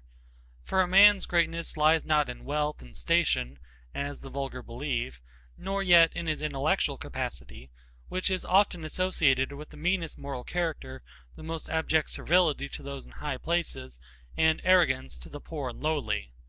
But a man's true greatness lies in the consciousness of an honest purpose in life, founded on a just estimate of himself and everything else, on frequent self-examination, and a steady obedience to the rule which he knows to be right, without troubling himself, as the Emperor says he should not, about what others may think or say, or whether they do or do not do that which he thinks and says and does. End of chapter 13. It has been said that Stoic philosophy first showed its real value when it passed from Greece to Rome. The doctrines of Zeno and his successors were well suited to the gravity and practical good sense of the Romans, and even in the Republican period we have an example of a man, M. Cato Utensis, who lived the life of a Stoic and died consistently with the opinions which he professed. He was a man, says Cicero, who embraced the Stoic philosophy from conviction, not for the purpose of vain discussion as most did, but in order to make his life conformable to the Stoic precepts.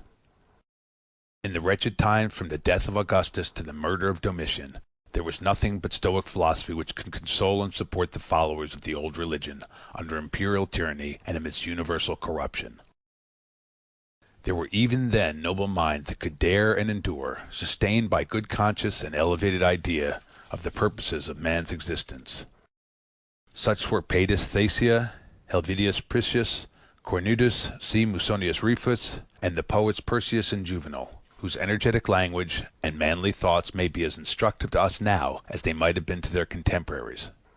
Persius died under Nero's bloody reign, but Juvenal had the good fortune to survive the tyrant Domitian and to see the better times of Nerva, Trajan, and Hadrian. His best precepts are derived from the Stoic school, and they are enforced in his finest verses by the unrivaled vigor of the Latin language. The two best expounders of the later Stoical philosophy were a Greek slave and a Roman emperor. Epictetus, a Phrygian Greek, was brought to Rome, we know not how, but he was there the slave and afterwards the freedman of an unworthy master, Epaphroditus by name, himself a freeman, and a favorite of Nero. Epictetus may have been a hearer of C. Musonius Rufus while he was still a slave, but he could hardly have been a teacher before he was made free. He was one of the philosophers whom Domitian's order banished from Rome. He retired to Nicopolis in Epirus, and he may have died there.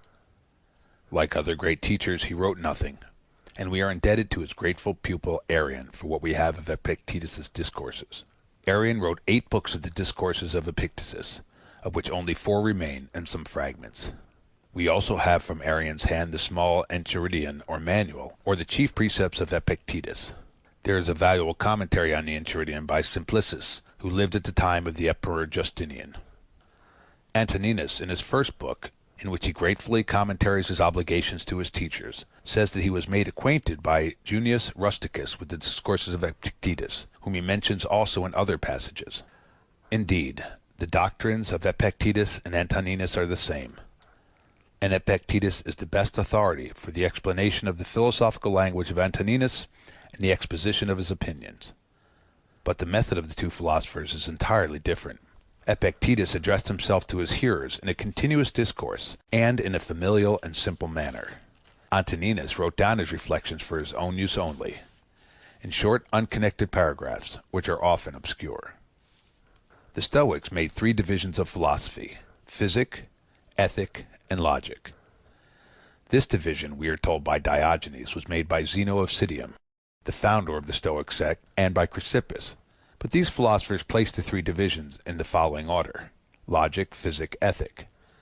It appears, however, that this division was made before Zeno's time and acknowledged by Plato, as Cicero remarks. Logic is not synonymous with our term logic in the narrow sense of that word. Cleanthes, a Stoic, subdivided the 3 divisions and made 6: dialectic and rhetoric, comprised in logic; ethic and politic; physic and theology. This division was merely for practical use, for all philosophy is one. Even among the earliest Stoics, logic or dialectic does not occupy the same place as in Plato. It is considered only as an instrument which is to be used for the other divisions of philosophy. An exposition of the earlier Stoic doctrines and of their modifications would require a volume. My object is to explain only the opinions of Antoninus, so far as they can be collected from his book. According to the subdivision of Cleanthes, physic and theology go together, or the study of the nature of things and the study of the nature of the deity, so far as man can understand the deity, and of his government of the universe. This division or subdivision is not formally adopted by Antoninus, for, as already observed, there is no method in his book, but it is virtually contained in it.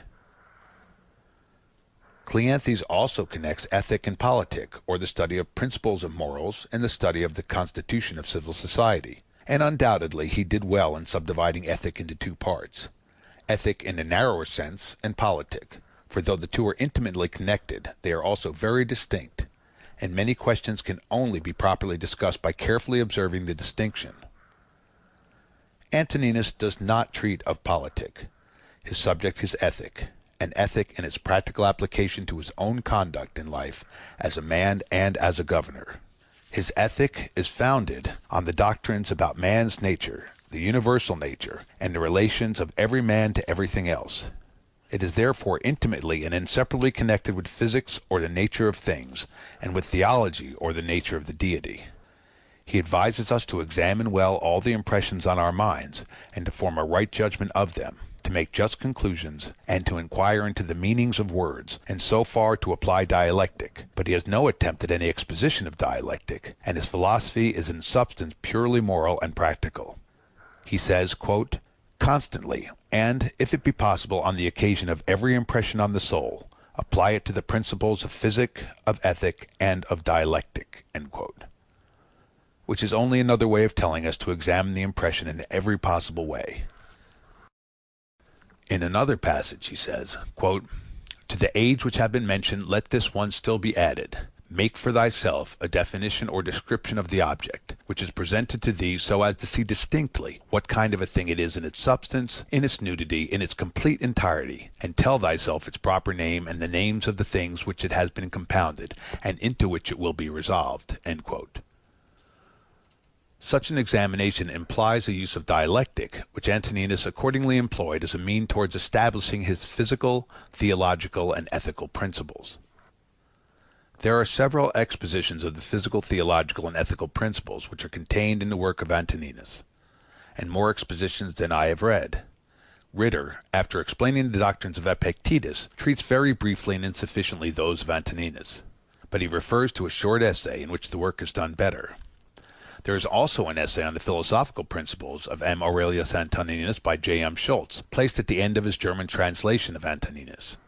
With the assistance of these two useful essays and his own diligent study, a man may form a sufficient notion of the principles of Antoninus, but he will find it more difficult to expound them to others.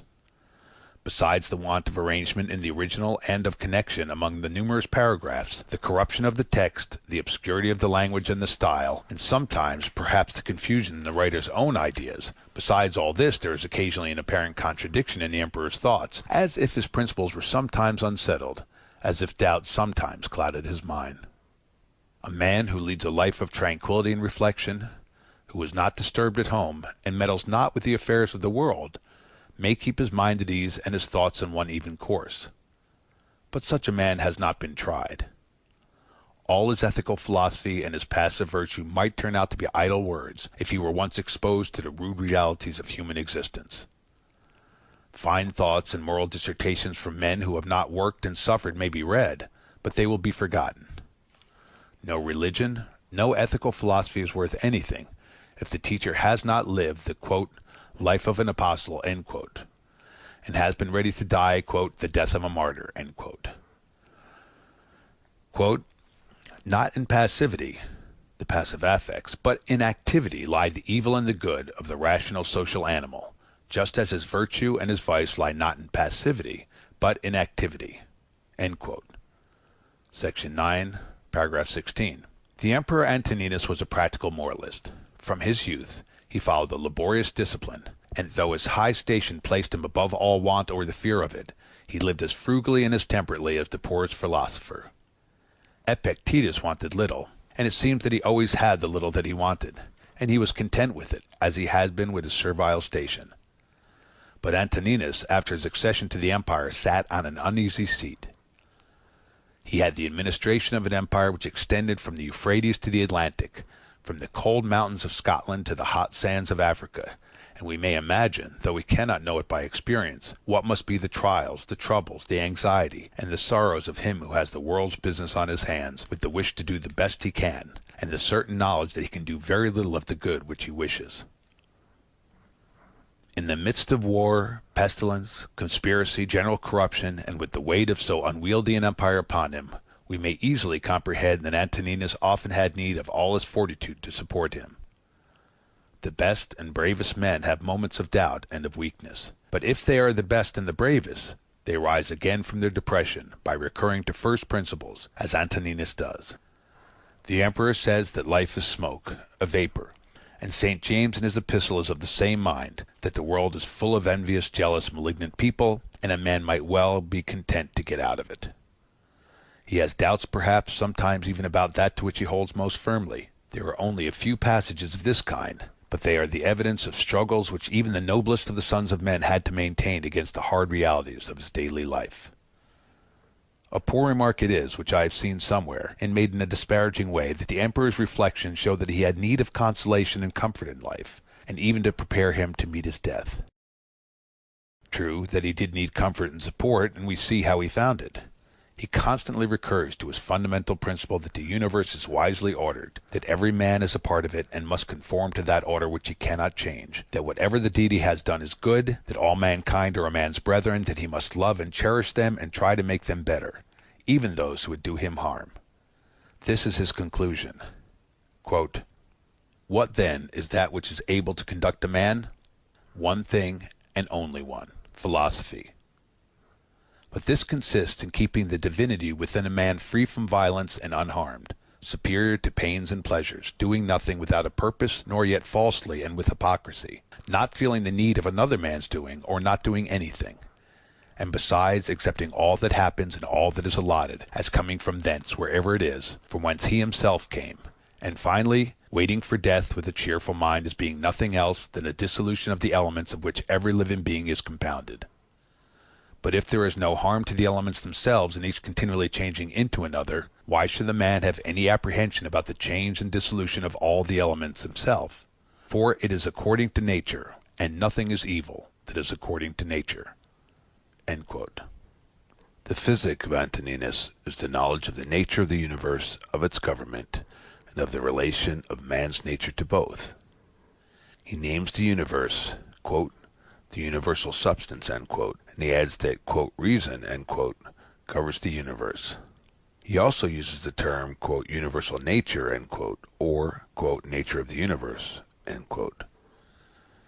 He calls the universe, quote, "the one and all, which we name cosmos or order," end quote.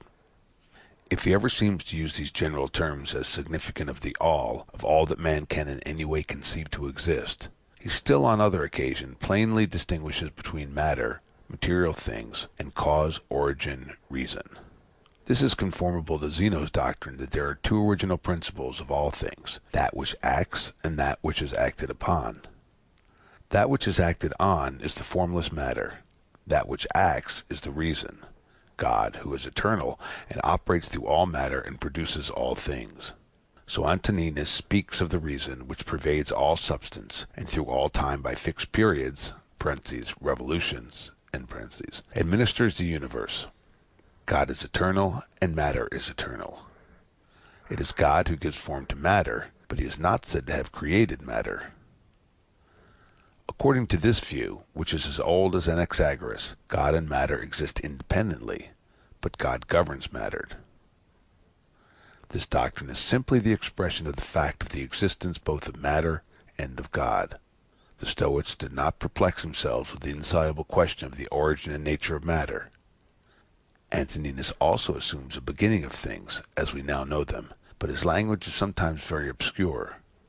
I have endeavored to explain the meaning of one difficult passage. Matter consists of elemental parts, of which all material objects are made, but nothing is permanent in form. The nature of the universe, according to Antoninus' expression, quote, "loves nothing so much as to change the things which are, and to make new things like them. For everything that exists is in a manner the seed of that which will be. But thou art thinking only of seeds which are cast into the earth or into a womb. But this is a very vulgar notion." End quote. All things, then, are in a constant flux and change. Some things are dissolved into the elements, others come in their places, and so, quote, "the whole universe continues ever young and perfect." End quote. Antoninus has some obscure expressions about what he calls, quote, "seminal principles." End quote. He opposes these to the Epicurean atoms, and consequently, quote, "his seminal principles," end quote, "are not material atoms which wander about at hazard and combine nobody knows how." In one passage he speaks of living principles, souls after the dissolution of their bodies being received into the, quote, "seminal principle of the universe." End quote. Schultz thinks that by, quote, "seminal principles," Antoninus means the relation of the various elemental principles, which relations are determined by the deity, and by which alone the production of organized beings is possible. End quote. This may be the meaning, but if it is, nothing of any value can be derived from it. Antoninus often uses the word, quote, "nature," end quote, and we must attempt to fix its meaning. The simple etymological sense is, quote, "production," end quote, the birth of what we call things. The Romans use natura, which also means birth originally, but neither the Greeks nor Romans stuck to this simple meaning, nor do we. Antoninus says, quote, "Whether the universe is a concourse of atoms or nature is a system, let this first be established, that I am part of the whole which is governed by nature." End quote. Here it might seem as if nature were personified and viewed as an active, efficient power, as something which, if not independent of the deity, acts by a power which is given to it by the deity. Such, if I understand the expression right, is the way in which the word nature is often used now, though it is plain that many writers use the word without fixing any exact meaning to it. It is the same with the expression laws of nature, which some writers may use in an intelligible sense, but others as clearly use in no definite sense at all. There is no meaning in this word nature except that which Bishop Butler assigns to it when he says, quote, "The only distinct meaning of that word natural is stated, fixed, or settled, since what is natural as much require and presupposes an intelligent agent to render it so, i.e. to affect it continually or at stated times, as what is supernatural or miraculous does to affect it at once." End quote. This is Plato's meaning when he says that God holds the beginning and end and middle of all that exists, and proceeds straight on his course, making his circuit according to nature, that is, by fixed order, and he is continually accompanied by justice, who punishes those who deviate from the divine law, that is, from the order or course which God observes.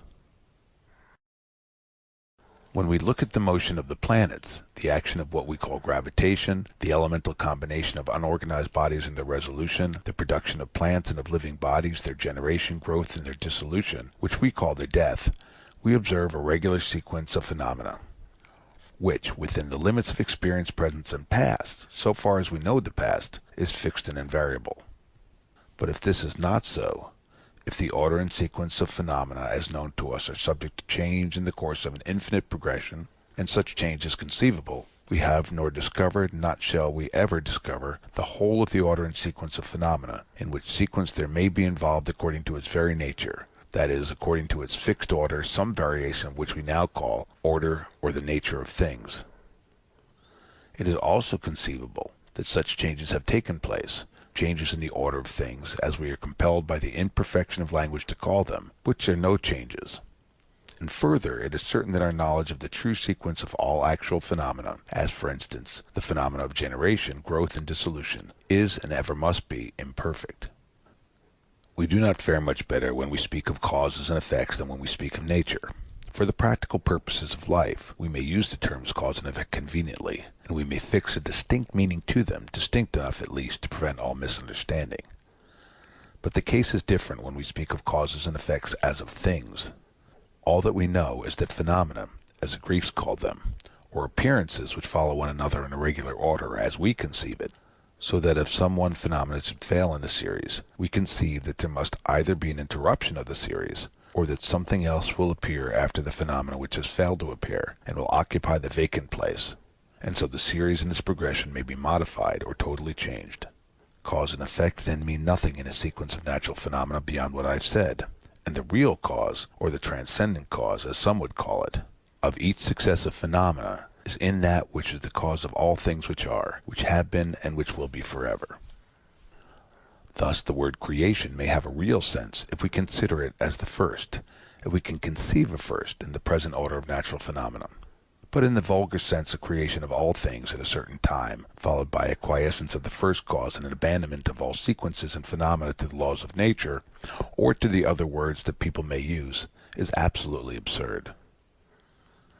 Now, though there is great difficulty in understanding all the passages of Antoninus in which he speaks of nature, of the changes of things, and of the economy of the universe, I am convinced that his sense of nature and natural is the same as that which I have stated. And as he was a man who knew how to use words in a clear way and with a strict consistency, we ought to assume, even if his meaning in some passages is doubtful, that his view of nature was in harmony with his fixed belief in the all-pervading, ever-present, and ever-active energy of God. There is much in Antoninus that is hard to understand, and it might be said that he did not fully comprehend all that he wrote, which would, however, be in no way remarkable, for it happens now that a man may write what neither he nor anybody can understand, Antoninus tells us to look at things and see what they are, resolving them into the material, the causal, and the relation, or the purpose, by which he seems to mean something in nature of what we call effect or end. The word cause is the difficulty. There is the same word in the Sanskrit, and the subtle philosophers of India and of Greece, and the less subtle philosophers of modern times, have all used this word or an equivalent word in a vague way. Yet the confusion sometimes may be the inevitable ambiguity of language rather than in the mind of the writer, for I cannot think that some of the wisest of men did not know what they intended to say. When Antoninus says that, quote, everything that exists is in a manner the seed of that which will be, end quote, he might be supposed to say what some of the Indian philosophers have said, and thus a profound truth might be converted into a gross absurdity. But he says, quote, in a manner, end quote. And in a manner he said true, and in another manner, if you mistake his meaning, he said false.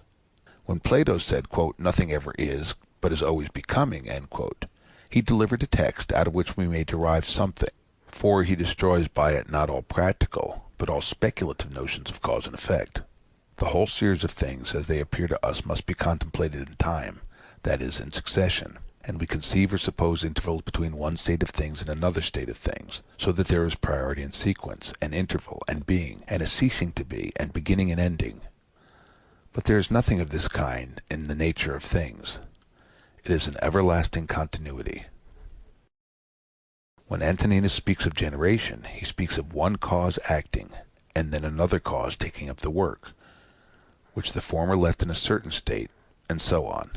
And we might conceive that he had some notion like what has been called, quote, the self-evolving power of nature, end quote. A fine phrase indeed, the full import of which I believe that the writer of it did not see, and thus he laid himself open to the imputation of being a follower of one of the Hindu sects, which makes all things come by evolution out of nature or matter, or out of something which takes the place of the deity but is not deity. I would have all men think as they please, or as they can, and I only claim the same freedom which I give.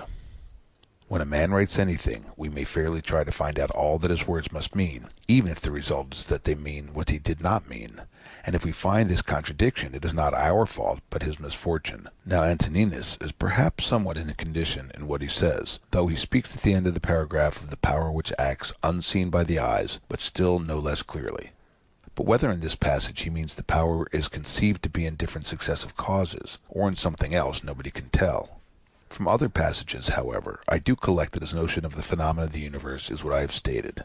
The deity works unseen, if we may use such language, and perhaps I may, as Job did, or he wrote the book of Job. Quote, in him we live, and move, and are, end quote, said St. Paul to the Athenians, and to show his bearers that this was no new doctrine, he quoted the Greek poets. One of these poets was the Stoic Cleanthes, whose noble hymn to Zeus or God is an elevated expression of devotion and philosophy. It deprives nature of her power and puts her under the immediate government of the deity. Quote, thee all this heaven, which whirls around the earth, obeys and willing follows where thou leadest. Without thee, God, nothing is done on earth, nor in the ethereal realms, nor in the sea, save what the wicked through their folly do. End quote. Antoninus' conviction of the existence of a divine power and government was founded on his perception of the order of the universe. Like Socrates, he says that though we cannot see the form of divine powers, we know that they exist because we see their works. Quote, to those who ask, where hast thou seen the gods, or how dost thou comprehend that they exist, and so worshipeth them? I answer, in the first place, that they may be seen even with the eyes. In the second place, neither have I seen my own soul, and yet I honor it. Thus then, with respect to the gods, from what I constantly experience of their power, from this I comprehend that they exist, and I venerate them. End quote. This is a very old argument, which has always had great weight with most people, and has appeared sufficient. It does not acquire the least additional strength by being developed in a learned treatise. It is as intelligible in its simple enunciation as it can be made. If it is rejected, there is no arguing with him who rejects it, and if it is worked out into innumerable particulars, the value of the evidence runs the risk of being buried under a mass of words. Man being conscious that he has a spiritual power or intellectual power, or that he has such a power, in whatever way he conceives that he has it, for I wish simply to state a fact, from this power which he has in himself he is led, as Antoninus says, to believe that there is a greater power, which, as the old Stoics tell us, pervades the whole universe as the intellect pervades man. God exists then, but what do we know of his nature? Antoninus says that the soul of man is an efflux from the divinity. We have bodies like animals, but we have reason, intelligence as the gods. Animals have life, and what we call instincts are natural principles of action, but the rational animal man alone has rational intelligent soul. Antoninus insists on this continually. God is in man, and so we must constantly attend to the divinity within us, for it is only in this way that we can have any knowledge of the nature of God. The human soul is in a sense a portion of the divinity, and the soul alone has any communication with the deity, for, as he says, quote, with his intellectual part alone God touches the intelligence only which has flowed and has been derived from himself into these bodies. End quote. In fact, he says that which is hidden within a man is life. That is the man himself. All the rest is vesture, covering, organs, instrument which the living man, the real man, uses for purposes of his present existence. The air is universally diffused for him who is able to respire, and so for him who is willing to partake of it, the intelligent power which holds within it all things is diffused as wide and as free as the air. It is by living a divine life that man approaches to a knowledge of the divinity. It is by following the divinity within, as Antoninus calls it, that man comes nearest to the deity, the supreme good, for a man can never attain to perfect agreement with his internal guide. Quote, live with the gods. And he does live with the gods who constantly shows them that his own soul is satisfied with that which is assigned to him, and that it does all the demon wishes, which Zeus hath given to every man for his guardian and guide, a portion of himself. And this demon is every man's understanding and reason. End quote. There is in man, that is in the reason, the intelligence, a superior faculty, which if exercised rules all the rest. This is the ruling faculty which Cicero renders by the Latin word principatus, quote, to which nothing can or ought to be superior, end quote. Antoninus often uses this term in others which are equivalent. He names it, quote, the governing intelligence, end quote. The governing faculty is the master of the soul. A man must reverence only his ruling faculty and the divinity within him. As we must reverence that which is supreme in the universe, so we must reverence that which is supreme in ourselves, and this is that which of the like kind with that which is the supreme in the universe. So, as Plotinus says, the soul of man can only know the divine so far as it knows itself. In one passage, Antoninus speaks of a man's condemnation of himself, when the diviner part within him has been overpowered and yields to the less honorable and to the perishable part, the body and its gross pleasures. In a word, the views of Antoninus on this matter, however his expressions may vary, are exactly what Bishop Butler expresses when he speaks of, quote, the natural supremacy of the reflection or conscious, end quote, of the faculty, quote, which surveys, approves, or disapproves the several affectations of our mind and actions of our lives, end quote.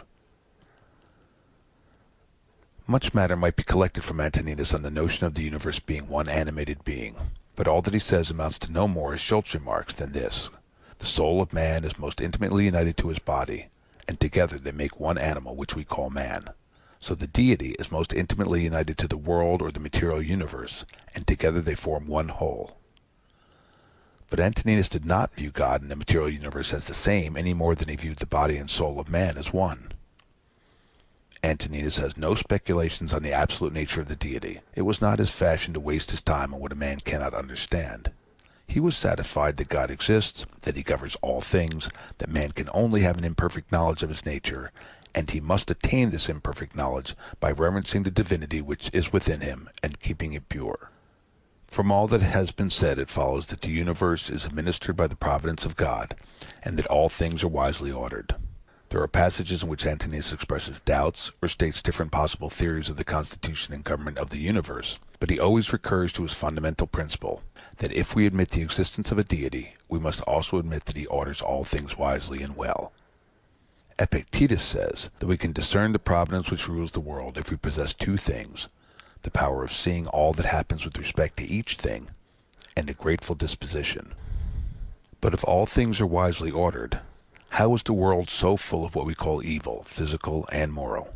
If instead of saying that there is evil in the world, we use the expression which I have used, quote, what we call evil, end quote, we have partly anticipated the emperor's answer.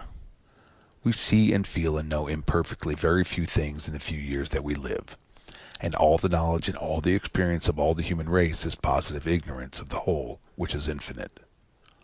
Now, as our reason teaches us that everything is in some way related to and connected with every other thing, all notion of evil as being in the universe of things is a contradiction. For if the whole comes from and is governed by an intelligent being, it is impossible to conceive anything in it which tends to the evil or destruction of the whole. Everything is in constant mutation, and yet the whole subsists. We might imagine the solar system resolved into its elemental parts, and yet the whole would still subsist, quote, ever young and perfect, end quote. All things, all forms, are dissolved and new forms appear. All living things undergo the change which we call death. If we call death an evil, then all change is an evil. Living beings also suffer pain, and man suffers most of all, for he suffers both in and by his body, and by his intelligent part. Men suffer also from one another, and perhaps the largest part of human suffering comes to man from those whom he calls his brothers. Antoninus says, quote, generally, wickedness does no harm at all to the universe, and particularly the wickedness of one man does no harm to another. It is only harmful to him who has it in his power to be released from it as soon as he shall choose, end quote. The first part of this is perfectly consistent with the doctrine that the whole can sustain no evil or harm. The second part must be explained by the Stoic principle that there is no evil in anything which is not in our power. What wrong we suffer from another is his evil, not ours. But this is an admission that there is evil in a sort, for he who does wrong does evil, and if others can endure the wrong, still there is evil in the wrongdoer. Antoninus gives many excellent precepts with respect to wrongs and injuries, and his precepts are practical. He teaches us to bear what we cannot avoid, and his lessons may be just as useful to him who denies the being and the government as God, as to him who believes in both. There is no direct answer in Antoninus to the objections which may be made to the existence and providence of God because of the moral disorder and suffering which are in the world, except this answer which he makes in reply to the supposition that even the best men may be extinguished by death. He says, if it is so, we may be sure that if it ought to have been otherwise, the gods would have ordered it otherwise. His conviction of the wisdom which we may observe in the government of the world is too strong to be disturbed by any apparent irregularities in the order of things. That these disorders exist is a fact, and those who would conclude from them against the being and government of God conclude too hastily.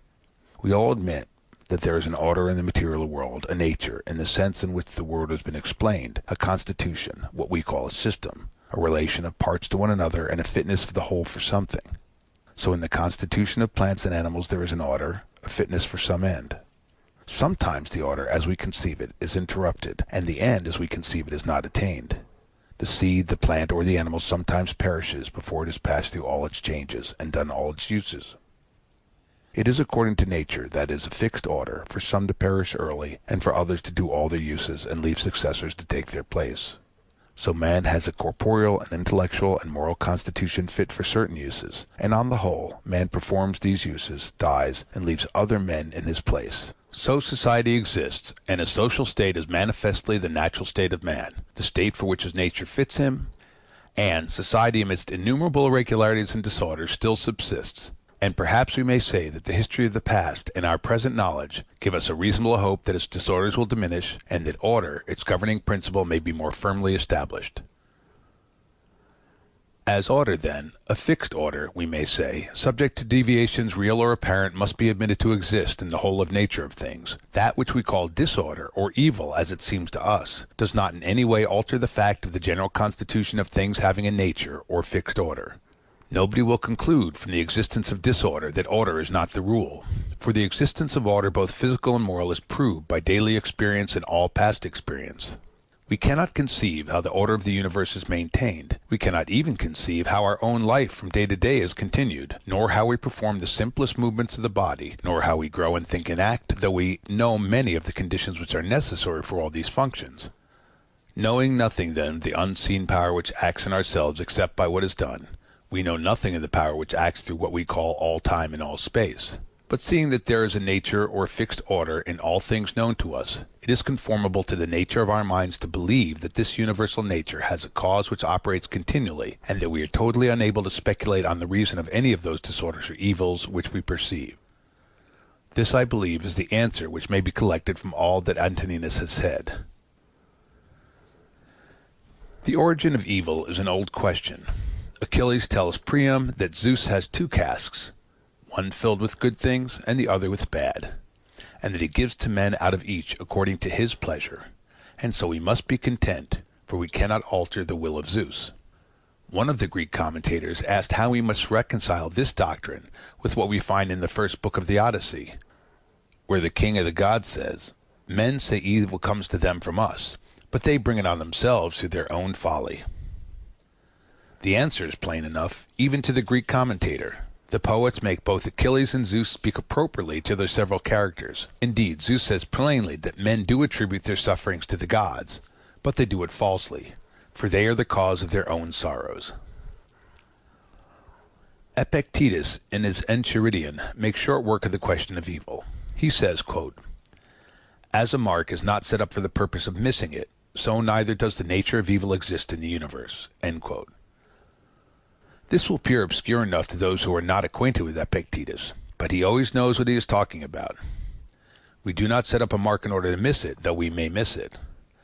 God, whose existence Epictetus assumes, has not ordered all things so that his purpose shall fail. Whatever there may be of what we call evil, the nature of evil, as he expresses it, does not exist. That is, evil is not part of the constitution or nature of things. If there were a principle of evil in the constitution of things, evil would no longer be evil, as Simplicius argues, but evil would be good. Simplicius has a long and curious discourse on this text of Epictetus, and it is amusing and instructive. One passage more will conclude this matter. It contains all that the emperor could say. Quote, "To go from among men, if there are gods, is not a thing to be afraid of, for the gods will not involve thee in evil. But if indeed they do not exist, or if they have no concern about human affairs, what is it to me to live in a universe devoid of gods or devoid of providence? But in truth they do exist, and they do care for human things, and they have put all the mean in man's power to enable him not to fall into real evils. And as to the rest, if there was anything evil, they would have provided for this also, that it should be altogether in man's power not to fall into it. But that which does not make a man worse, how can it make a man's life worse? But neither through ignorance, nor having the knowledge, but not the power to guard against or correct these things, is it possible that the nature of the universe has overlooked them? Nor is it possible that it has made so great a mistake, either through want of power or want of skill, that good and evil shall happen indiscriminately to the good and the bad. But death certainly, and life, honor, and dishonor, pain and pleasure, all these things equally happen to good and bad men, being things which make us neither better nor worse. Therefore they are neither good nor evil." End quote. The ethical part of Antoninus' philosophy follows from his general principles. The end of all his philosophy is to live conformably to nature, both a man's own nature and the nature of the universe. Bishop Butler has explained what the Greek philosophers meant when they spoke of living according to nature, and he says that when it is explained as he has explained it and as they understood it, it is, quote, "a manner of speaking not loose and undeterminate, but clear and distinct, strictly just and true." End quote. To live according to nature is to live according to a man's whole nature, not according to a part of it, and to reverence the divinity within him as the governor of all his actions. Quote, "To the rational animal the same act is according to nature and according to reason." End quote. That which is done contrary to reason is also an act contrary to nature, to the whole nature, though it is certainly conformable to some part of man's nature, or it could not be done. Man is made for action, not for idleness or pleasure. As plants and animals do the uses of their nature, so man must do his. Man must also live conformably to the universal nature, conformable to the nature of all things of which he is one, and, as a citizen of a political community, he must direct his life and actions with reference to those among whom, and for whom, among other purposes, he lives. A man must not retire into solitude and cut himself off from his fellow men. He must be ever active to do his part in the great whole. All men are his kin, not only in blood, but still more by participating in the same intelligence and by being a portion of the same divinity.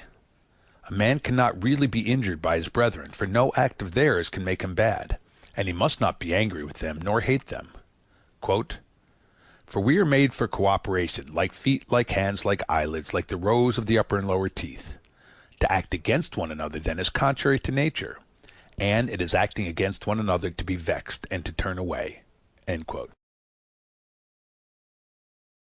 Further, he says, quote, take pleasure in one thing and rest in it, in passing from one social act to another social act, thinking of God.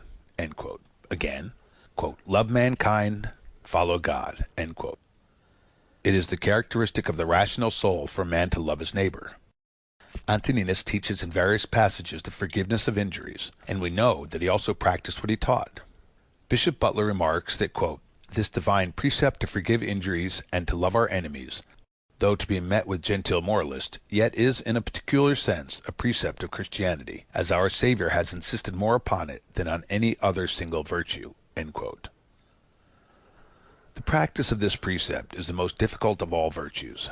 Antoninus often enforces it and gives us aid towards following it. When we are injured, we feel anger and resentment, and the feeling is natural, just, and useful for the conservation of society. It is useful that wrongdoers should feel the natural consequences of their actions, among which is the disapprobation of society and the resentment of him who is wronged.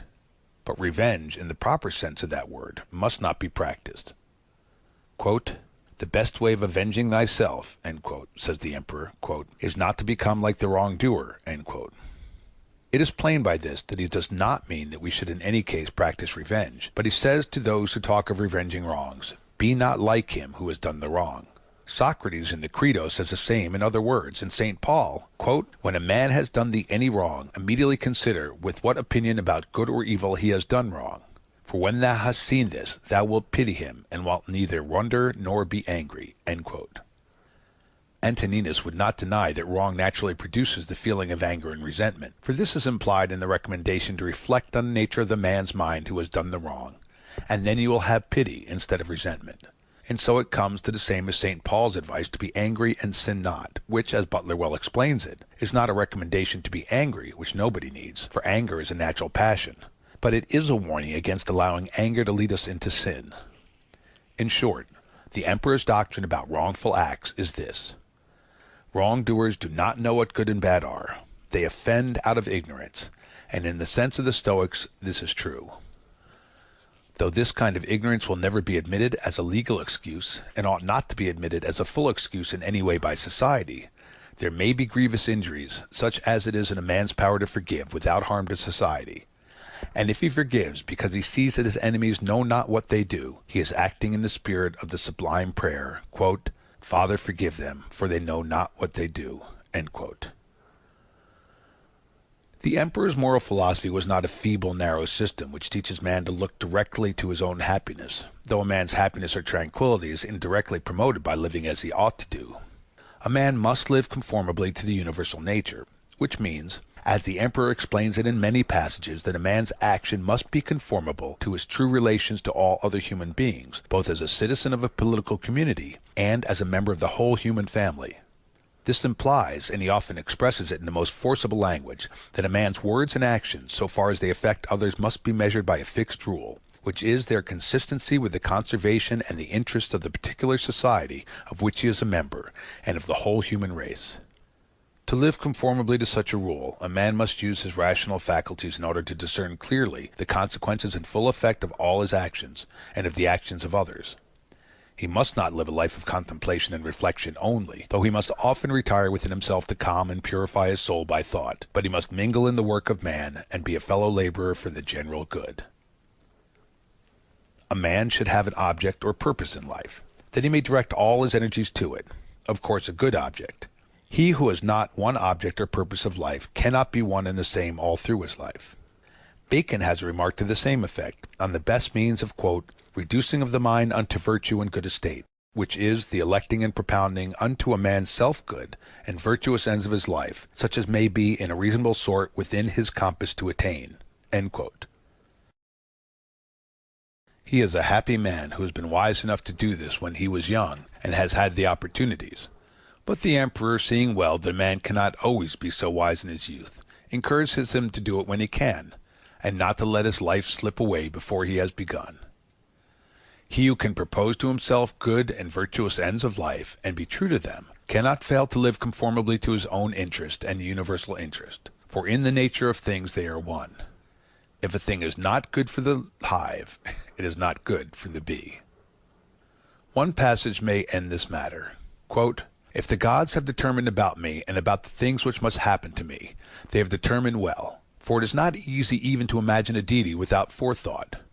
And as to doing me harm, why should they have any desire towards that? For what advantage would result to them for this or to the whole, which is the special object of their providence? But if they have not determined about me individually, they have certainly determined about the whole at least, and the things which happen by way of sequence in this general arrangement I ought to accept with pleasure, and to be content with them. But if they determine about nothing, which it is wicked to believe, or if we do believe it, let us neither sacrifice, nor pray, nor swear by them, nor do anything else which we do as if the gods were present and lived with us. But if, however, the gods determine about none of these things which concern us, I am able to determine about myself, and I can inquire about that which is useful, and that is useful to every man which is conformable to his own constitution and nature. But my nature is rational and social, and my city and country, so far as I am Antoninus, is Rome. But so far as I am a man, it is the world. The things then which are useful to these cities are alone useful to me. It would be tedious, and it is not necessary, to state that the emperor's opinions on all the ways in which a man may profitably use his understanding towards perfecting himself in practical virtue. The passages to this purpose are in all parts of his book, but as they are in no order or connection, a man must use the book a long time before he will find out all that is in it. A few words may be added here. If we analyze all other things, we find how insufficient they are for human life, and how truly worthless many of them are. Virtue alone is indivisible, one and perfectly satisfying. The notion of virtue cannot be considered vague or unsettled, because a man may find it difficult to explain the notion fully to himself, or to expound it to others in such a way as to prevent confusion. Virtue is a whole, and no more consists of parts than man's intelligence does, and yet we speak of various intellectual faculties as a convenient way of expressing the various powers which man's intellect shows by his works.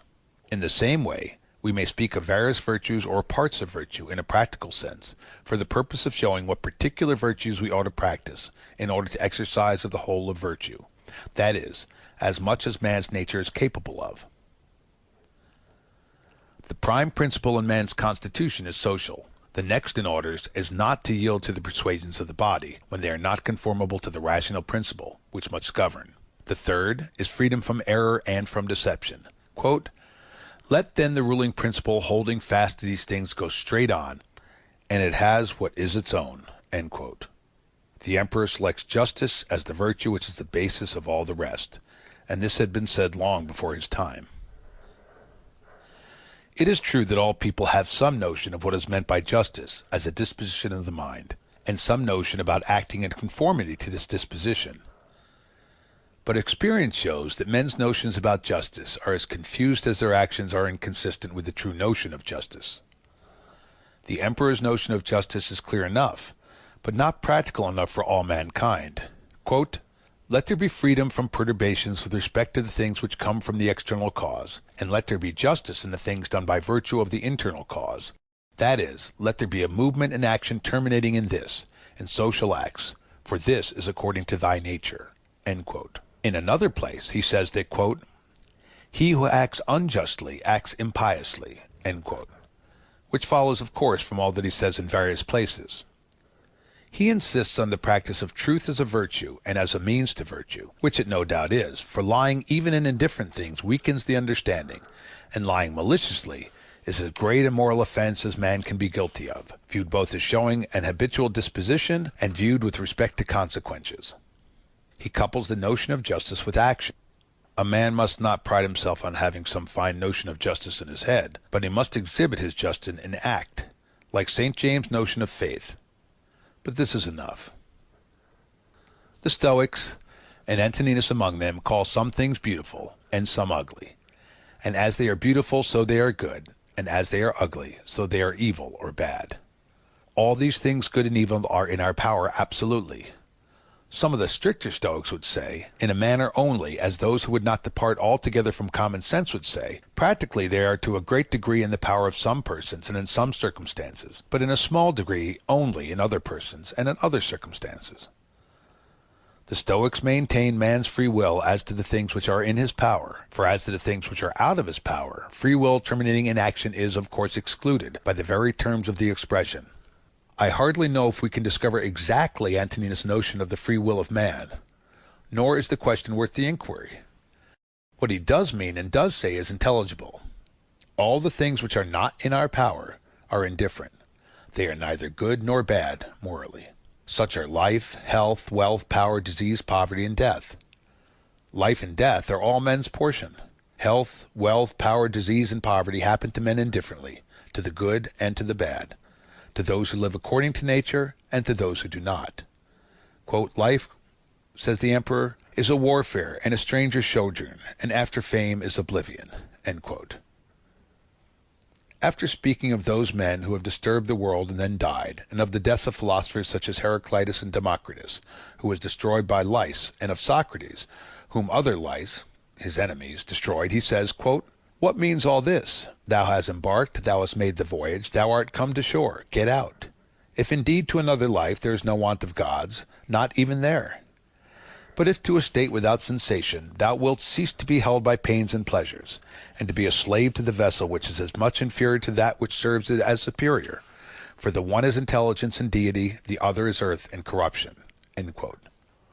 It is not death that man should fear, but he should fear never beginning to live according to his nature. Every man should live in such a way as to discharge his duty, and to trouble himself about nothing else.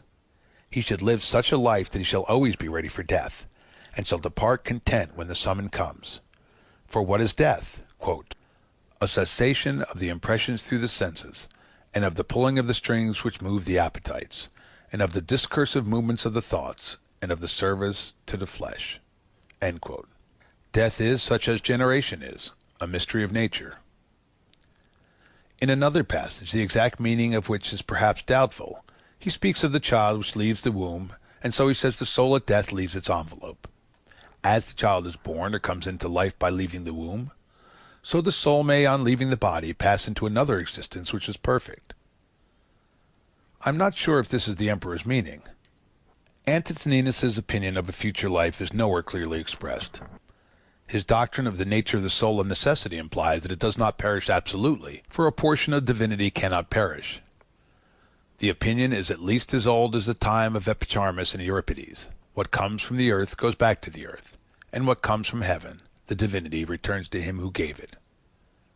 But I find nothing clear in Antoninus as to the notion of the man existing after death, so as to be conscious of his sameness with the soul which occupied his vessel of clay. He seemed to be perplexed on this matter, and finally to have rested in this, that God or the gods will do whatever is best and consistent with the university of things. Nor, I think, does he speak conclusively on another Stoic doctrine, which some Stoics practice, the anticipating the regular course of nature by man's own act. The reader will find some passages in which this is touched on, and he may make of them what he can. But there are passages in which the emperor encourages himself to wait for the end patiently and with tranquility, and certainly it is consistent with all his best teaching that a man should bear all that falls to his lot and do useful acts as long as he lives. He should not therefore abridge the time of his usefulness by his own act. Whether he contemplates any possible cases in which a man should die by his own hand, I cannot tell, and the matter is not worth a curious inquiry, for I believe it would not lead to any certain result as to his opinion on this point. I do not think that Antoninus, who never mentioned Seneca, though he must have known all about him, would have agreed with Seneca when he gives as a reason for suicide that the eternal law, whatever he means, has made nothing better for us than this, that it has given us only one way of entering life and many ways of going out of it. The ways of going out indeed are many, and that is a good reason for a man taking care of himself. Happiness was not the direct object of a Stoic's life. There is no rule of life contained in the precept that a man should pursue his own happiness. Many men think that they are seeking happiness when they are only seeking the gratification of some particular passion, the strongest that they have. The end of a man is, as already explained, to live conformably to nature, and he will thus obtain happiness, tranquility of mind, and contentment. As a means of living conformably to nature, he must study the four chief virtues, each of which has its proper sphere: wisdom, or the knowledge of good and evil; justice, or the giving to every man his due; fortitude, or the enduring of labor and pain; and temperance, which is moderation in all things. By thus loving conformity to nature, the Stoic obtained all that he wished or expected. His reward was in his virtuous life, and he was satisfied with that. Some Greek poet long ago wrote, quote, "For virtue only of all human things takes reward not from the hands of others. Virtue herself rewards the toils of virtue." End quote. Some of the Stoics indeed expressed themselves in very arrogant, absurd terms about the wise man's self-sufficiency. They elevated him to the rank of a deity. But these were only talkers and lecturers, such as those in all ages who utter fine words, knowing little of human affairs, and caring only for notoriety. Epictetus and Antoninus, both by precept and example, labored to improve themselves and others. And if we discover imperfections in their teaching, we must still honor these great men who attempted to show that there is in a man's nature and in the constitution of things sufficient reason for living a virtuous life. It is difficult enough to live as we ought to live, difficult even for any man to live in such a way as to satisfy himself, if he exercises only in a moderate degree the power of reflecting upon and reviewing his own conduct. And if all men cannot be brought to the same opinions in morals and religion, it is at least worth while to give them good reasons for as much as they can be persuaded to accept. End Meditations of Marcus Aurelius Antoninus,